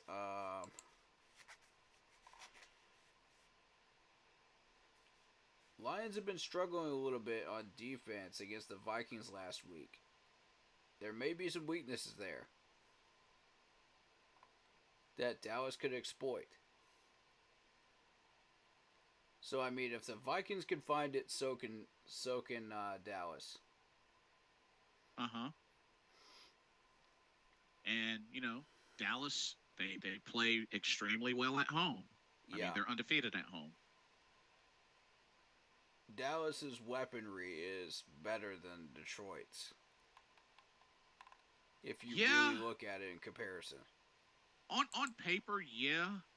But can't sleep on the firepower offense that Detroit has displayed. Mm-hmm. Penei Sewell isn't even a starter anymore. Wow, they started Taylor Decker. Oh, that's interesting. At left tackle. Wow. And they actually had, oh, no. Penei Sewell is starting. He's a right tackle. My bad. Okay. Gotcha. I was about to say, because, okay, they have him as a universal left tackle backup. Uh-huh. Because Matt Nelson is on IR. Oh, they wouldn't even consider it. Yeah, good point. And my whole thing is, when Penei Sewell was drafted, he was drafted as a left tackle. Right. But Detroit says, no, we're going to put you as a right tackle. We're going to start you as a right tackle the whole time. It's like, now wait a minute, hold up. When we were doing research on Penei Sewell, in the snap counts, the majority of those snap counts were left tackle. Right, right. Like, what did he actually do at right tackle? And see, like, you really have to use the eye test after that point. Yeah. There's no stats or anything that you can use, so you have to use the eye test. And even then, when you're trying to figure out which side of the offensive line they are, you know, when you're trying to go through drafting material, you can't even tell which side they're on. They don't immediately tell you. You have to go really digging for that and actually look at, like, film to figure out which side they're on, which is really annoying. They just list them as an offensive tackle. Well, that doesn't help. All the people that are really serious about this stuff that don't really watch the college tape, okay, which side of the ball is he on? Yeah. And it Fair becomes point. an absolute struggle to find that. Could take an hour, bro. Like, nobody has that Yeah. kind of time. That's a good point. Like, just tell us if they're a left tackle or right tackle and be done with it. Yeah. Go into detail. We gotta go digging for snap counts? That's ridiculous. Yeah. And even that doesn't tell you everything. Let's see. And we know the Browns beat the Jets. That was, yesterday. Yeah. I So, would have picked the know Browns that- anyway. Yeah, same. Browns are And- playing some good ball. Jets are slacking. So, what did you end up going? You went with Cowboys to Yeah. win? Mm-hmm. Cowboys are playing some good ball right now. You know what? I'll take a gamble. Lions break the streak. I'll take a gamble. Okay. There's been a lot of upsets this year, so why not? Yeah. Okay. Cardinals at Eagles. Oh, this is an easy one. Oh, that's easy. Eagles. Eagles. Come on. Yeah. Too easy. Next. We've done Panthers at Jaguars. Yep. We've done that one already. Patriots at Bills. Bills. Yeah, that's a pretty easy one. Patriots are still Ooh. struggling to find a quarterback. Right. Ooh, this is an interesting one. Falcons at Bears. Ooh. I'm gonna say Falcons. You know, I could see this going either way, to be honest with you. I mean, Let me see what Chicago's been doing. Okay, so Chicago just came off a win off the Cardinals, 27-16. That might be a trap game for the Bears right there. Could be. Because they're thinking, oh yeah, we got an easy win. And then you face the Falcons team that a lot of teams underestimate the Falcons and they pay for it. You know? So the they give the Falcons a 51.1% chance of winning, and the Bears a 48.5% chance. So wow, they give the advantage to Atlanta. Yeah, the Falcons just came off a 29-10 win over the Colts, who are fighting for a division lead right now. And Well, they also played a tight one against us, 9-7, true. which did not help their case as far as how they look. Right. But then they lost one to the Buccaneers, 29-25. Made themselves look good, but still lost. Well, at least halfway good. Anyway, it's the Buccaneers. Yeah. They beat the Jets 13-8. Not impressive, but still a win. Right. Beat the Saints 24-15. Now that is where you start to draw attention, right there. You beat the Saints. Okay, cool. Yeah. You might be fighting for a wild card there. But they lost to the Cards, and they lost to the Vikings and the Titans. Bad look. So, And we have to remember they've been going with Taylor Heineke over Ritter lately. this has been really a weird up and down season for them. They beat the Packers Yeah. early on. You know, they beat the Texans early on. And the Buccaneers early on. Right. But then all these losses started piling up. The Lions destroyed them, 20-6. Jags destroyed them. That was when Trevor was healthy. Right. Then you got the Vikings beating them, who are a playoff contender as well at that point still, until they got eliminated. So, I mean, this is not a great year for the Falcons, but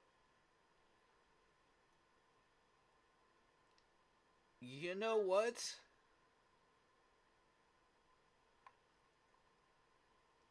The way this is going,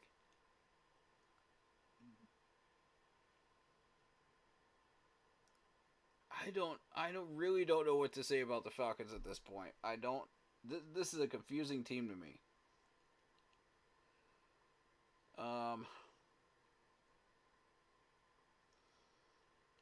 This is in Chicago, and Atlanta's still fighting for a division. Oh, man. Like, I could legit see this going either way. Oh, man. This is. You know what? You're starting to agree. You're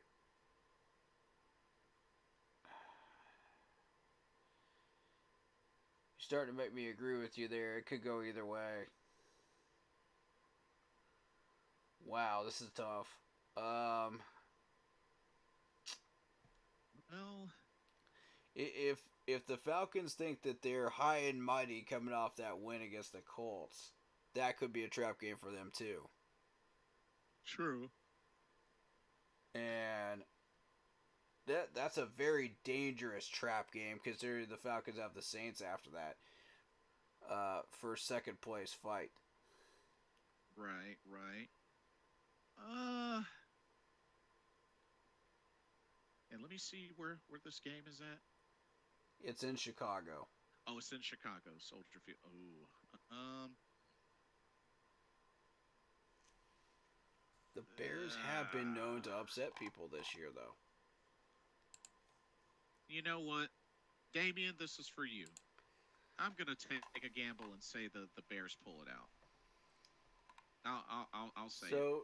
So here's the interesting thing with the Bears. They beat the Commanders early on. They beat the Raiders. They beat us. In a close one. Beat the Vikings, Lions. Win over the Lions. And a win over the Cardinals. As of recently. They lost to the Browns in a tight game. 20-17. So basically, in this month of December, they are 3-1. The Chicago Bears. This could be a trap game for the Falcons. I'm going to go Bears. I'm going Bears. You're gonna go Bears? Okay. I'm going to flip the script here, and I'm going to go Bears.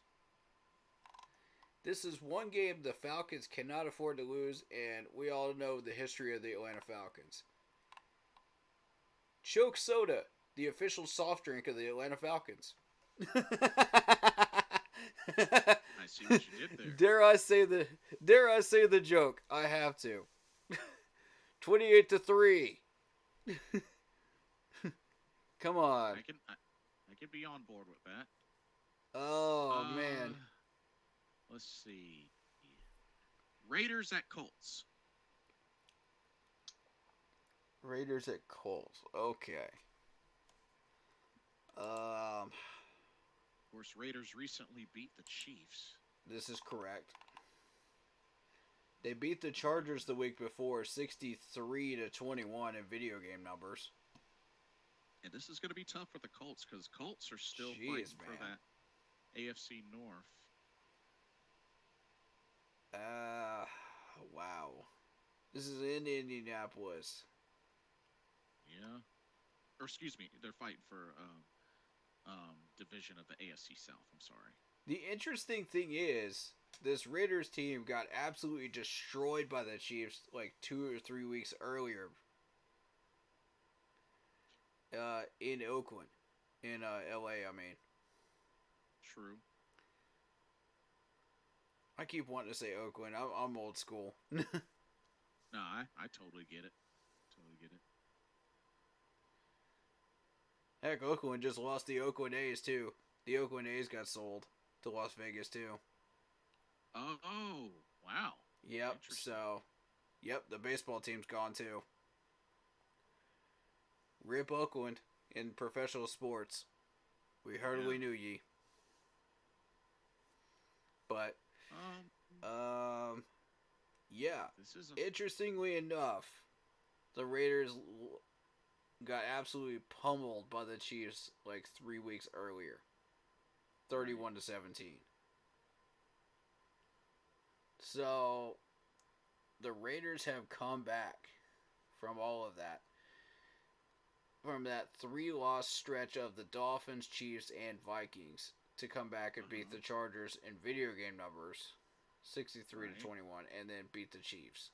So, this is a very interesting Raiders team. Yes, agreed. They've beat the teams that they're supposed to beat, but they've also lost a couple of games that they're not supposed to lose. Yeah, that much is true. So you know what? I'm gonna say Colts. Let me take a look at the Colts real quick. Let me see what they're doing. Because I'm not fully sold on Aiden O'Connell, and the Colts just came off a loss to the Falcons, 29-10. Right. However, they beat the Steelers the week before. It lost to the Bengals. Especially with as tight as a race as they have in the AFC. They're playing South streaky ball right now. Yeah, between them, the Jaguars, and the Texans. I think Colts are gonna keep it in the picture for at least one more game. So yeah, I'm picking Colts. Raiders are out, right? No, they're still technically in. Well, Raiders will kick themselves out at some point. They don't have enough. Yeah, they would have to win, and they would need help as well. So. Yeah. Are you going Colts as well? How much do the Colts want this without AR? Well, it's in the hands of Gardner Minshew. I don't know how I feel about Gardner Minshew. I'm telling you. Yeah. The first time I heard that name was associated with the Jacksonville Jaguars. And he was absolutely atrocious with the Jacksonville Jaguars. Like, I don't know who's been working with him, but whoever it was actually upped his game since then. I mean, he had an okay rookie year, but then kind of regressed a little bit in a second year. I mean, the Jags were awful. Let's put it that way. That did not help his growth. I mean, what was their record in 2019? You talking about the Jags? Oh, 6-10. Yeah. Yeah. Yeah, they were bad. Yeah. Quick comment. Hi once again, Joey. Damien says, question, sorry to change subject, non-football related, but with WWE possibly teaming up with Stardom, could we see NXT Japan in the future? That's your question, bro. Go for it.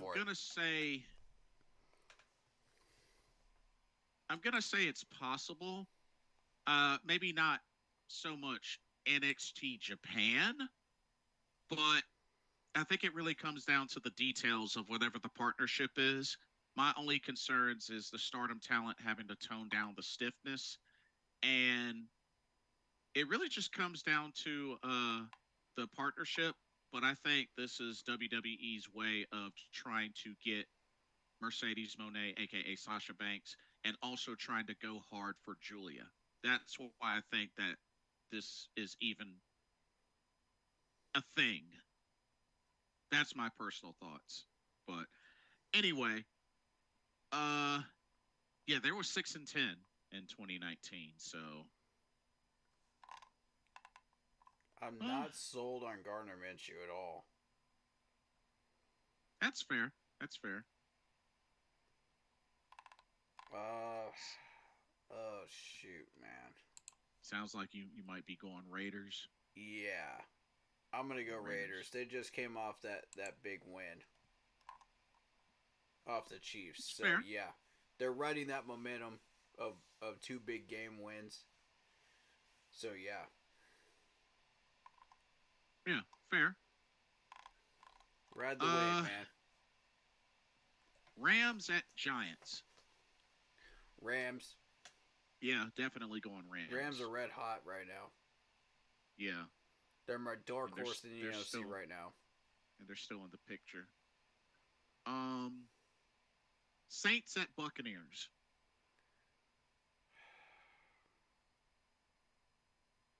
This one could go either way.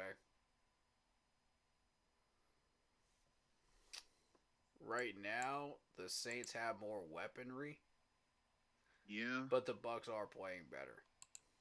yeah. Like Baker has actually been lighting it up the past like 2 or so games. So Yeah, the Bucks are actually playing like they really want this division this year. yeah.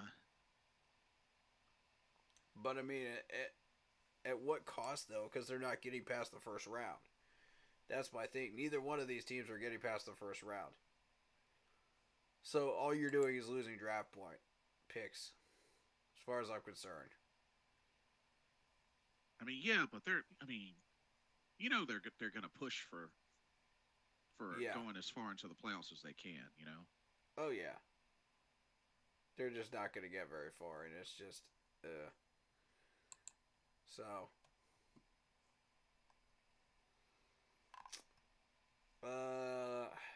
ESPN says 51.8% in favor of the Saints.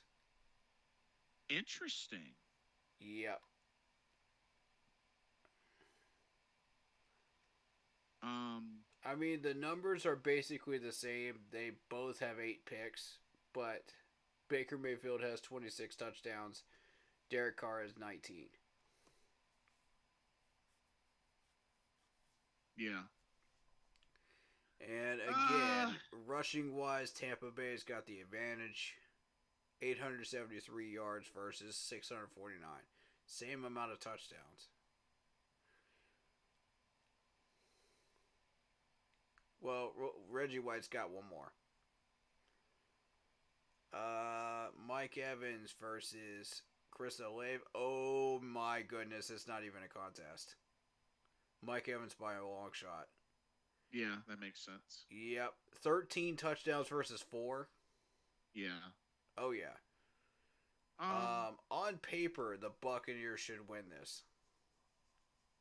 I'm actually gonna go with the Bucks. I feel Yeah. like they're gonna do a little more in this game, and maybe they barely get the win, or not. It might even be a shootout. But yeah, I'm gonna play it safe and go Bucks. That's what I'm thinking. Plus, Kamara is questionable. Yeah. So There's that too. You Bucks as well. The Saints just came off a loss to the Rams. And Tampa just won like 4 straight. Against Jacksonville, Green Bay, Atlanta, and us. Yeah.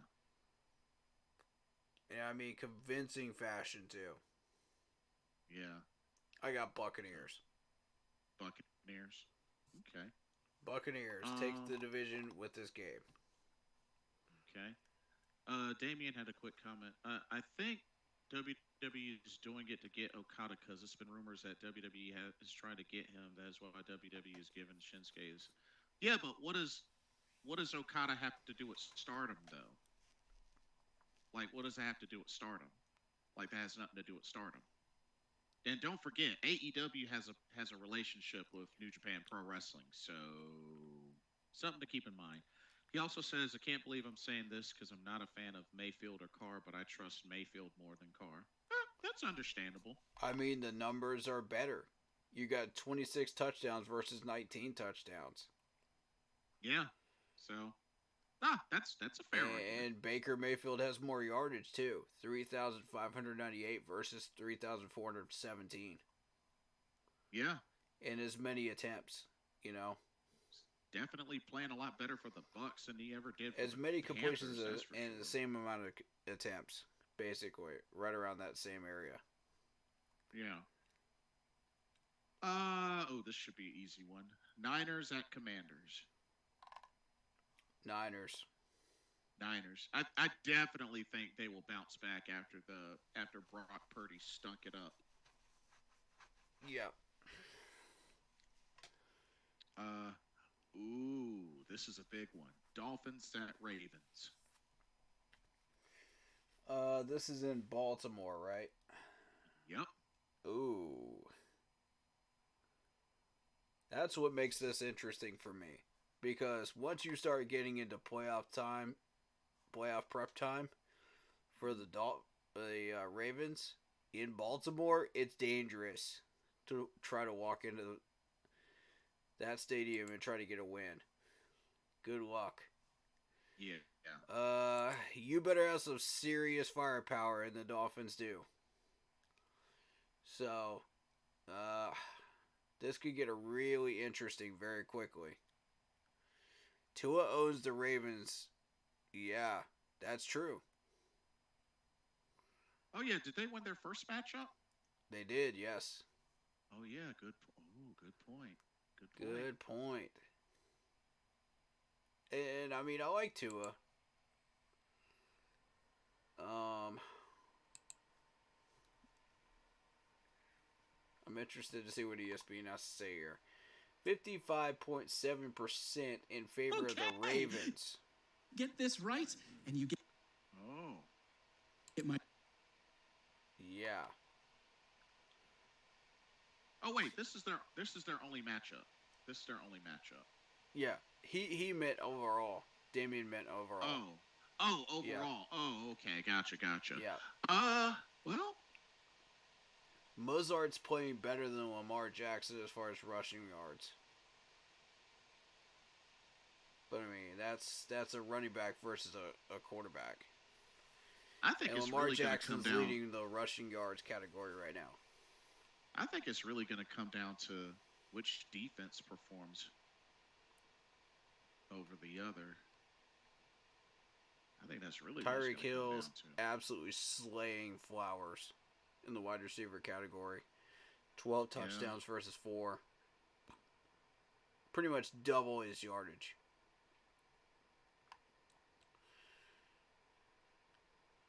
So, yeah, over double the yardage.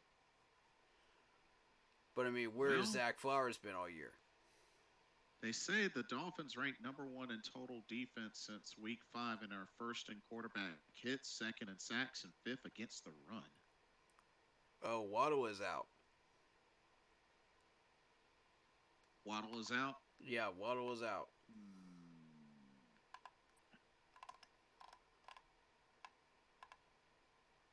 So, if Miami wins, they clinch the division. If Ravens win, they clinch the NFC North. Wow, this is a clinch battle here. Yeah, clinch for their respective divisions. Oh, boy. And Cleveland is closing in behind. Very, very hot. Yeah, and I mean, you know Cleveland's not going to lose again either. And this is definitely a time that the Dolphins want to go ahead and wrap up the AFC East and not give the Bills any room to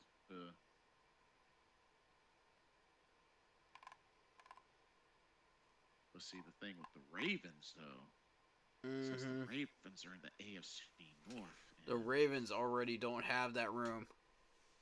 Yeah, because Cleveland still has a chance to win the division as well. Yeah, they are closing red hot behind them with 11 wins. Ah, wow, man.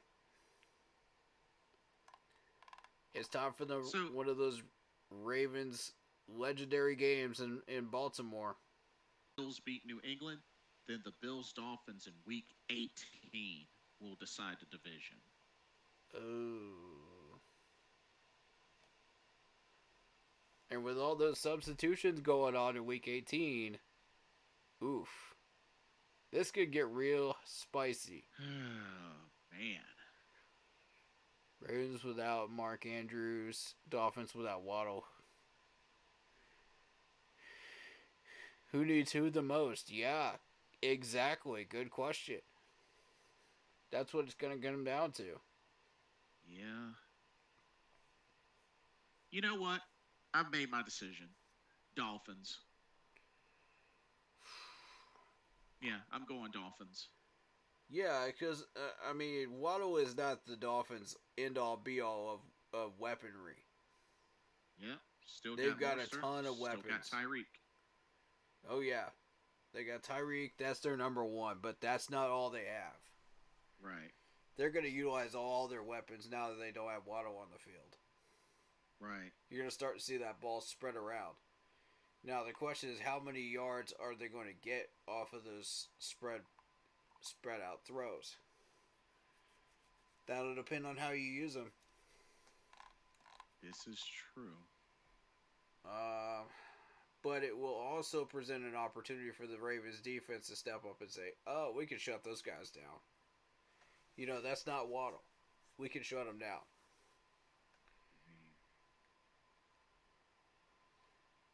Yeah. Yeah. I'm still sticking with Dolphins.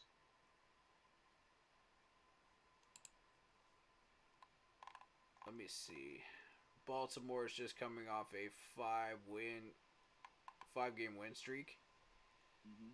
The one team that they lost to during this massive streak of like how many games? It's like 1, 2, 3, 4, 5, 6, 7, 8, 9, 10. Out of 10 games, they are 9-1. Ooh, Damien says calling it now. Jalen Ramsey gets 2 picks and a sack. Wow. Ooh. Okay. And the only team that Baltimore has lost to during that stretch was the Cleveland Browns. So I mean, that's really interesting. Right. That's really interesting. I don't know, man. They even took down the Rams when the Rams were on a hot streak. True. They beat the Niners too? They didn't just beat the Niners, they slaughtered the Niners 33-19 last week. Yeah. Ooh, fascinating. They beat Trevor Lawrence when he was still on the field. 23-7 win there. Ooh. But yeah, I'm still going Dolphins. I don't know about this. Dude. They beat the Lions? Bruh. They split with the Browns. They beat the Texans, Bengals twice, and the Chargers. Wow. This is a very, very dangerous Ravens team right now. The Ravens are not a joke. Which is true. Oh, man.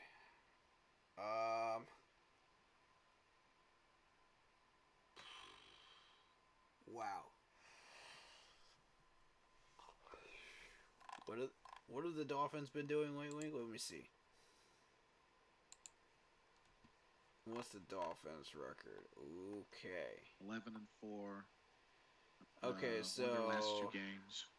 Dolphins just recently came off a win over the Cowboys, 22-20.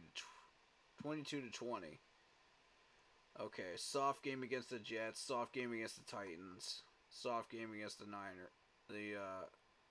Commanders, and then the Jets again. Beat the Raiders, lost to the Chiefs. Soft game against the Patriots, lost to the Eagles. Soft game against us, soft game against the Giants, lost to the Bills. Oh. Nah. Nah, that Dolphins schedule is kind of giving them away a little bit. So you're thinking Ravens? That Dolphins schedule is starting to expose them a little bit. I hate to say it. But even with Tyreek Hill, they're destroying soft defenses. The Cowboys was the only really legitimate one that tested them. So was the Chiefs, and they didn't pass that test with the Chiefs. They didn't pass that test with the Eagles. Or the Bills. Mm-hmm. So, for me, when they face an actually good team, it's like, oh, shoot. What now? Oh, and they also lost a game to the Titans, too, recently. Uh-oh.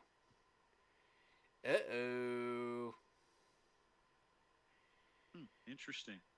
Gamblers beware with the Dolphins. That's all I'm going to say. Gamblers beware in Vegas. If you're betting on them in the playoffs, watch out. I don't think I would do that. We might see an upset the first week of the playoffs. There you go. I'm prepared to call that right now. Dolphins have to play the Ravens and the Bills here. They think they've got control of this division, but if they take 2 more losses here, Buffalo could sneak up there. If Buffalo gets 1 more win, that could tie for the lead. Mm-hmm. And oh boy. Damien says beyond this win, of course. Damien says Lions had no defense in that game. Here we go again. Oh, snap. The Bills could beat the Patriots this week. We might have a tie for that division. Maybe. Damien, let me ask you something, because this was one game you kept mentioning. Going back to that Lions-Chiefs victory. Yeah. You said they were missing Travis Kelce and whatnot. Bro, if it was that big of a loss, then how come the Detroit Lions only won by 1 point? Explain that. Yep. He's not the end all be all. That's one thing you've never explained. Explain that. Yep. Anyway, carry on. The Chiefs have so many more weapons than just Travis Kelce. Come on, man. He's their main driving force, but yeah, they have so many other weapons. Anyway, we might have a tie for the division lead here with the Dolphins and Bills. Yeah, it's very which possible. would go in the favor of the Bills, because if the Bills win that Week 18 matchup, that's it for them. Like, they take that division. Because the Dolphins have already lost to the Bills already. Once earlier this year. If they get swept, it's the Bills division. In the situation of a tie. Fair point. Woohoo!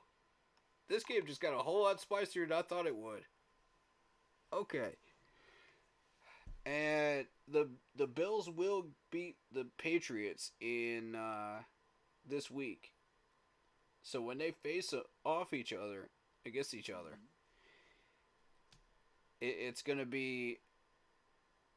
Let's say the Dolphins lose this game against Baltimore in Baltimore. It's going to be 11-5 versus 10-6. Yeah. So, that's where I'm getting this from, ladies and gentlemen. Interesting little battle here. And the Dolphins are looking a little soft. It sounds like you're going Ravens. Yes, I am. As a matter of fact, I am. The Ravens' schedule. Look at the Ravens' schedule. Look at all the teams that they've beaten. Yeah, versus that's a versus fair the point. Dolphins. And the Dolphins' schedule is kind of giving them away. As softer than they should be. Yeah. Now don't get it twisted. The Dolphins do have some offensive weaponry. Oh yeah. I mean, Some nasty offensive weaponry. one of the top offenses. So. But a lot of these soft teams here have kind of made them look good, look better than they actually are. If that makes sense, because they only beat the Cowboys by 2 points. See, if this team was as good as everybody really is hyping them up to be, they would have absolutely slaughtered the Cowboys. It would be 35-20. Well, that's a fair point. Yeah. Fair point. So I got Baltimore at home. Feeling good Alrighty. about that one too. Alrighty. Interesting. Titans at Texans. Texans. You say C.J. Stroud's coming back, right? I believe so. If he's coming back, then Texans. He's listed as active, so I think they should be returning. He should be returning. Titans are trash. Even with Derrick Henry, they're still trash. Yeah. So CJ cleared the protocol, poised to start versus Texans. Yeah. Yep, that's Texans. Yeah. Going Texans for the win. Yep. No question. I mean, Derrick Henry might do a little something, but I don't see him really. That could put Houston in the wild card race. Maybe. Yeah. Steelers at Seahawks. This is interesting. Both teams 8-7. It is. But I mean, mainly for the sake of it being in Seattle, I'm gonna give the edge to Seattle. Pittsburgh just came off a big win over the Bengals. But I mean, it's the Bengals. Yeah. They've lost to the Patriots, the Colts, and the Cardinals. That's 3 major teams that you do not want to lose to right now. Yeah. That definitely makes you look bad. And in that Colts game, they got blown out. Right. So that's not good. And in the Cardinals game, too. Oof. They also lost to the Browns. Yeah. And the Seahawks have a 5-2. Seattle's definitely looking like they've got the edge at the moment. Seattle just beat the Eagles, and they beat the Titans in a kind of a lackadaisical win there, but they got it. You know, win's a win. Mm-hmm. But as they say, they took a healthy loss to the Niners. They took a healthy loss to the Cowboys and the Niners again, and the Rams. Oof, tough month. Yeah. For the Seattle Seahawks. Yikes. But I'm still going with Seattle to Me win. too. Yep. Okay. They're still in that wild card race. So, yep. This next one's interesting due to no Russell Wilson. Chargers at Broncos. Man. Liberty Mutual. What have the Broncos been up to? Broncos just lost to New England last week and the Lions. That's a healthy loss against the Lions. They beat the Chargers, though.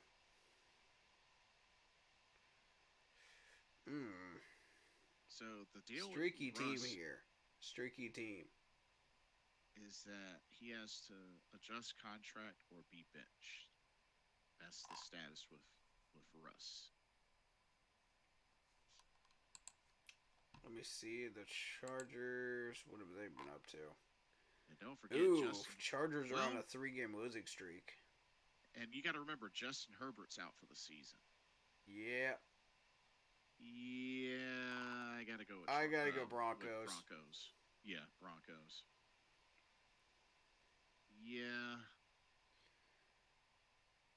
This is going to Is be it? yet another loss for the Chargers. They're on a 3-game losing streak. That's not going to help them.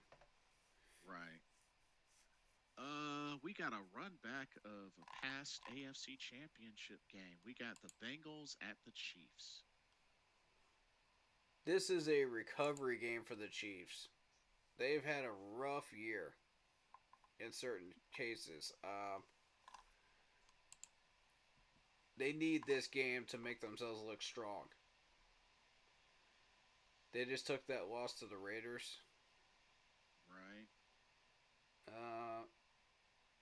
They had a Jamar recent Chase is recovery win questionable. over the Patriots, after losing to the Bills and the Yeah. Packers. Jamar Chase is still questionable. So this Chiefs team, it looks like they get a big win, and then they lose a game, and then they have to recover. And it's a repeating cycle. It looks like Yeah. from here.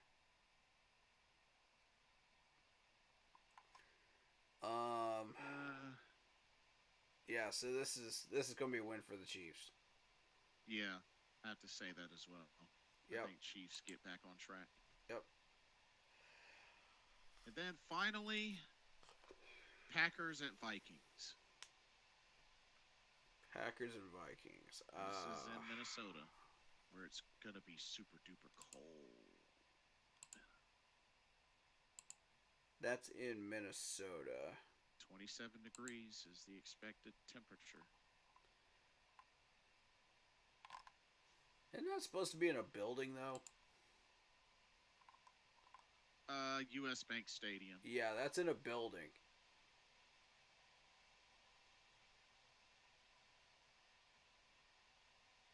Ooh. Alright. Here's what we're gonna do here. Green Bay is expected to win 52.7% by ESPN. But I mean, these two have had some battles over the years. Some serious battles. I mean, titanic battles. Right. This is no different. This is Jordan Love versus Kirk Cousins. Both are really good quarterbacks right now. Slinging it right now. Jordan Love does have 11 interceptions versus Kirk Cousins, who has 5. And Justin However, Jefferson's back. Jordan Love does have more touchdowns. Yeah, this is true. So, this is going to be one of those that comes down to defense. Which one has the better defense?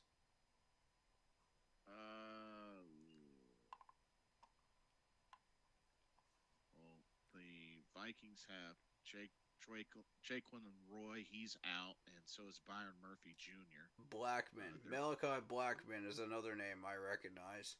He's out. Byron Murphy's another one I recognize.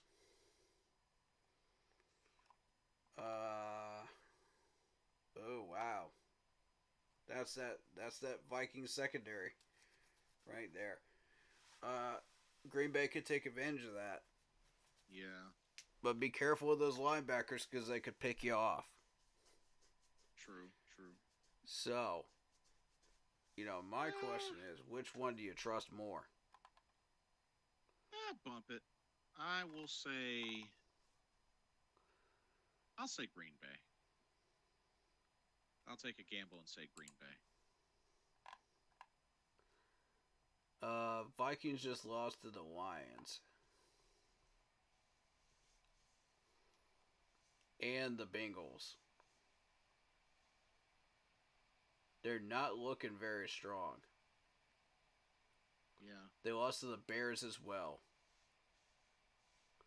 And the Broncos. And barely beat the Raiders 3-0. So I mean this is not a good five game stretch look for them. At all. Green Bay. Green Bay in comparison beat the Chiefs 27-19. Beat the Lions, which their predecessors could not do. Lost to the Buccaneers though, but had a recovery game against us. In a close one last week. So, that made them look really good. I gotta say Green Bay. Yeah. Green Bay. Yeah, Green Bay. That's my choice. Yeah. Okay, that's everybody. That's each of the matches. Watch out for those turnovers, though. They'll kill you. Oh yeah, absolutely. But okay, it is after 2 in the morning. Yeah. So I'll do quick final thought. I'll just say this. You know, we'll see what happens in this Jacksonville game. I think Jacksonville's vulnerable. So we'll see what Bryce Young and company can do. Secondly, NFL Hall of Fame committee, shame on y'all for snubbing Steve Smith for a third straight year, and Andre Johnson's a finalist for 3 straight years. Shame on y'all. And keep pounding. That's all I got. You're up. So, all I can ask of our boys is just to play 110%. Just come out there and just take care of business. You know what I mean? Whether we win or whether we lose, just come out there and take care of business. Just play our brand of football. You know? Yeah. The last 2 games, we have set the blueprint of what our brand of football is supposed to look like. Let's come out there and just play our brand of football. Yeah. And, you know, you could make the debate of should we screw the Bears out of the number 1 pick or not, you know, but it would also hurt us. Or you could also try to win this game and, you know, try to make us look good, you know, while doing so, to do that. Or you could just let things play out and just take that number 1 pick, you know, and make sure that we don't lose out on another player. This is a very, very dangerous game that we're playing here, you know, because this could cost us somebody that we need down the road. And during this rebuilding process, we can't afford that right now. We really can't. It's even more crucial now. So, I'm not saying play to lose, but I'm saying I don't know what we should do. I'm being real with y'all. I don't know what we should do. It's up to the coaches and the staff, whatever they decide they want to do here. You know, if that's what you wish to do, then that's what you wish to do. It'll just be okay. We'll just go with the second choice on our radar. You know, as far as the drafts are concerned, we're just gonna have to hope that nobody takes who we're going after. You know, before we get to them. And the only way you can do that is to get ahead of the game and say, look, okay, we're targeting somebody that's 15 spots above us. Yeah. We got to stop doing that. What we need to do is target somebody that's 15 spots below where we might draft. You know? And that's how we ensure that we get the guy that we're looking for. We keep having to try to play catch up here when we really need to get ahead of the game here. There are ways to do this. You know, I have a certain process of how I do that.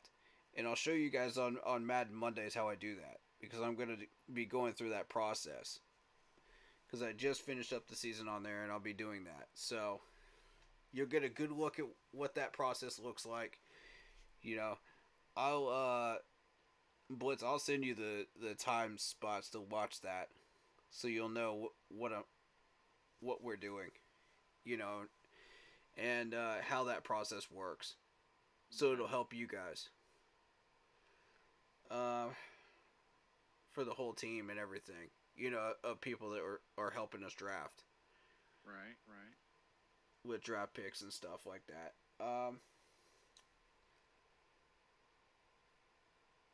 But yeah, just play our brand of football. I mean, the Jags are vulnerable right now, and I did not expect this to happen at all. I thought the Jags would be at full power at this point, in full health, and coming at us like a freight train. That's what I saw when I first looked at this game on the schedule, and it scared the crap out of me. I'm not even going to lie to y'all. It scared the crap out of me. I was like, this is an L for sure. There's no way. I remember. Even with our roster and everything that we had built, I was like, no, I don't see a win here.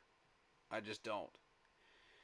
So now that we've got that opportunity, okay, well, now the situation is flip-flop where we've got a team that is caught with their pants down, really, and we're just like,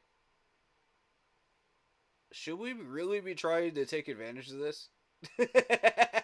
You know, it's reverse flip-flop here, and I'm like, that just highlights how bad this year has been in the NFL. I'm just not even gonna hold you on that. That's just how it's been. So with that being the case, just, you know, show some growth at your position, whatever position you play at. You know, play it 100%. You know, the best you can, and Yes. we'll see what we've got, what we have, what we don't have. You know, show off all your strengths and weaknesses on tape. I encourage you, if you're gonna make mistakes, make mistakes. If you're gonna be strong, be strong. Just be who you are. You know, and we'll evaluate it on tape. We'll figure out who you are. Just be real. You know, if you're trying to be, to make your resume look good so you can go to a different team, possibly, then yeah, maximize your strengths. I still encourage that. But if you plan on staying here like Brian Burns, then just don't even worry about it. Just do what you do, you know, on a weekly basis. No one's going to look at you any differently. So, yeah. Good point. We'll deal with all of that once we deal with the coaches. So, realistically, I'm not even worried about players at this point. It's just growth. It's development of growth. And obviously, we're going to be paying attention to Bryce. We're going to be paying attention to the players that are barely noticed. So if you got any players that you want us to look at for Sunday, just let us know in the comments. Let us know in the live chat. We'll take a look at them. You know, that are on this roster right now. Anybody that is draftable, that you like, go over to the Facebook group page, Keep Pounding in all caps. There'll be a pinned post for that. So go ahead and find that. Post the name of the player that you like, the college that they're from, the position that they play, specifically which position. And I'm talking about, if they're an offensive lineman, left tackle or right tackle, specifically, if you can find it, or same thing with defensive end, either they're a right defensive end or a left defensive end. That way it'll make it easier for us to be able to find these people, and why you like them. And we'll talk about them on stream. I'm not generating enough interest yet to do a full stream on each one of these, for a list yet. So I'm encouraging you guys, come up with a list. Come on. Come up with a list so we can do a stream. I want to talk about these people. I want to learn more about them. So,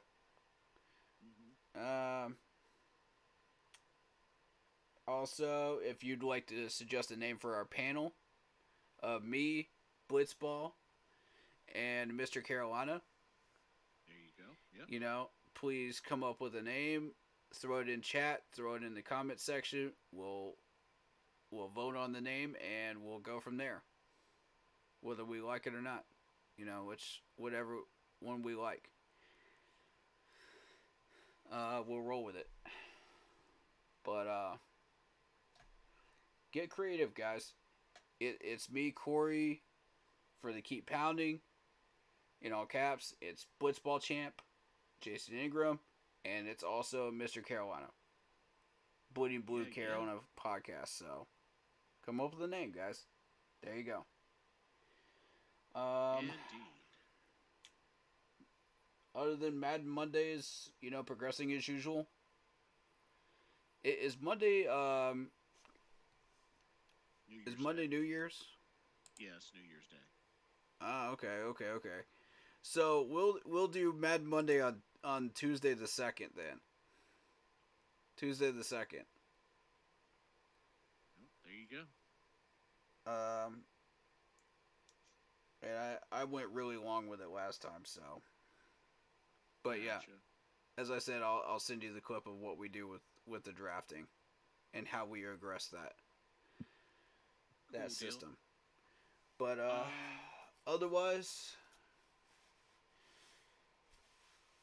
Tapper, get your head out of your butt as usual. I don't want to see you on this practice field. I don't want to see you anywhere near this team during this offseason at all. Just stay away. Just please stay away. And NFL Hall of Fame, screw you, because you keep screwing over our Panthers players, and it's pissing me off. Stop it. I don't know what we did to piss you guys off, NFL, but this has got to stop. If you screw over one more Panthers player, I swear. Don't do it to Julius Peppers. Please don't. Yeah, or I will be up in arms, and you will get a very, very angry video from me. And or live stream, if I decide to do it. It'll be a short one, but I'll be ranting, dude. You won't want that.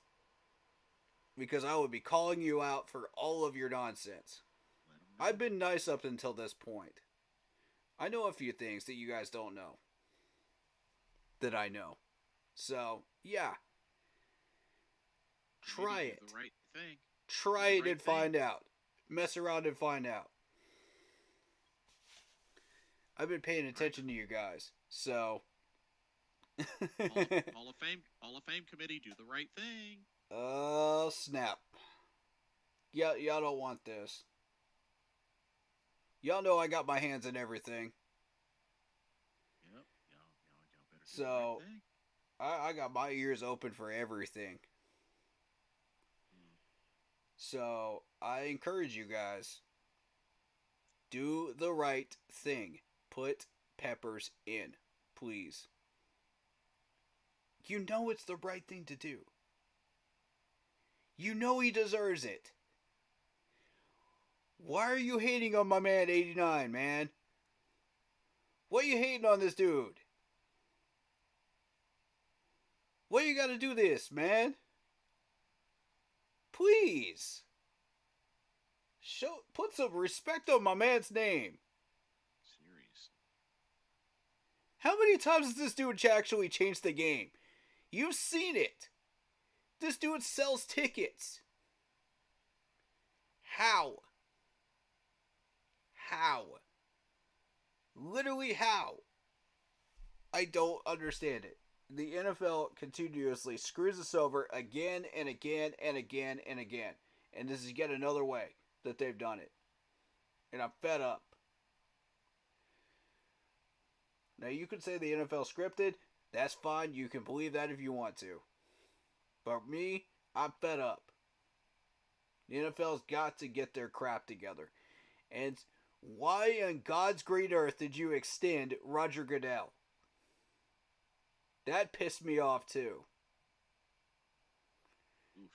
The amount of things that have pissed me off this year is just limitless. And I'm not happy about it at any of these things, man. Like, come on. Be better. That's all I'm asking you guys to do is just be better. I don't want to be like this. I want to be that happy YouTuber Panther fan, you know, that gives good advice, that just does what he does, man. All we want to do is just be left alone, man. You know, all we're trying to do is help our franchise. That's all we're trying to do. Why do we keep getting screwed over? Like, I don't understand this. What did we do to y'all? Oh, we're good and fair. We're honest. So is half the league. You don't see the NFL going after all these players and people. No, they go after us. For what reason? I don't know. Because we bucked the system. Newsflash, any team that could sit on the bottom of the league could buck the system. Any team can get an arrogant player like Steve Smith or Cam Newton and buck the system. I'm frustrated with the league right now. I'm very frustrated. But anyway, get ready for more bogus reffing, of course. Oh, Lord. Because it's been that way all year. Get ready for more of that. So, I mean, Christopher, get that challenge flag ready. Because you might need it for these last two games. Because it doesn't matter what our record is, they just still want to screw us over anyway. None of these refs want to work this Panthers game. None of them do. Let's be real. They'd rather be sitting at home talking about their new yacht that they bought. You know, sipping some iced tea. So. Yeah, but yeah, get ready for another wild one, folks. Let's get it on. Ding ding ding, round 17. That's all I can tell you. But let's finish this season out strong. Championship mentality. No matter what game we play, all the way to the 000s. I want y'all to play full on Panthers football. To those 000s. Championship mentality. You know what I watched when I was watching that Clemson and Kentucky game? I watched championship mentality on both teams. You know what I watched last week when we played Green Bay? Championship mentality. Bring it this week. There you go. That's what we want to see. With that being said, stay happy, healthy, and well. Keep yourselves from injury and keep pounding. Keep pounding indeed. We're going to get through this. And y'all keep an eye out. I do plan on doing the post-game stream Sunday. I know it is New Year's Eve, so it might not be a long one, but I don't what type of plans I might do for the evening. But just a heads up, it might be shorter than usual because it is New Year's Yeah. Eve. So, Yeah. so Same. do keep, you know, mental note on that. I want to thank everybody for coming out tonight. Thanks for all those that chatted up with us, and yeah, Yep. final away game of the season for Carolina. They got one more home game after this, but let's see if they take advantage of the vulnerable Jacksonville Jaguars. But hey, should be interesting. But don't forget to check us out on on our different channels. I know here on YouTube or on Facebook as well. And yeah, just continue to. Um, we thank y'all so much for all the support y'all have given us, even ever since the beginning up to now. Thank y'all so much. Don't forget to check out the Bleeding Carolina Blue podcast as well. Check out Mr. Carolina. Absolutely. And yeah, Lord willing, we will see y'all on Sunday. And yeah, keep pounding. We are your hosts, myself, Blitzballchamp, and Keep pounding.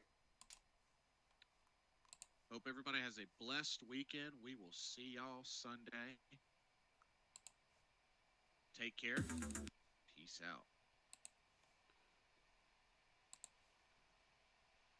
All right, so everybody on my channel, shout out to David Screw, shout out to Lock Poppy, The Real Sunchild. Appreciate y'all for coming through. Love y'all. Love all the new subs and follows that we've gotten on Facebook and on YouTube here. Adding to the family. It's a beautiful thing. You know, we've just hit 530 subs on YouTube. Very nice. Thank you for sticking around. We appreciate y'all. That's family right there. That's loyalty. Love y'all. Man, and the real ones stick around. You know? So, let's go, man. I never thought we would get to this point, but we got here. And it's beautiful. But it's not about the number. It's about the people that are here. Y'all are all wonderful people. And I've been blessed with this wonderful partnership with my man Blitz here. And it's what an awesome partnership. I can't say enough about that right now. That's positive right now. So, and shout out to the Xbox Kid for the sub. Appreciate you. Nice. That's the only one showing up in my newsfeed. Streamlabs is weird like that. It doesn't show up. Yeah, it can definitely be weird sometimes. Yeah. But hopefully you guys had a great Christmas or happy holidays, whichever you prefer. Yeah, again, we're gonna be doing this on Sunday.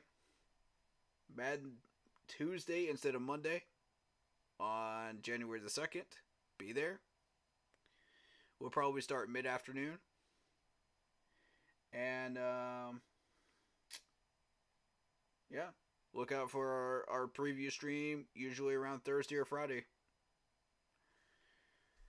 of next week as well, for that last game against the Buccaneers. It'll probably be a special one because of the protest going on. So we'll see what happens. I'll see what I could do about cranking it up early because of the protest, but I doubt I'll be able to. What do you think? Will you be able to? It's gonna be tough. Yeah, same here. Tough. Yeah, I got other obligations.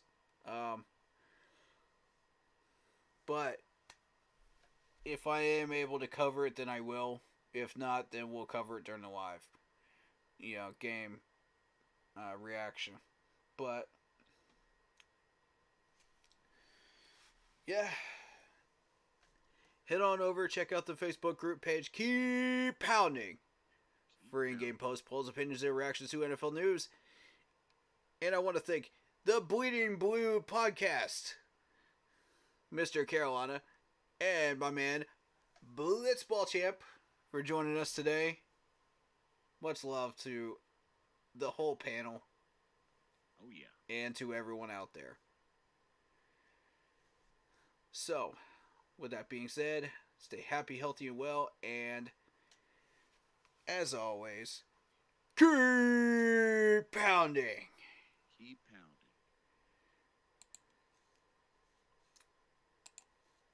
Alright.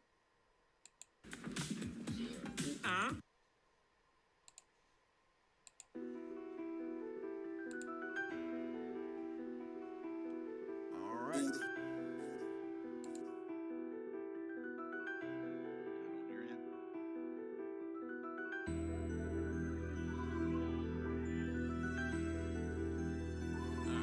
Yeah. Ooh, yeah. Getting ready to pass out. Yeah. This was good. Yeah, sure thing. This was really good. Yeah. Ooh, man, I think I've had my intake of Damien Hernandez for a minute. Definitely seen this but I'll be in touch Sunday.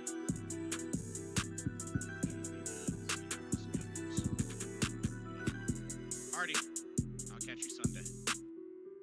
Alright, have a good night. Peace.